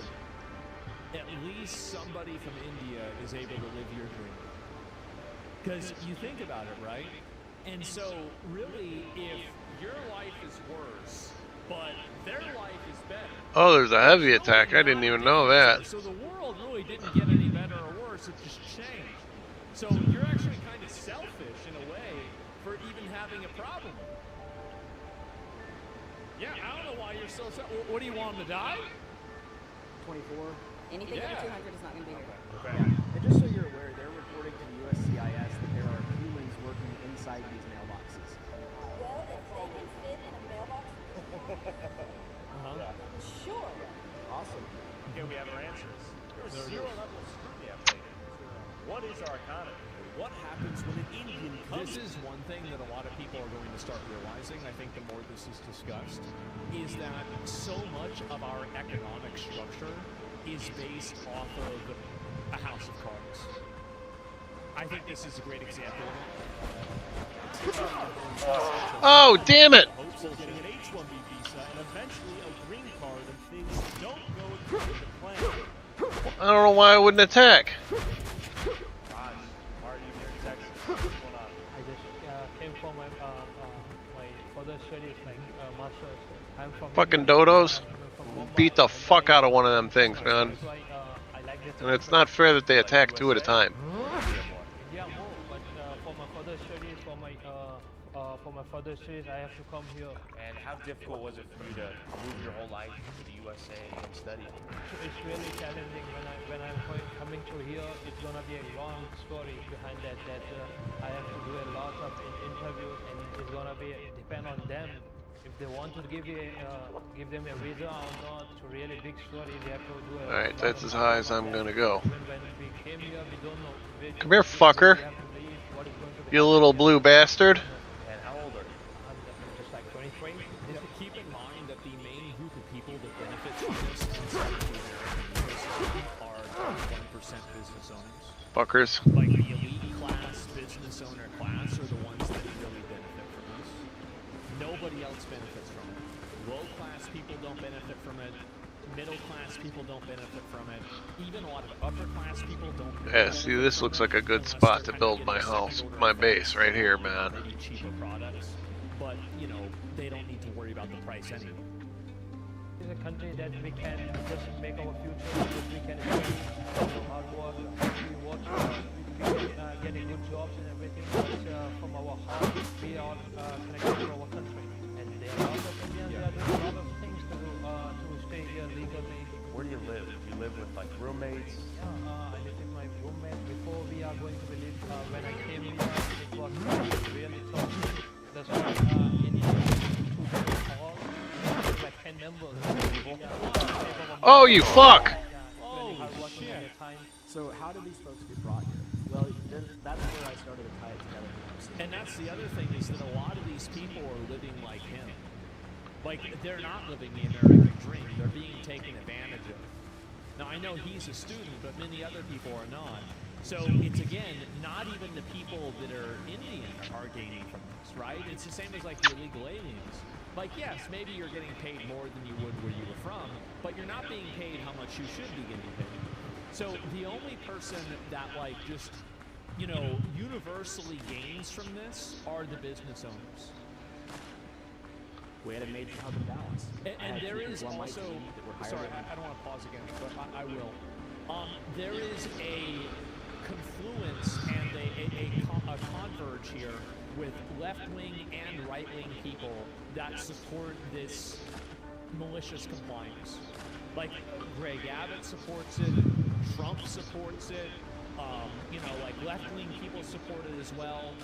There is a universal opinion on this that it is positive. Like, I think it's one of Trump's biggest L's, if you want me to be honest. I think it's a massive L. I think it's selling out the American people. H-1Bs to work in Dallas. Well, They have children. It's not partisan. Most children Yeah, this get is a not a visa partisan called the issue. H-4 visa. Their spouses get the H-4 visa. I don't know, maybe the missing point for a lot of Fuck. people here is that when you're on an H-4 visa and you go to high school in Texas and you graduate from high school in Texas, you were not an international student. So there's guardrails in place in places like UT to ensure that you don't have these massive demographic changes. Well, those guardrails fail when all of a sudden these folks are classified as Muslims. I find it very interesting that we have H-1Bs acting as technically. Dude, that thing's cheating. It's not losing any life, man. They don't have that. The fuck is that all about? The home team skin in the game. Most people that come from, let's say, Mumbai, do they have plans of staying longer? Most of our from my country, they just focus on like just we will get our degree and we will come back. But the thing is that they are not thinking to go back to our country. Why? Because the thing is that in our country there are jobs, there are a lot of jobs, but what they pay. Jesus Christ, can we please just fucking run? What you're really seeing is people are not leaving their country because of war. They're not leaving their country because of some sort of like a genocide or something like that going on. They're just leaving their country so they can make more money in our country. Which is like, in a way, it's okay. But the problem is that whenever you have a huge population of people that see your country as just purely an economic zone, this is not something that's good long-term for a country. It's just not. Your way. Would you like to be a permanent citizen here? Not only my dream, everyone dreams like that to get a green card or citizen, permanent residence in the United States. Alright, so it is We already spent our losing hell. It's just tough as fuck. College graduates lack. Is it tenacity and skill and intellect? Americans.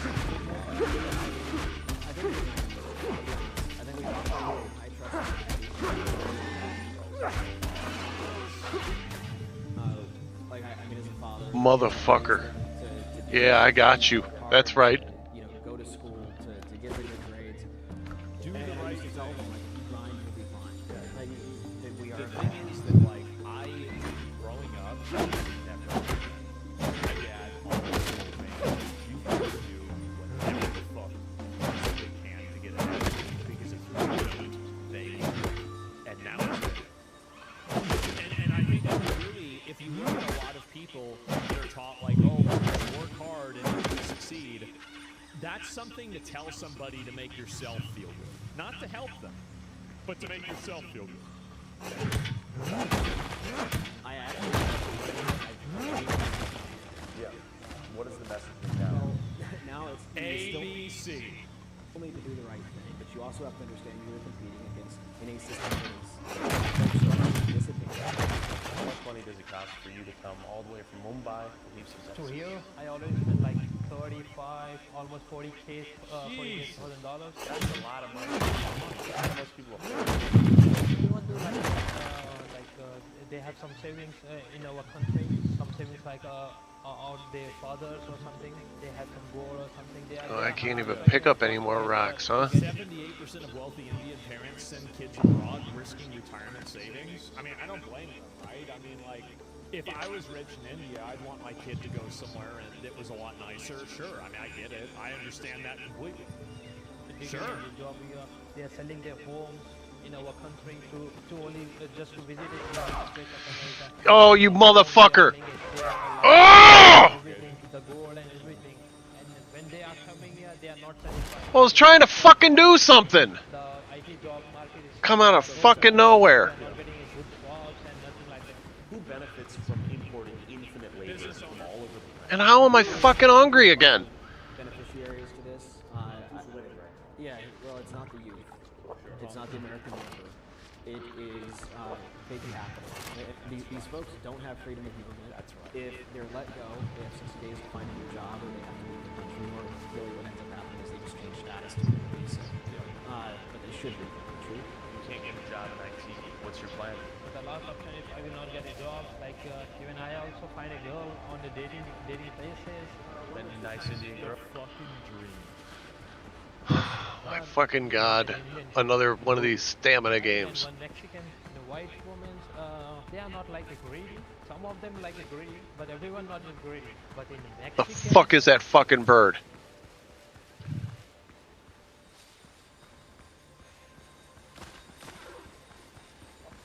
Yeah? Is that right? like a greedy. Some of them like a greedy, but everyone not just greedy. But in Mexicans, you cannot trust them. What have you seen? What have they done to you? What did they do? One of my friends is sorry. So he's just thinking through what to Yeah. do, and he's trying to get a job and a lot of things. After that, all the hard working, he's not getting a job. So Right. he find a goal. So first, my friend said, "Oh, I like you. Can I get your number or something?" okay. And then they went for the dates and everything.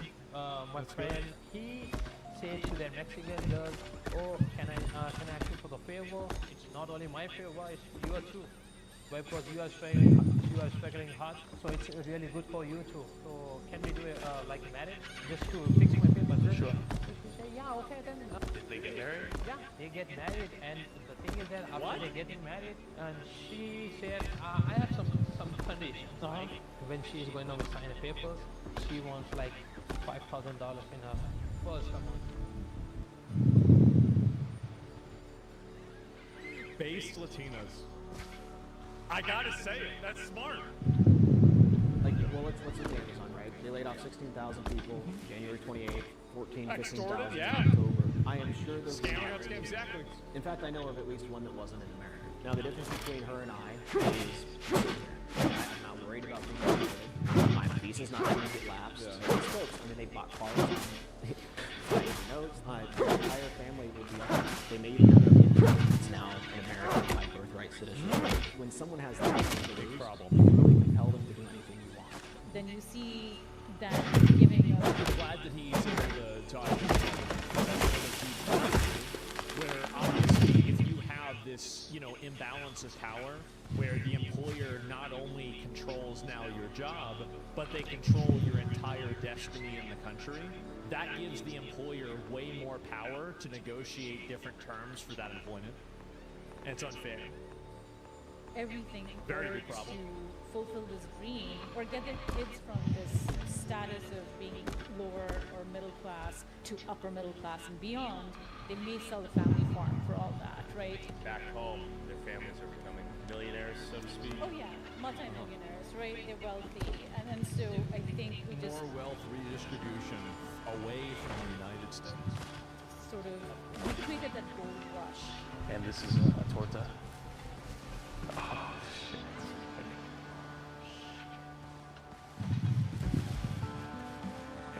And after that, he's telling. I love how he knew what it was, too. This is my first condition, and now this is my second condition. Every month you have to pay me like on the payments, like $1,000. After that, in addition to you have to pay some of my rent, some of my bills. So it's like a real marriage now. Yeah, but she don't want to live with my friend. She doesn't want to have sex. Yeah. Dude. This is outrageous. No, she don't want anything. Just the money. Even She after- just wants after, the money. They got married. At the time, he already gave $5,000. Wow, he's really living the American dream, huh? After she receiving $5,000, she is like disappearing. Oh, She's not yeah. responding. She's not receiving the calls and everything. Right. She's just ignoring him. When she gets the money, when she gets the time for the payment, she's starting. Oh, where are you? Actually, here's my payment for this month. You're working from last 2 days and you're not paying for me. Then she got the money for the payment for the first payment month. Then she disappeared Yeah, again? the same thing. Come back the next month for more money. And this friend, this isn't about you? The thing, You're not the friend.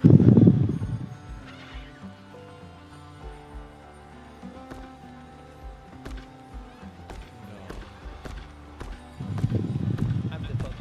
You.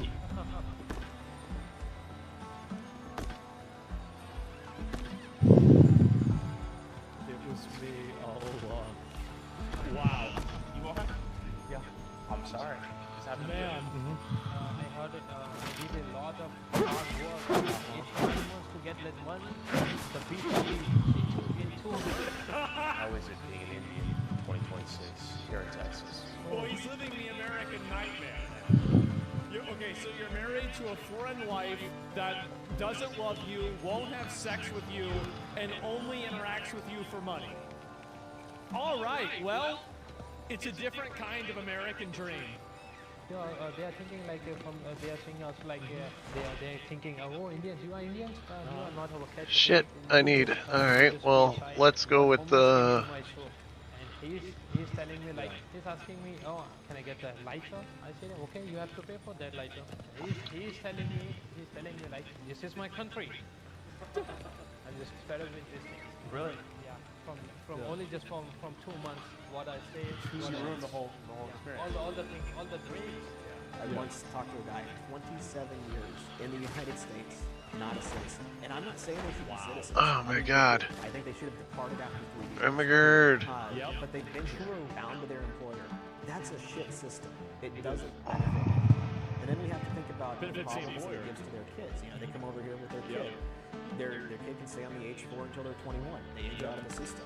Now, maybe they have to move back to India where they don't have any family. There's no angle that you can take that says this H1B is good unless you are big capital. That's right. There's not. GDP goes up. GDP goes up.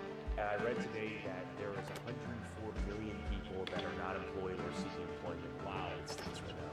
It's a lot of people. Are we in too deep? We probably are. I mean, that's the depressing thing. I think we need to pause all H-1Bs. Moratorium.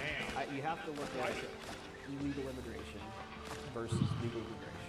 And right now, I think the nation, by the mandate that was given to Trump in the House, when in Congress, Alright, let's it showed that we had the appetite. We wanted mass deportations. We wanted to, end illegal immigration. But now here we are, a couple years into it.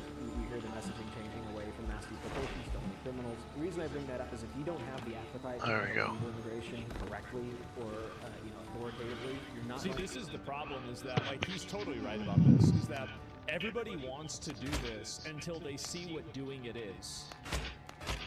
Like, mass deportations and removing illegal aliens is tearing apart families. It is rounding up kids. It is, basically alligator Alcatrazes all over the country. If you don't want that, you don't want mass deportation. You can't say that you don't like illegal immigration and then say that you don't like the solution to illegal immigration. Obama didn't care. Obama didn't do enough. Have the appetite to needs to happen. Any of those guys, the immigration law, this is America, this is my nation, this is my kids' inheritance. That's right. The system is broken and we need to fix it. To my ex-family, they go, hey, we're replacing you guys, we're getting rid of the whole team, and we're replacing you guys with Indians. Yeah, I swear to God. I look at that guy and go, you guys know I'm Indian, right? Like, no, you don't get it. We're we're moving the job to India to be done by Indians from India who live there who will do it cheaper. And in that moment, I turned into every one of your fathers out like, these goddamn Indians are taking our jobs. You can't flood the country with tens of thousands or hundreds of thousands of foreign workers. We also do have to bring in talent. We have plenty of talented people here. We don't have talented people here? No, you don't have certain talents, and people have to learn.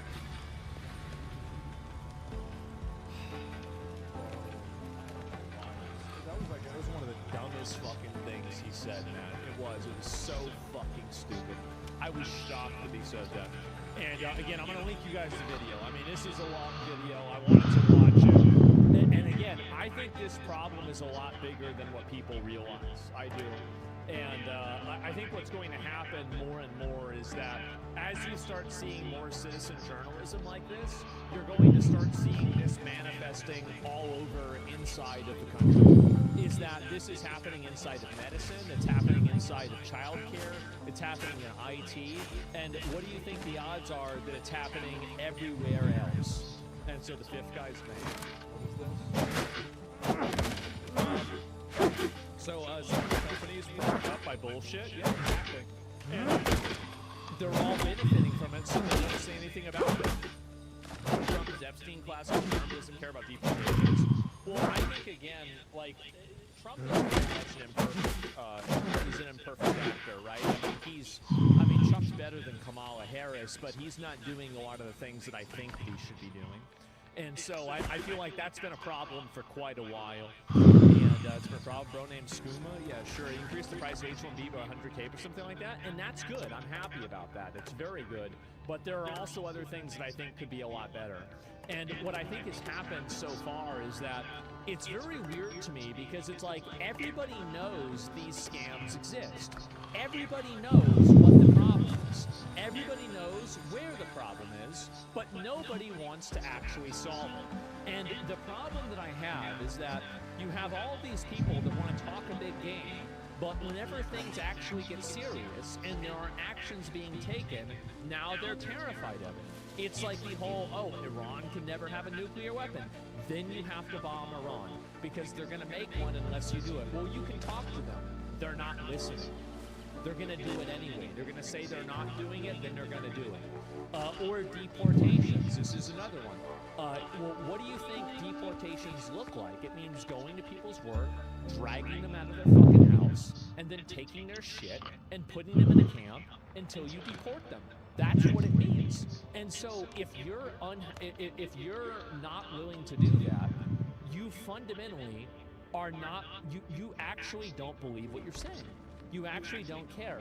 Or you only care to the extent, and this is also a major problem with what we have, is that people are way too controlled by the emotional outrage from, I would say, far left people.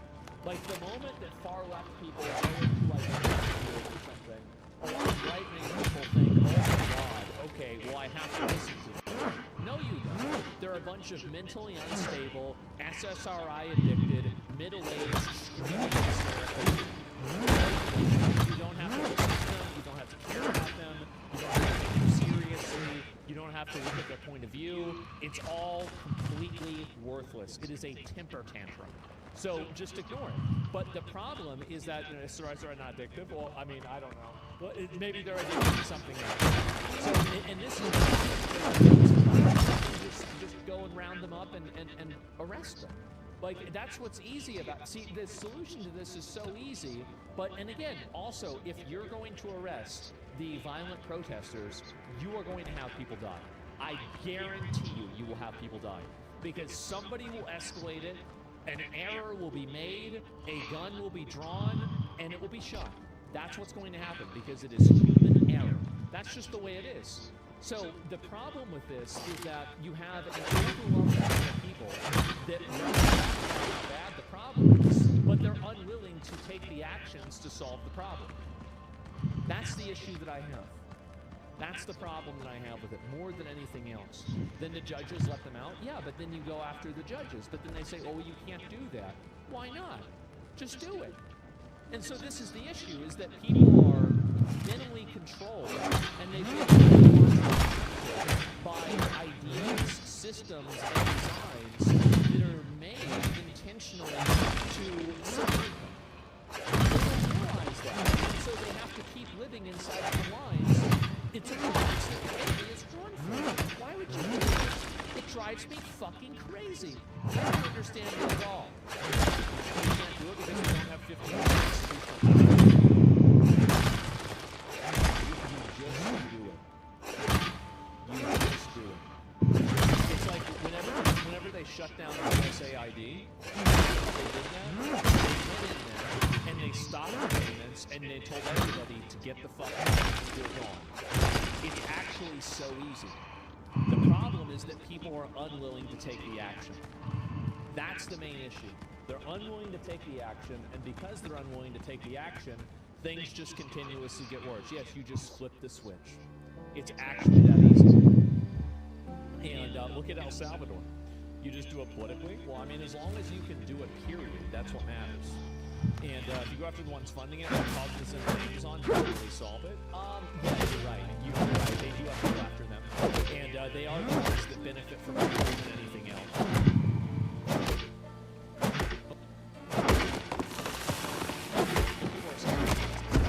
Doing something emotionally.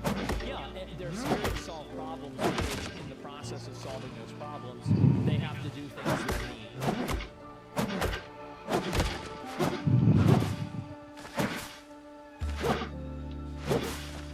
Was Sony making a game for Western audiences? I think that's what happened. Also, Sony owned the studio, but the studio that made it was a Western Well, it just wasn't the one we started with. Speaking of which, congratulations, you've almost 100% of this video. What do you think needs changing in the games industry? You want bigger games or more games? Sound off in the comments below, and for everything gaming, you are already in the right place. IGN. I think that another really big toxic thing that gamers have done is they've correlated the quality of a game to the amount of hours that they spend in the game and the value of the game to the amount of hours they spend in the game. And I don't think that's a good way to look at it. There are a lot of games that I've spent very few hours in, and it was some of the best time that I've ever had. But there are other games that I've spent a lot of hours in, and it wasn't really that great. And so it's because of COVID? Well, maybe, right? But like, I think that this has always been the way that people have seen things. So there's been games that I've played a lot. I put a lot of hours in, but the game was pretty much dog shit. And so does that really mean that, like, did I have more of a good time with Starfield, or did I have a better time with Undertale? I had a better time with Undertale, even though I only played it for 6 hours. So that's what I think. And I feel like also, again, this problem is manifest in Western game studios way more than Eastern game studios. Shadow Colossus is a 4 to 6 hour game. It's amazing. Yeah, I haven't played it myself, but I'm not surprised.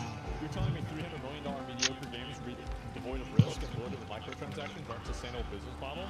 Madness. Yeah, crazy. Imagine that. And it's not AAA bubble, it has to burst. It's a live service bubble. No, it's the AAA bubble. It's the games have too much money. This is also the issue, is that games are, the cost of games is going up like this, and then the amount of money that players will spend on games is like this. So as the costs go up exponentially, players still don't even want to spend $70 for a video game. Think about it. Think about how many things in 2005, because this is 2005, 2006, whenever the 360 came out and they moved up to $30 games or $60 games, excuse me. How many things that you bought in 2006 or 7 are the same price now? Basically fucking nothing. Nothing is. And it's because gamers just don't have that much disposable income and they don't want to spend that much money, right? So what's happened is that these developers have to find other ways to make money, and the way they do that is by selling early access to the game. They do it by having microtransactions in the game. And this would have happened as a natural outcome of a publicly traded company, but at the same time, the fact that gamers are unwilling to spend more money accelerated it. Spending $80, $90 on a new game before taxes? Well, I don't know. I mean, you're buying the deluxe edition then, right? Because like I bought video games recently and they're $60 mainly. Like most video games are $60. But I do think this is a very good video, and I also think that, again, a lot of companies, and like I think IGN and a lot of other platforms, they don't really want to address the elephant in the room, which is the fact that a lot of the messaging of these games are very overt and they alienate gamers. But I don't think that they want to acknowledge that. And until they are willing to acknowledge it and say, like, listen, like, these are games made for guys, we have to make them appeal to guys, you're just going to keep losing.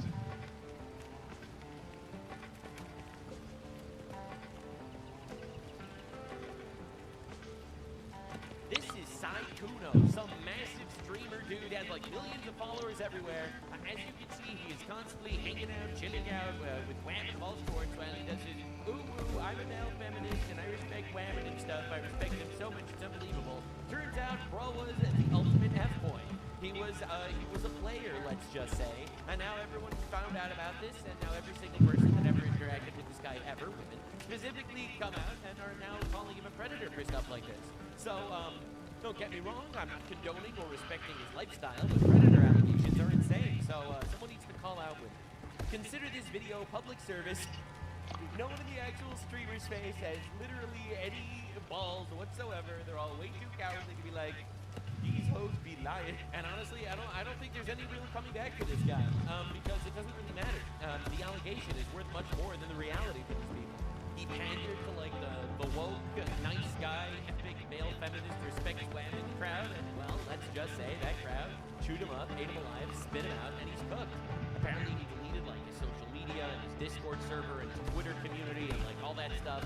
So I want to make my stance on this very clear from the very beginning before we look into the way his friends all dropped him immediately on zero evidence of any form of allegation, despite the fact that, you know, everyone immediately dropped this guy. My stance is fa-fo. Bro effed around, and bro found out career-wise. However, all these women and all these fake friends, these guys need to get obliterated too. And that's what I'm here for. Because unfortunately, not enough people are willing to do it. Massive day for the unemployed. The situation is escalating. A bunch of his friends came in and gave their opinions, such as Pokemon here, Valkyrie, XQC chimed in, and more. Dude, it's all of his buddies came in to throw him under the bus. It's absolute cinema. I mean, I'm sorry this happened to you. It's absolute cinema. These fake-ass losers. Losers. I feel like this is a good time to say I've been canceled for like 8 years on the internet. Not a single allegation whatsoever of anything. Here I stand. Zero effect on me. Long term, at least. Everything seems to be complete and utter lies with zero whatsoever. And, you know, the crazy thing is, I'm sorry this is happening to you, but this is the audience that's going to destroy you now. This is whoa, with you in the short term, but it will destroy you. Absolutely every time without fail. My last video, because you have a job and a life, no worries. Basically, Saikudo got a Google donkey dropped on him by a girl, alleging him A woman. crazy stuff. Like, Doesn't she show her butthole on the internet? he did, and not in Among Us, God forbid. How it sounds to feel disappointed but no longer surprised. These are the fakest people on the planet. These people are like best friends, living in the same content creator house, influencer mansion, whatever, and they just throw them under the bus. Allegations with zero evidence of being a predator or anything. Nah, these women fucking demonic.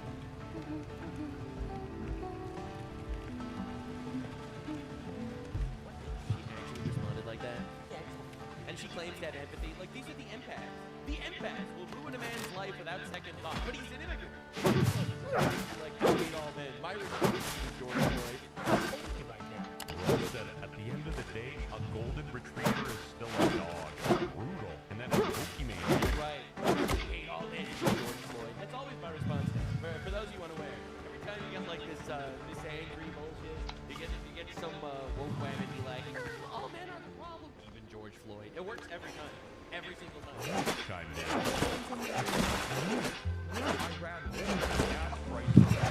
Obviously, yes, I have this at the end. Obviously, yes. And obviously, yes.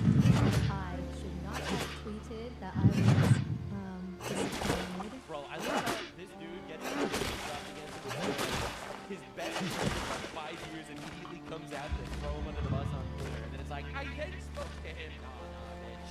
Sorry, you fucking bitch. Well, obviously, By the way, her boyfriend is Sean Piker, a man that rapes dogs. I mean, shocks dogs and rapes people. I mean, allegedly rapes people.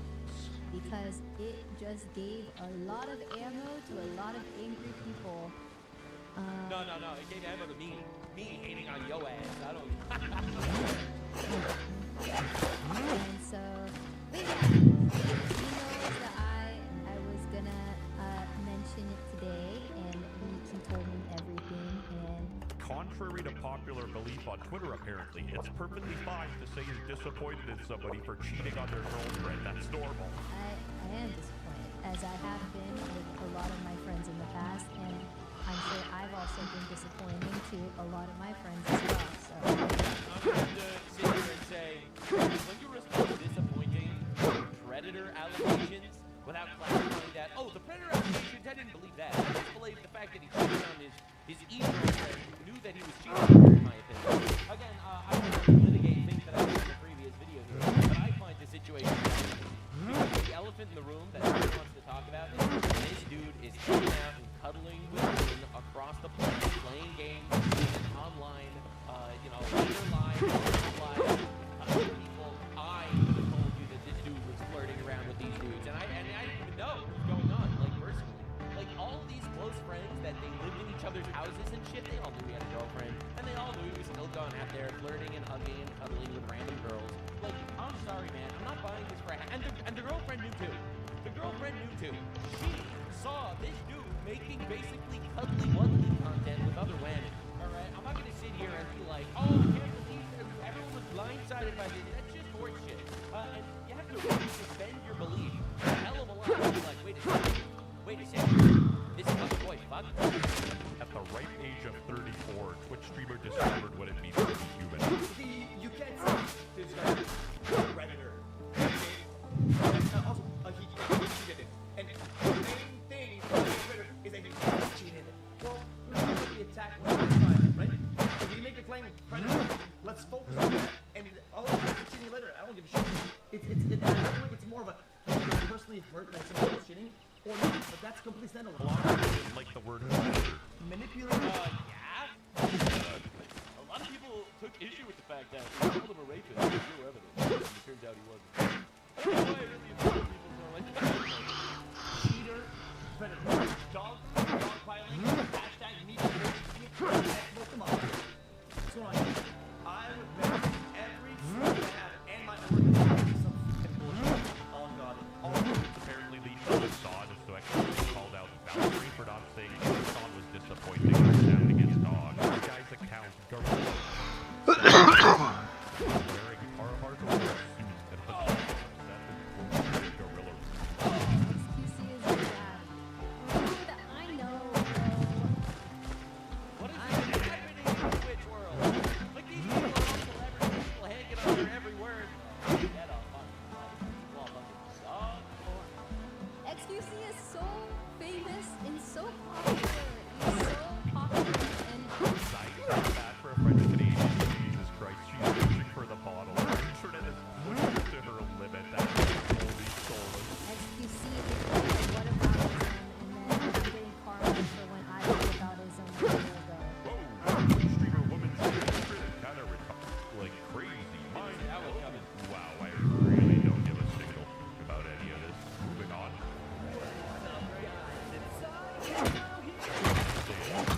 A manipulative cheater and a dickhead. So mad at me. Why are you doing this manipulative thing? Why? Because he flirted? Because he flirted? That makes him manipulative? Like, these people are unbelievable. These people are actually insane. They have no issues or qualms with ruining a man's life. It's honestly insane. Ain't the main hoe, so she goes and exposes him. Yet in the YouTube video, she tries to stay in contact with him, and you can still talk to me and make up for your actions. LMAO. You can still talk to me and make up for your actions. Yeah, it's like, this is the person that dropped a Google calling this guy a predator. Anyway, we can still be friends, ooh-woo. So don't get me wrong, because I always thought such a cloud-hungry whore situation. come down for second chances. I thought Saikuno was gay. WTF. Here's a crazy one. One of the other Chinese streamers that plays Among Us was Saikuno. Predicted this. It was crazy foreshadowing. Yeah, bro, I know. I see through, okay? Well, what do you think now? And then you realize he's How did you not laying it up? Bro, this guy was an IRL anime character and everyone. He was putting up a thing. like this 47. Yeah, he's just really good at keeping the one. The minivan, the Redlands, even the big guys on TV chimed in. The only thing I am really able to say is that I really don't condone cheating. But yeah. The bravest take of the year, bro. Dude, I'm telling you, man. Like, these are like celebrities. These are the Twitch streamers people look up to. Bravest take of the year. Don't condone. I'm super disappointed, and I am not personally talked to Psychotic the last Bro, you're buying this shit.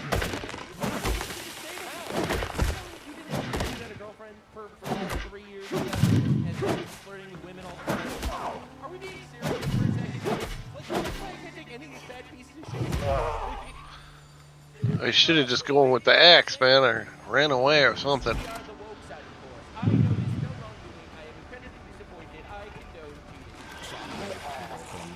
We've been around this guy for 7 years. Get out of here, bro. Get out of here. Never knew that. What? You were like his bestie for 7 years and you never knew that? Like, are you being serious? Next, Pokemon has a boyfriend? Yeah, I don't know how you can trust your friend if he's been hiding a girlfriend for 7 years. That's pretty insane. He hasn't. They've been living together. All right, he knew about it. Get out of here. Miss me with this, bro. Be honest. A predator. They're so malleable. They're so predictable. Like, it's so sad. They are cutting into You our can head. predict the reaction that you are going to have. True. The moment I see a man being woke, I know the end he's gonna have. Bro's gonna get a Google Doc dropped on his ass. It's inevitable. A woke man is over. It's over. Bro tries to white knight to get into the good graces of whammon. But not even good whammon. Whore whammon. And then the whore whammon will obliterate him. Because that's what happens. Alright, listen. Proving the test of time, nuts right every time. Doesn't stop being correct. A mile away. Give it a week away. Bro, you know exactly how Ed is going to play out. Bro, I agree, you know, it's I easy to... see 6 steps ahead.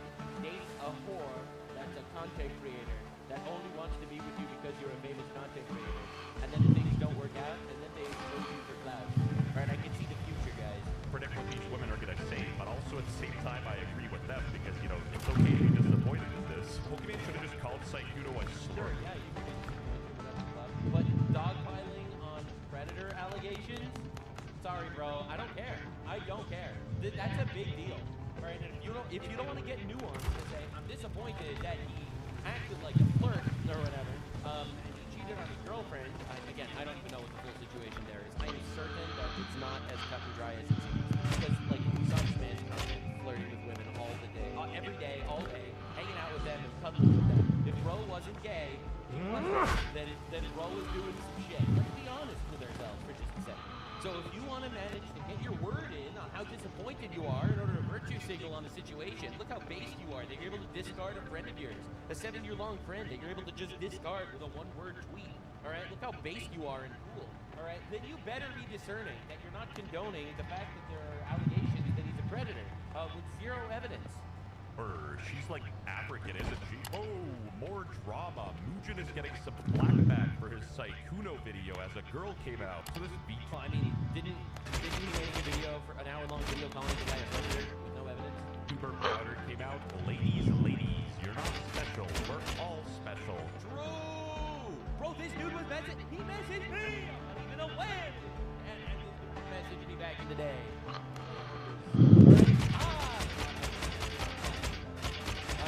That's why I'm showing her talking to Saikuno. Kidding. Kudo for 3 hours. You criticize it for cheating? Absolutely, but never once did I feel manipulated by this dude. Everyone that says he's manipulated is like a nice little woman. It's like, holy fucking shit, you are pathetic. The huge flirt. You are an adult.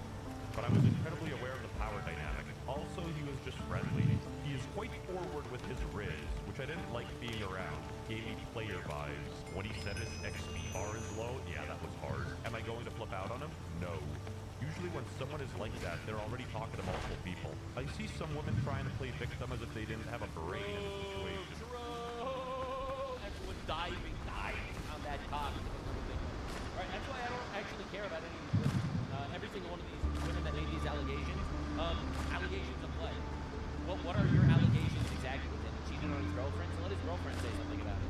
Right? Did he wrong you by cheating on his girlfriend? Right? Who are you? That's why every single person that jumped on this train slandered this man in my opinion. They're all pathetic. All of them. They're all clout chasing. I was manipulated because she was flirting with me and get a life. You are an adult. Holy shit. Also saw people throwing around the word predator. I think that's unreasonable. Mugen never really was a reliable narrator. A larger creator who's friendly asks to play a game with you. Would you say no? Mugen strike back to pause and read the whole thing, but I'm going to read the important part. Wait, hold up. Mugen struck back against the smaller content creator? Hold up. Is that a power dynamic or something? I don't know. I mean, nothing. He was never really a reliable narrator, so when his video eventually comes out about me being canceled by my audience for secretly having dated a black guy. What? Whoa! That came out of nowhere! They're like saying that I can't stand minorities. Please don't trust them. Wait, so Muchin is now claiming that this VTuber woman, who's right-wing, and therefore has a racist audience, he is going to eventually expose that she, dating a black guy, and the audience is going to leave because they're like, holy fuck, we thought you were racist like us. Bro, this is the craziest headcanon I've ever seen in my entire life. Oh my And god. you're like really mad, lol. Yeah. Also, stop fetishizing me in a mixed race relationship, you Oh my god. Attention moviegoers, there's a mixed race couple in the front row. What is up, guys? It's Side here. That is awful. That might be one of the worst, like most self-imploding tweets I've ever seen in my entire life. I'm gonna expose you for dating a black man.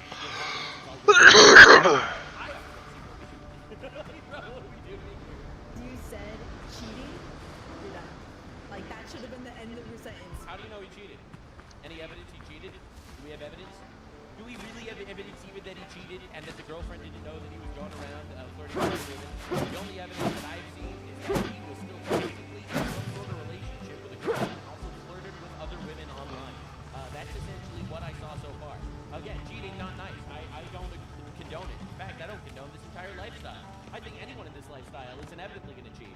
Bro's in a relationship and hanging out all days, hugging and cuddling other random women on streams and shit, and playing video games with them all night. Do you really expect this guy not to cheat? Like, that's why to me it's like the least shocking situation of all time. Find a woman, one woman, marry her, have a family, the end. Period. All right, well, what are we even doing here? All right, did you expect me to think that these, like, mega woke, hyper, sexualized streamers, which are constantly out there flirting with everyone on the fucking planet, doing these massive group collaborations in their streamer houses, I don't expect any of them to not cheat, actually. Cheating is basically what I expect. Cheating is bad. Saikuno is bad. Is a bad person for cheating. Yep, she nailed it. Then again, I'm not shocked that a woman is cooking.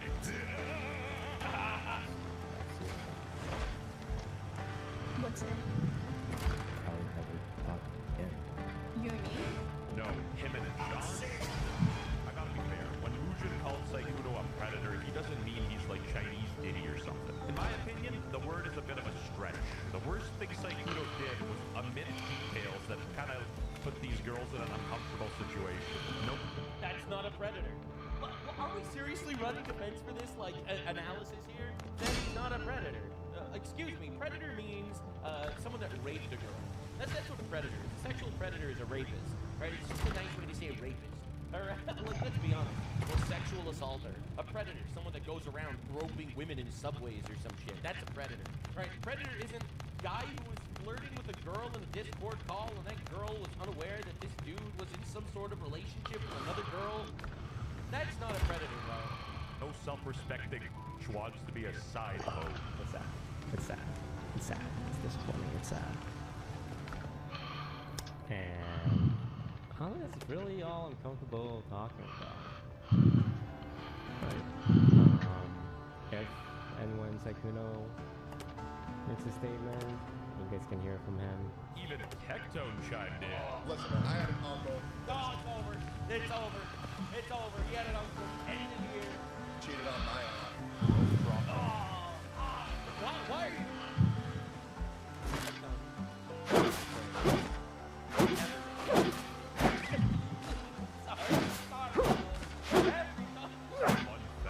Did I cut him off? No. I still talk to him, but every single day I say, hey, yeah, this guy's miserable. But did I cut him off? No. Now, kind of understand what he did was wrong, which is great. That's your...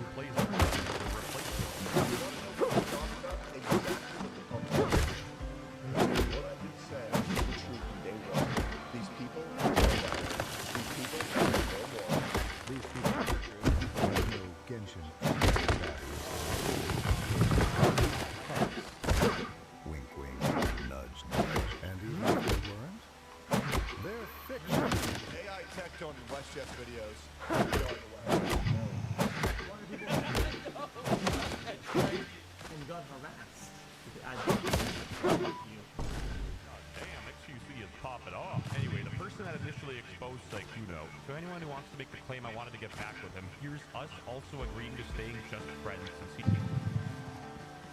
Are you being serious? This girl dropped a viral Google Doc calling him a predator, and she's like, we're just gonna stay friends? What are we doing? Like, these people are unserious fucking people on the planet. He didn't give me the consistency I needed. When I say I wanted something long-term and something committed, I meant that. I was giving him a second chance as my friend, but I can't be friends with someone who clearly doesn't learn from his actions. Saikudo said, let's just be regular friends. If you want that just as friends, then that's okay too. It might take some time for me to get a little over, because obviously I still have feelings for you. The second the feelings left, the Google Docs appeared. You don't even gotta pick a side to see that everyone involved in this situation is a moron. Whoa! Color me shocked. These two are being hypocritical? I would have never believed it. The internet should be thankful Hassan only zapped the dog, because he's at a very Chinese part of his life.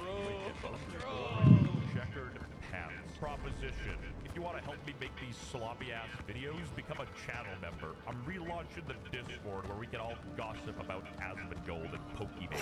For just 5 pennies, into our private Discord. Literally a dream come true. Anyway, what I'm trying to make is all these people are pieces of shit. Ultimately, God, find a way to get married, women, get married, not people and build a beautiful family with a lot of children. Don't get into like these gigantic group streamers and then expect to be cheating. Because I will think, I'm not going to say it out loud because I don't have evidence, but I'll assume you did. And then when it inevitably happens and everyone calls you a rapist, I'm just going to be like, well, that shit sucks, I guess. So this is me in the ultimate decision. I get to be satisfied with the downfall, to also with the women dropping notifications. Look, not cows.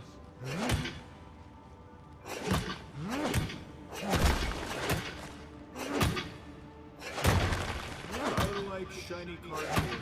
I do not like grading shiny cardboard. I do not like green eggs and ham. I have said it for many years. I think grading cards is hooey. I know I've spit and shit about this topic for a while, but it's true. I just think it's a bunch of horseradish. You pay hundreds, sometimes thousands of dollars to grade your cards, and sometimes they get damaged, other times it just feels like it's truly just RNG. The roll of the dice, and it's entirely dependent on whoever's manhandling your card's mood on that given day with whatever grade they decide to dole out. To me, it just always feels inconsistent, so I just really never think that it's worth the money to get cards graded. And I know people make entire careers out of buying and selling graded cards and all of that. All power to you. I'm not your fucking dad. I'm not coming in there with a...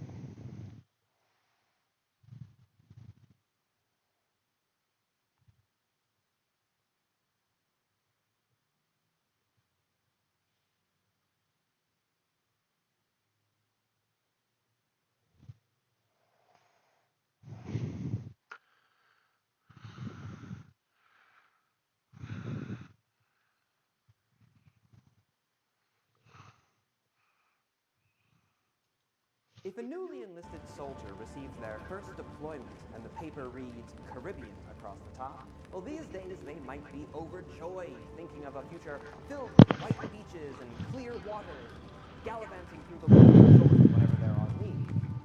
But in the 18th century, assuming that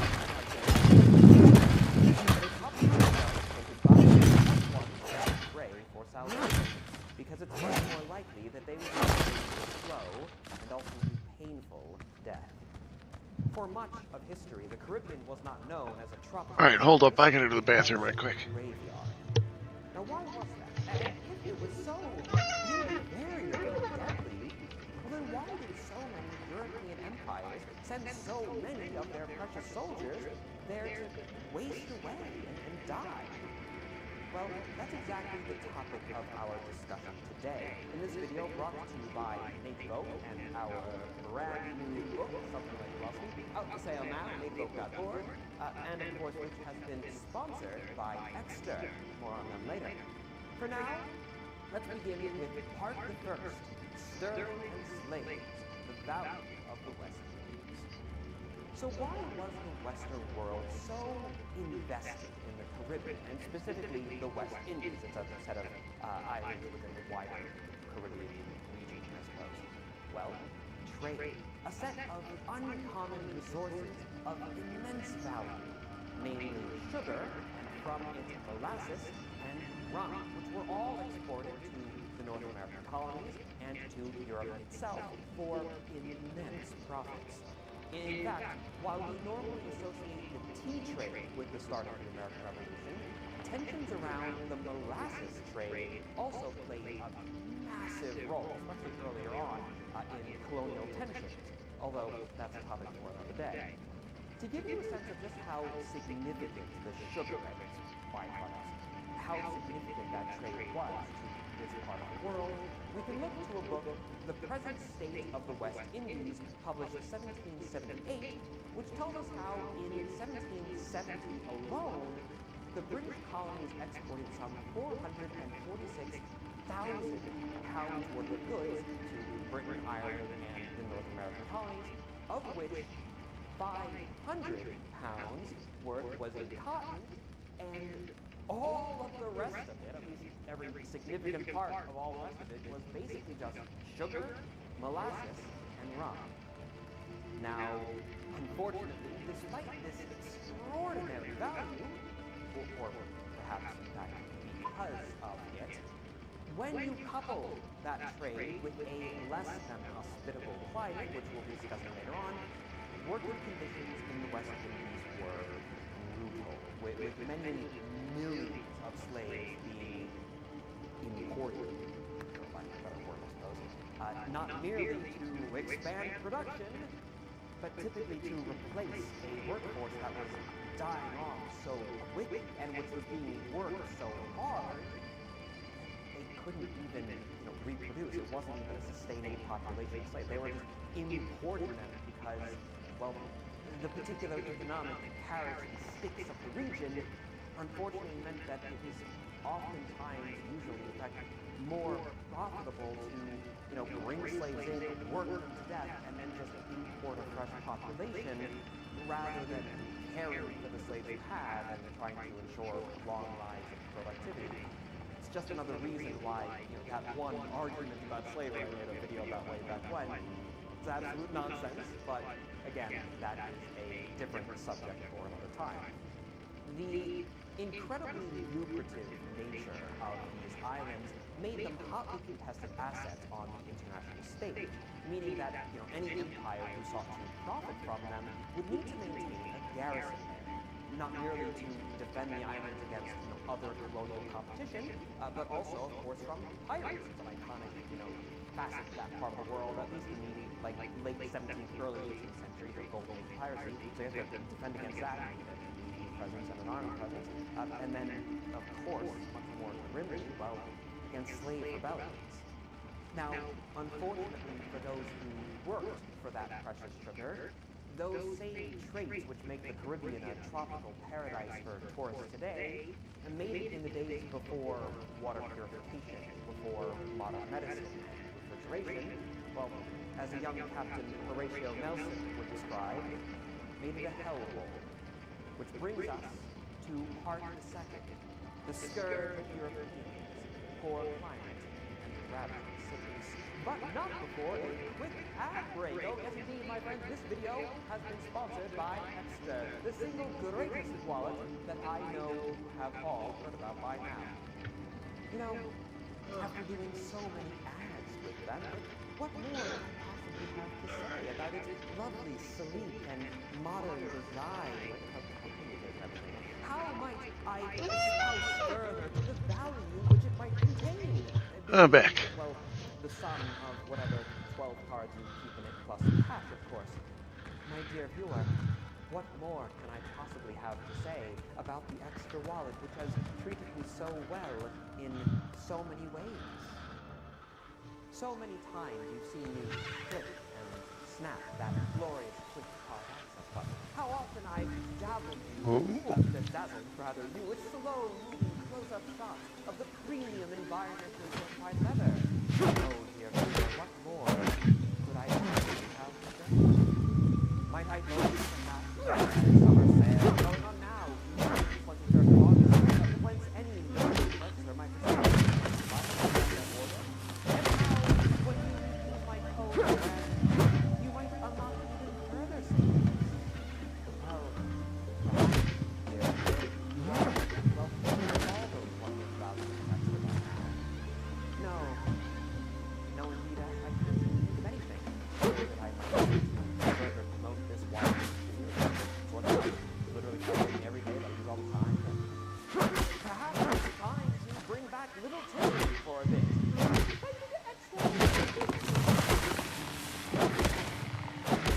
I cut away there to where you wouldn't be able to see me. It would be a shot of Little. Thank you, Lexer, for sponsoring the video. To the topic at hand, I suppose. Sickness. Not a I made that to be there. Anyways, the president of the West Indies described the island of Cuba, for example, as a hurricane.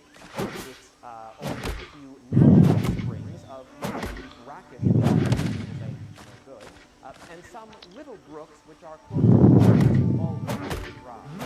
Derived from the island is made of rainwater raised in cisterns, which means for some relief, one described as being very light, extremely pure, and very wholesome. So at least they could get some decent water in the rainy season.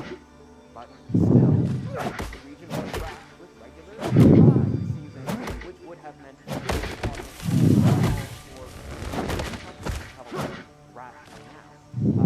broadly speaking as well, but really it's an apt description for much of it.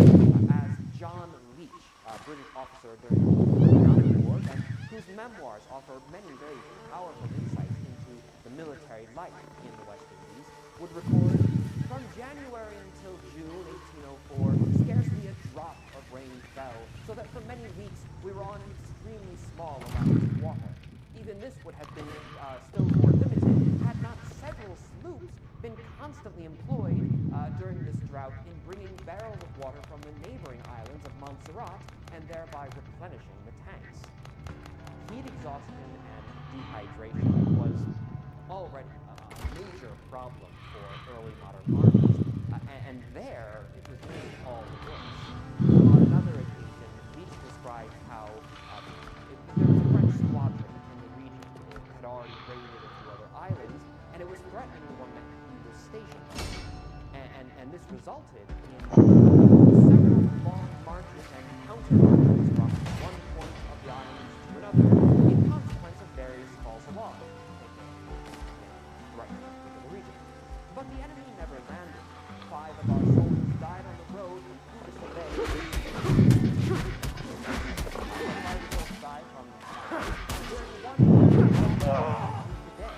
Bullshit! My servant, a young, active, and healthy man, was one of those who died in this manner. The region's I didn't activate my bed. shock, especially to individuals who were Probably why.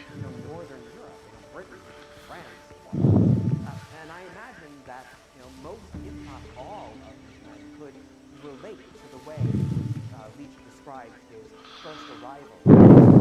When he wrote, "We could scarcely at first be reconciled to the idea of Christmas with such a blazing sun over our heads." Later, regarding his between the noise of blizzards, mosquitoes, and other tormenting devils which sing and bite throughout the night, and unite all their efforts to destroy one's slumbers, I got but a small allowance of sleep, in spite of the liberal potation of old Madeira imbibed at the 64th mess. I may here remark that during the whole of my stay in the West Indies, I suffered less than the generality of my brother officers from the bites of mosquitoes, although their eternal singing has tired my patience many a night.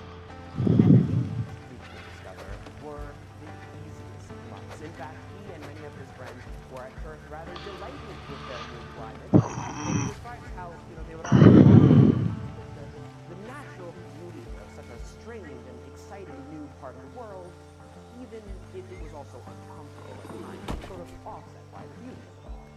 And now these things, however, lose their luster, and as the 5 largely uneventful, more wintering months, it was the coming of summer, came, as he described, that eternal curse and scourge of Europeans, the yellow fever.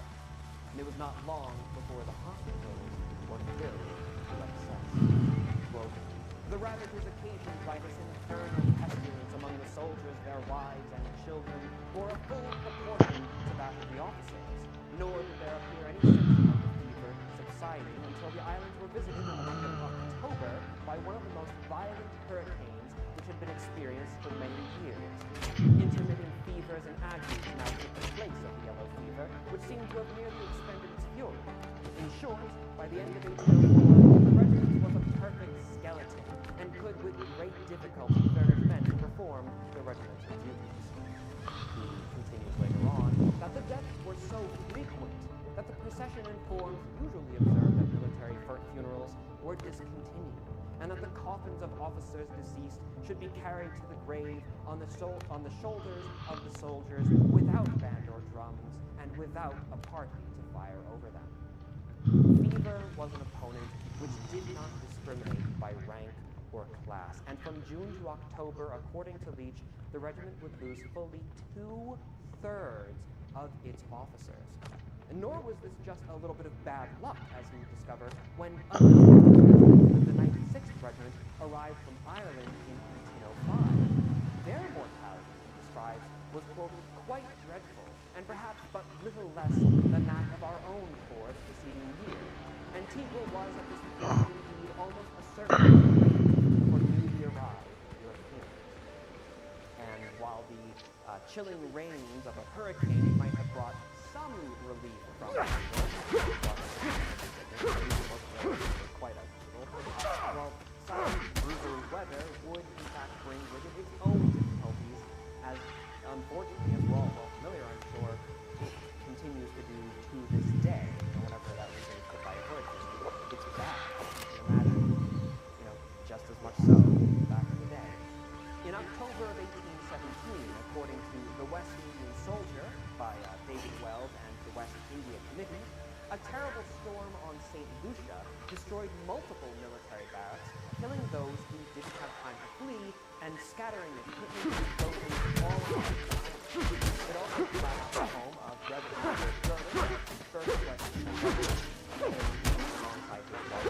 Oh, god damn. Much like sickness, storms, and earthquakes, they're not going to care. Not even the island's government, who all his powers for the destruction of that storm, as he also even with all of these powerful examples, it can be difficult to really understand just how brutal the life on these islands were. Some statistics here then might be able to help bridge that gap. Again, we're going to look to Loach's account, where he describes how another when the regiment first arrived, he described how they had a strength of some 400 men divided into 2 battalions.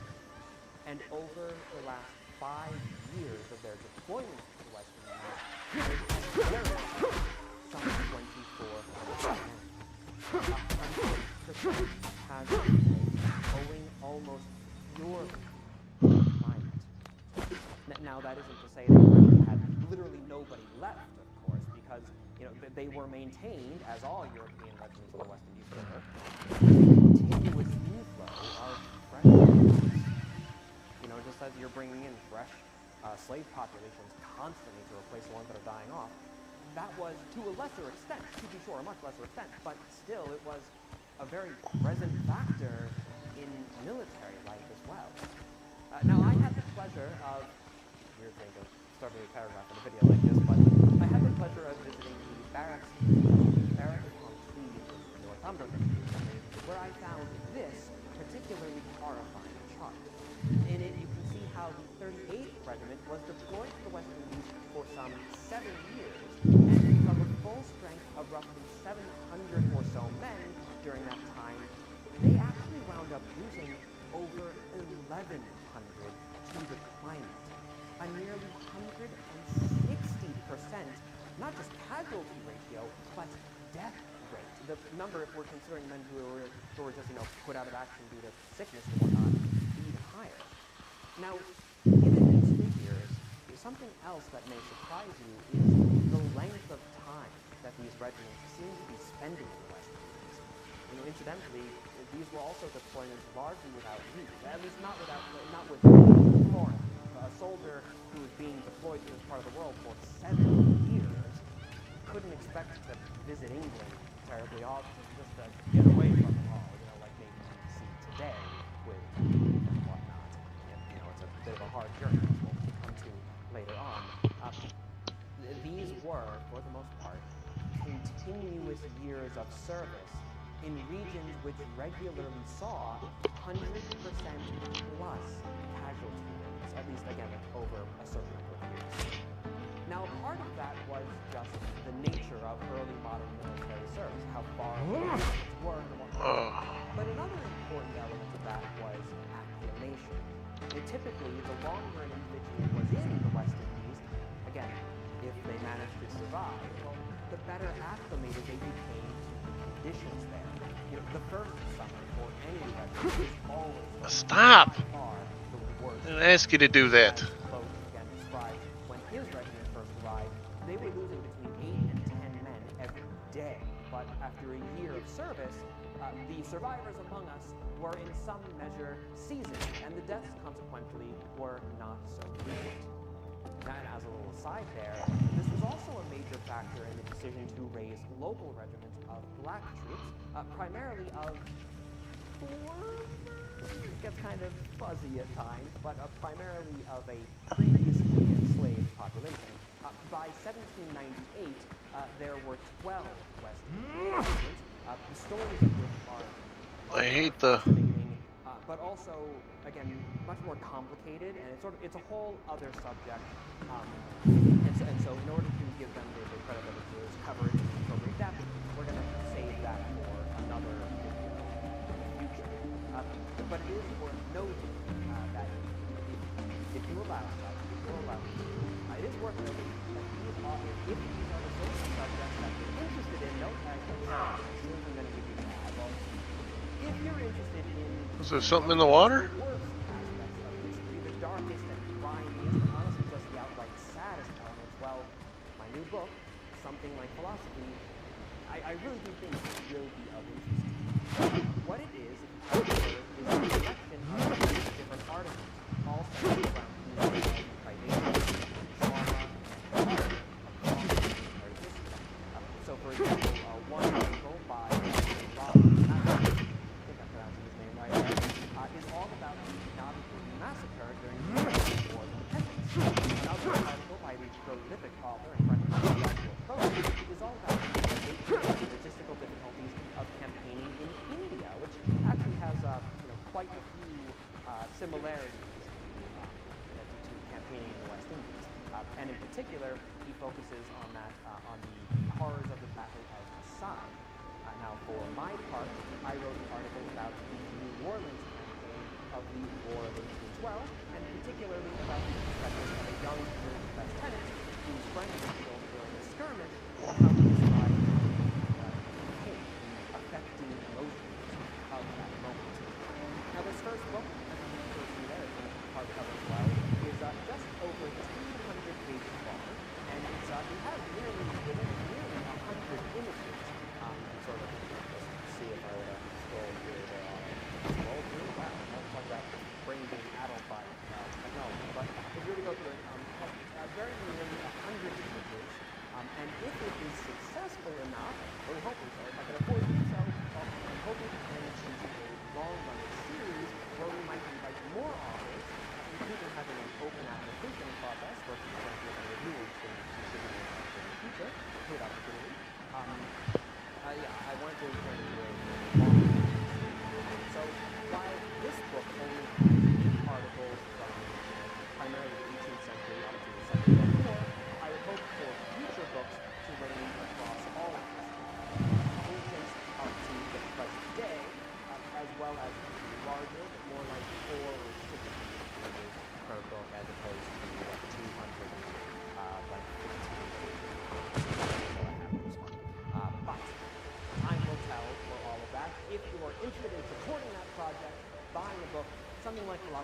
released for sale now, nativeoak.org/shop. From there, just click on books and it'll take you right where you need to be. Thank you all for your time and consideration. Appreciate it. My apologies for taking a long video to do this.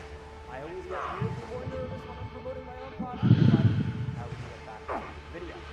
You can make it, dude. I got faith in you. Come on. There we go. Now, You can make it. You can make it. You're almost there. You're almost there. Come on. A little bit more. A little bit more. And long service. Perhaps the most notorious example of this, at least in the British Army, would be the 38th Regiment of Foot, which was deployed to the West Indies in 1707, only to finally return home in 1765. That is 58, if I have my maths correct, years of continuous service. In fact, when the regiment went over to the West Indies, they weren't called the 38th because the numerical system, the numerical regimental naming system, was only introduced in 1751. So before that, they were Colonel Livingstone's regiment. Now, throughout this incredibly long service, obviously the men weren't sitting idle. There were a number of different wars during that time period, and like most regiments who served in the West Indies, Livingstone would serve both on land as infantry garrisons and at sea as marines. While the regiment was officially based on the island of Antigua, they had troops really spread across a variety of different islands, all based on basically where there was room to house and supply them. So the smallest garrisons could be, as small as a single company of men, maybe an officer, more likely just a few NCOs. Come on, come on, come on! Because these men were serving in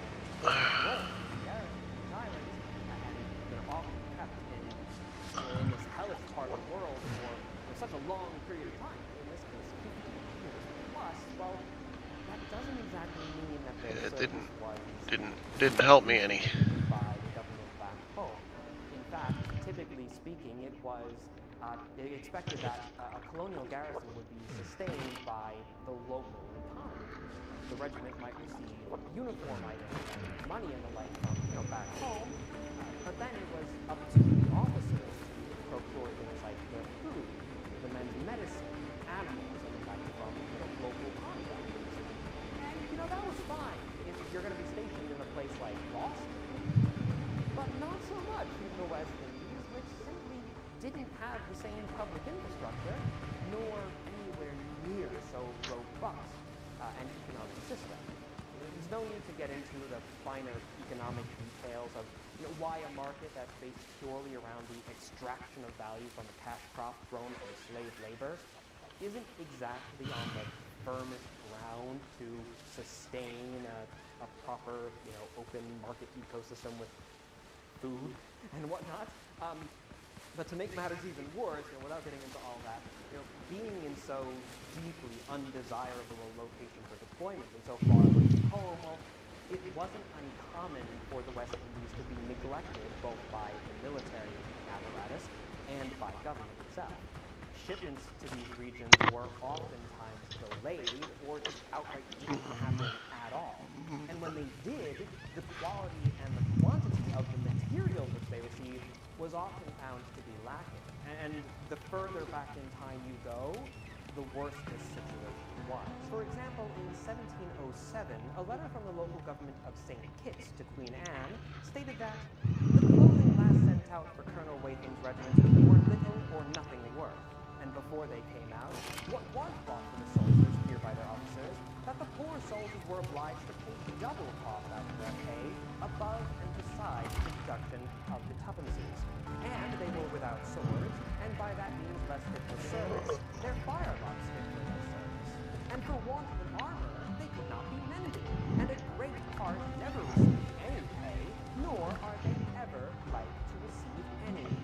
Gotta love those early modern writing structures, but the regular inconsistency of clothing shipments, quality, arms, and money even outright, all these things in the Caribbean, is to say nothing of how, even at their best quality, the uniforms of this time period were just simply not well suited altered, mended, and even outright replaced with local materials, whatever could be gotten, in piecemeal fashion.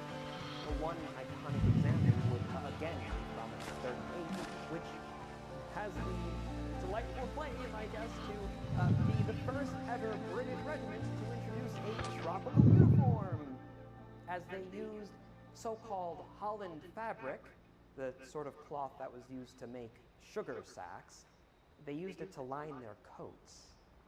I can't imagine that was a terribly soft material, very pleasant material either, but that's what you have available, that's what you use. Again, sort of speaks as well to how dominated these islands were by just the sugar trade. That's what they had. The soldiers paid. I'm gonna log out for a little bit, get some lunch. I will see you fellas later. Islands could actually be quite high for both officers and enlisted ranks both. This in turn then meant that not only would the private soldiers be seeking out supplemental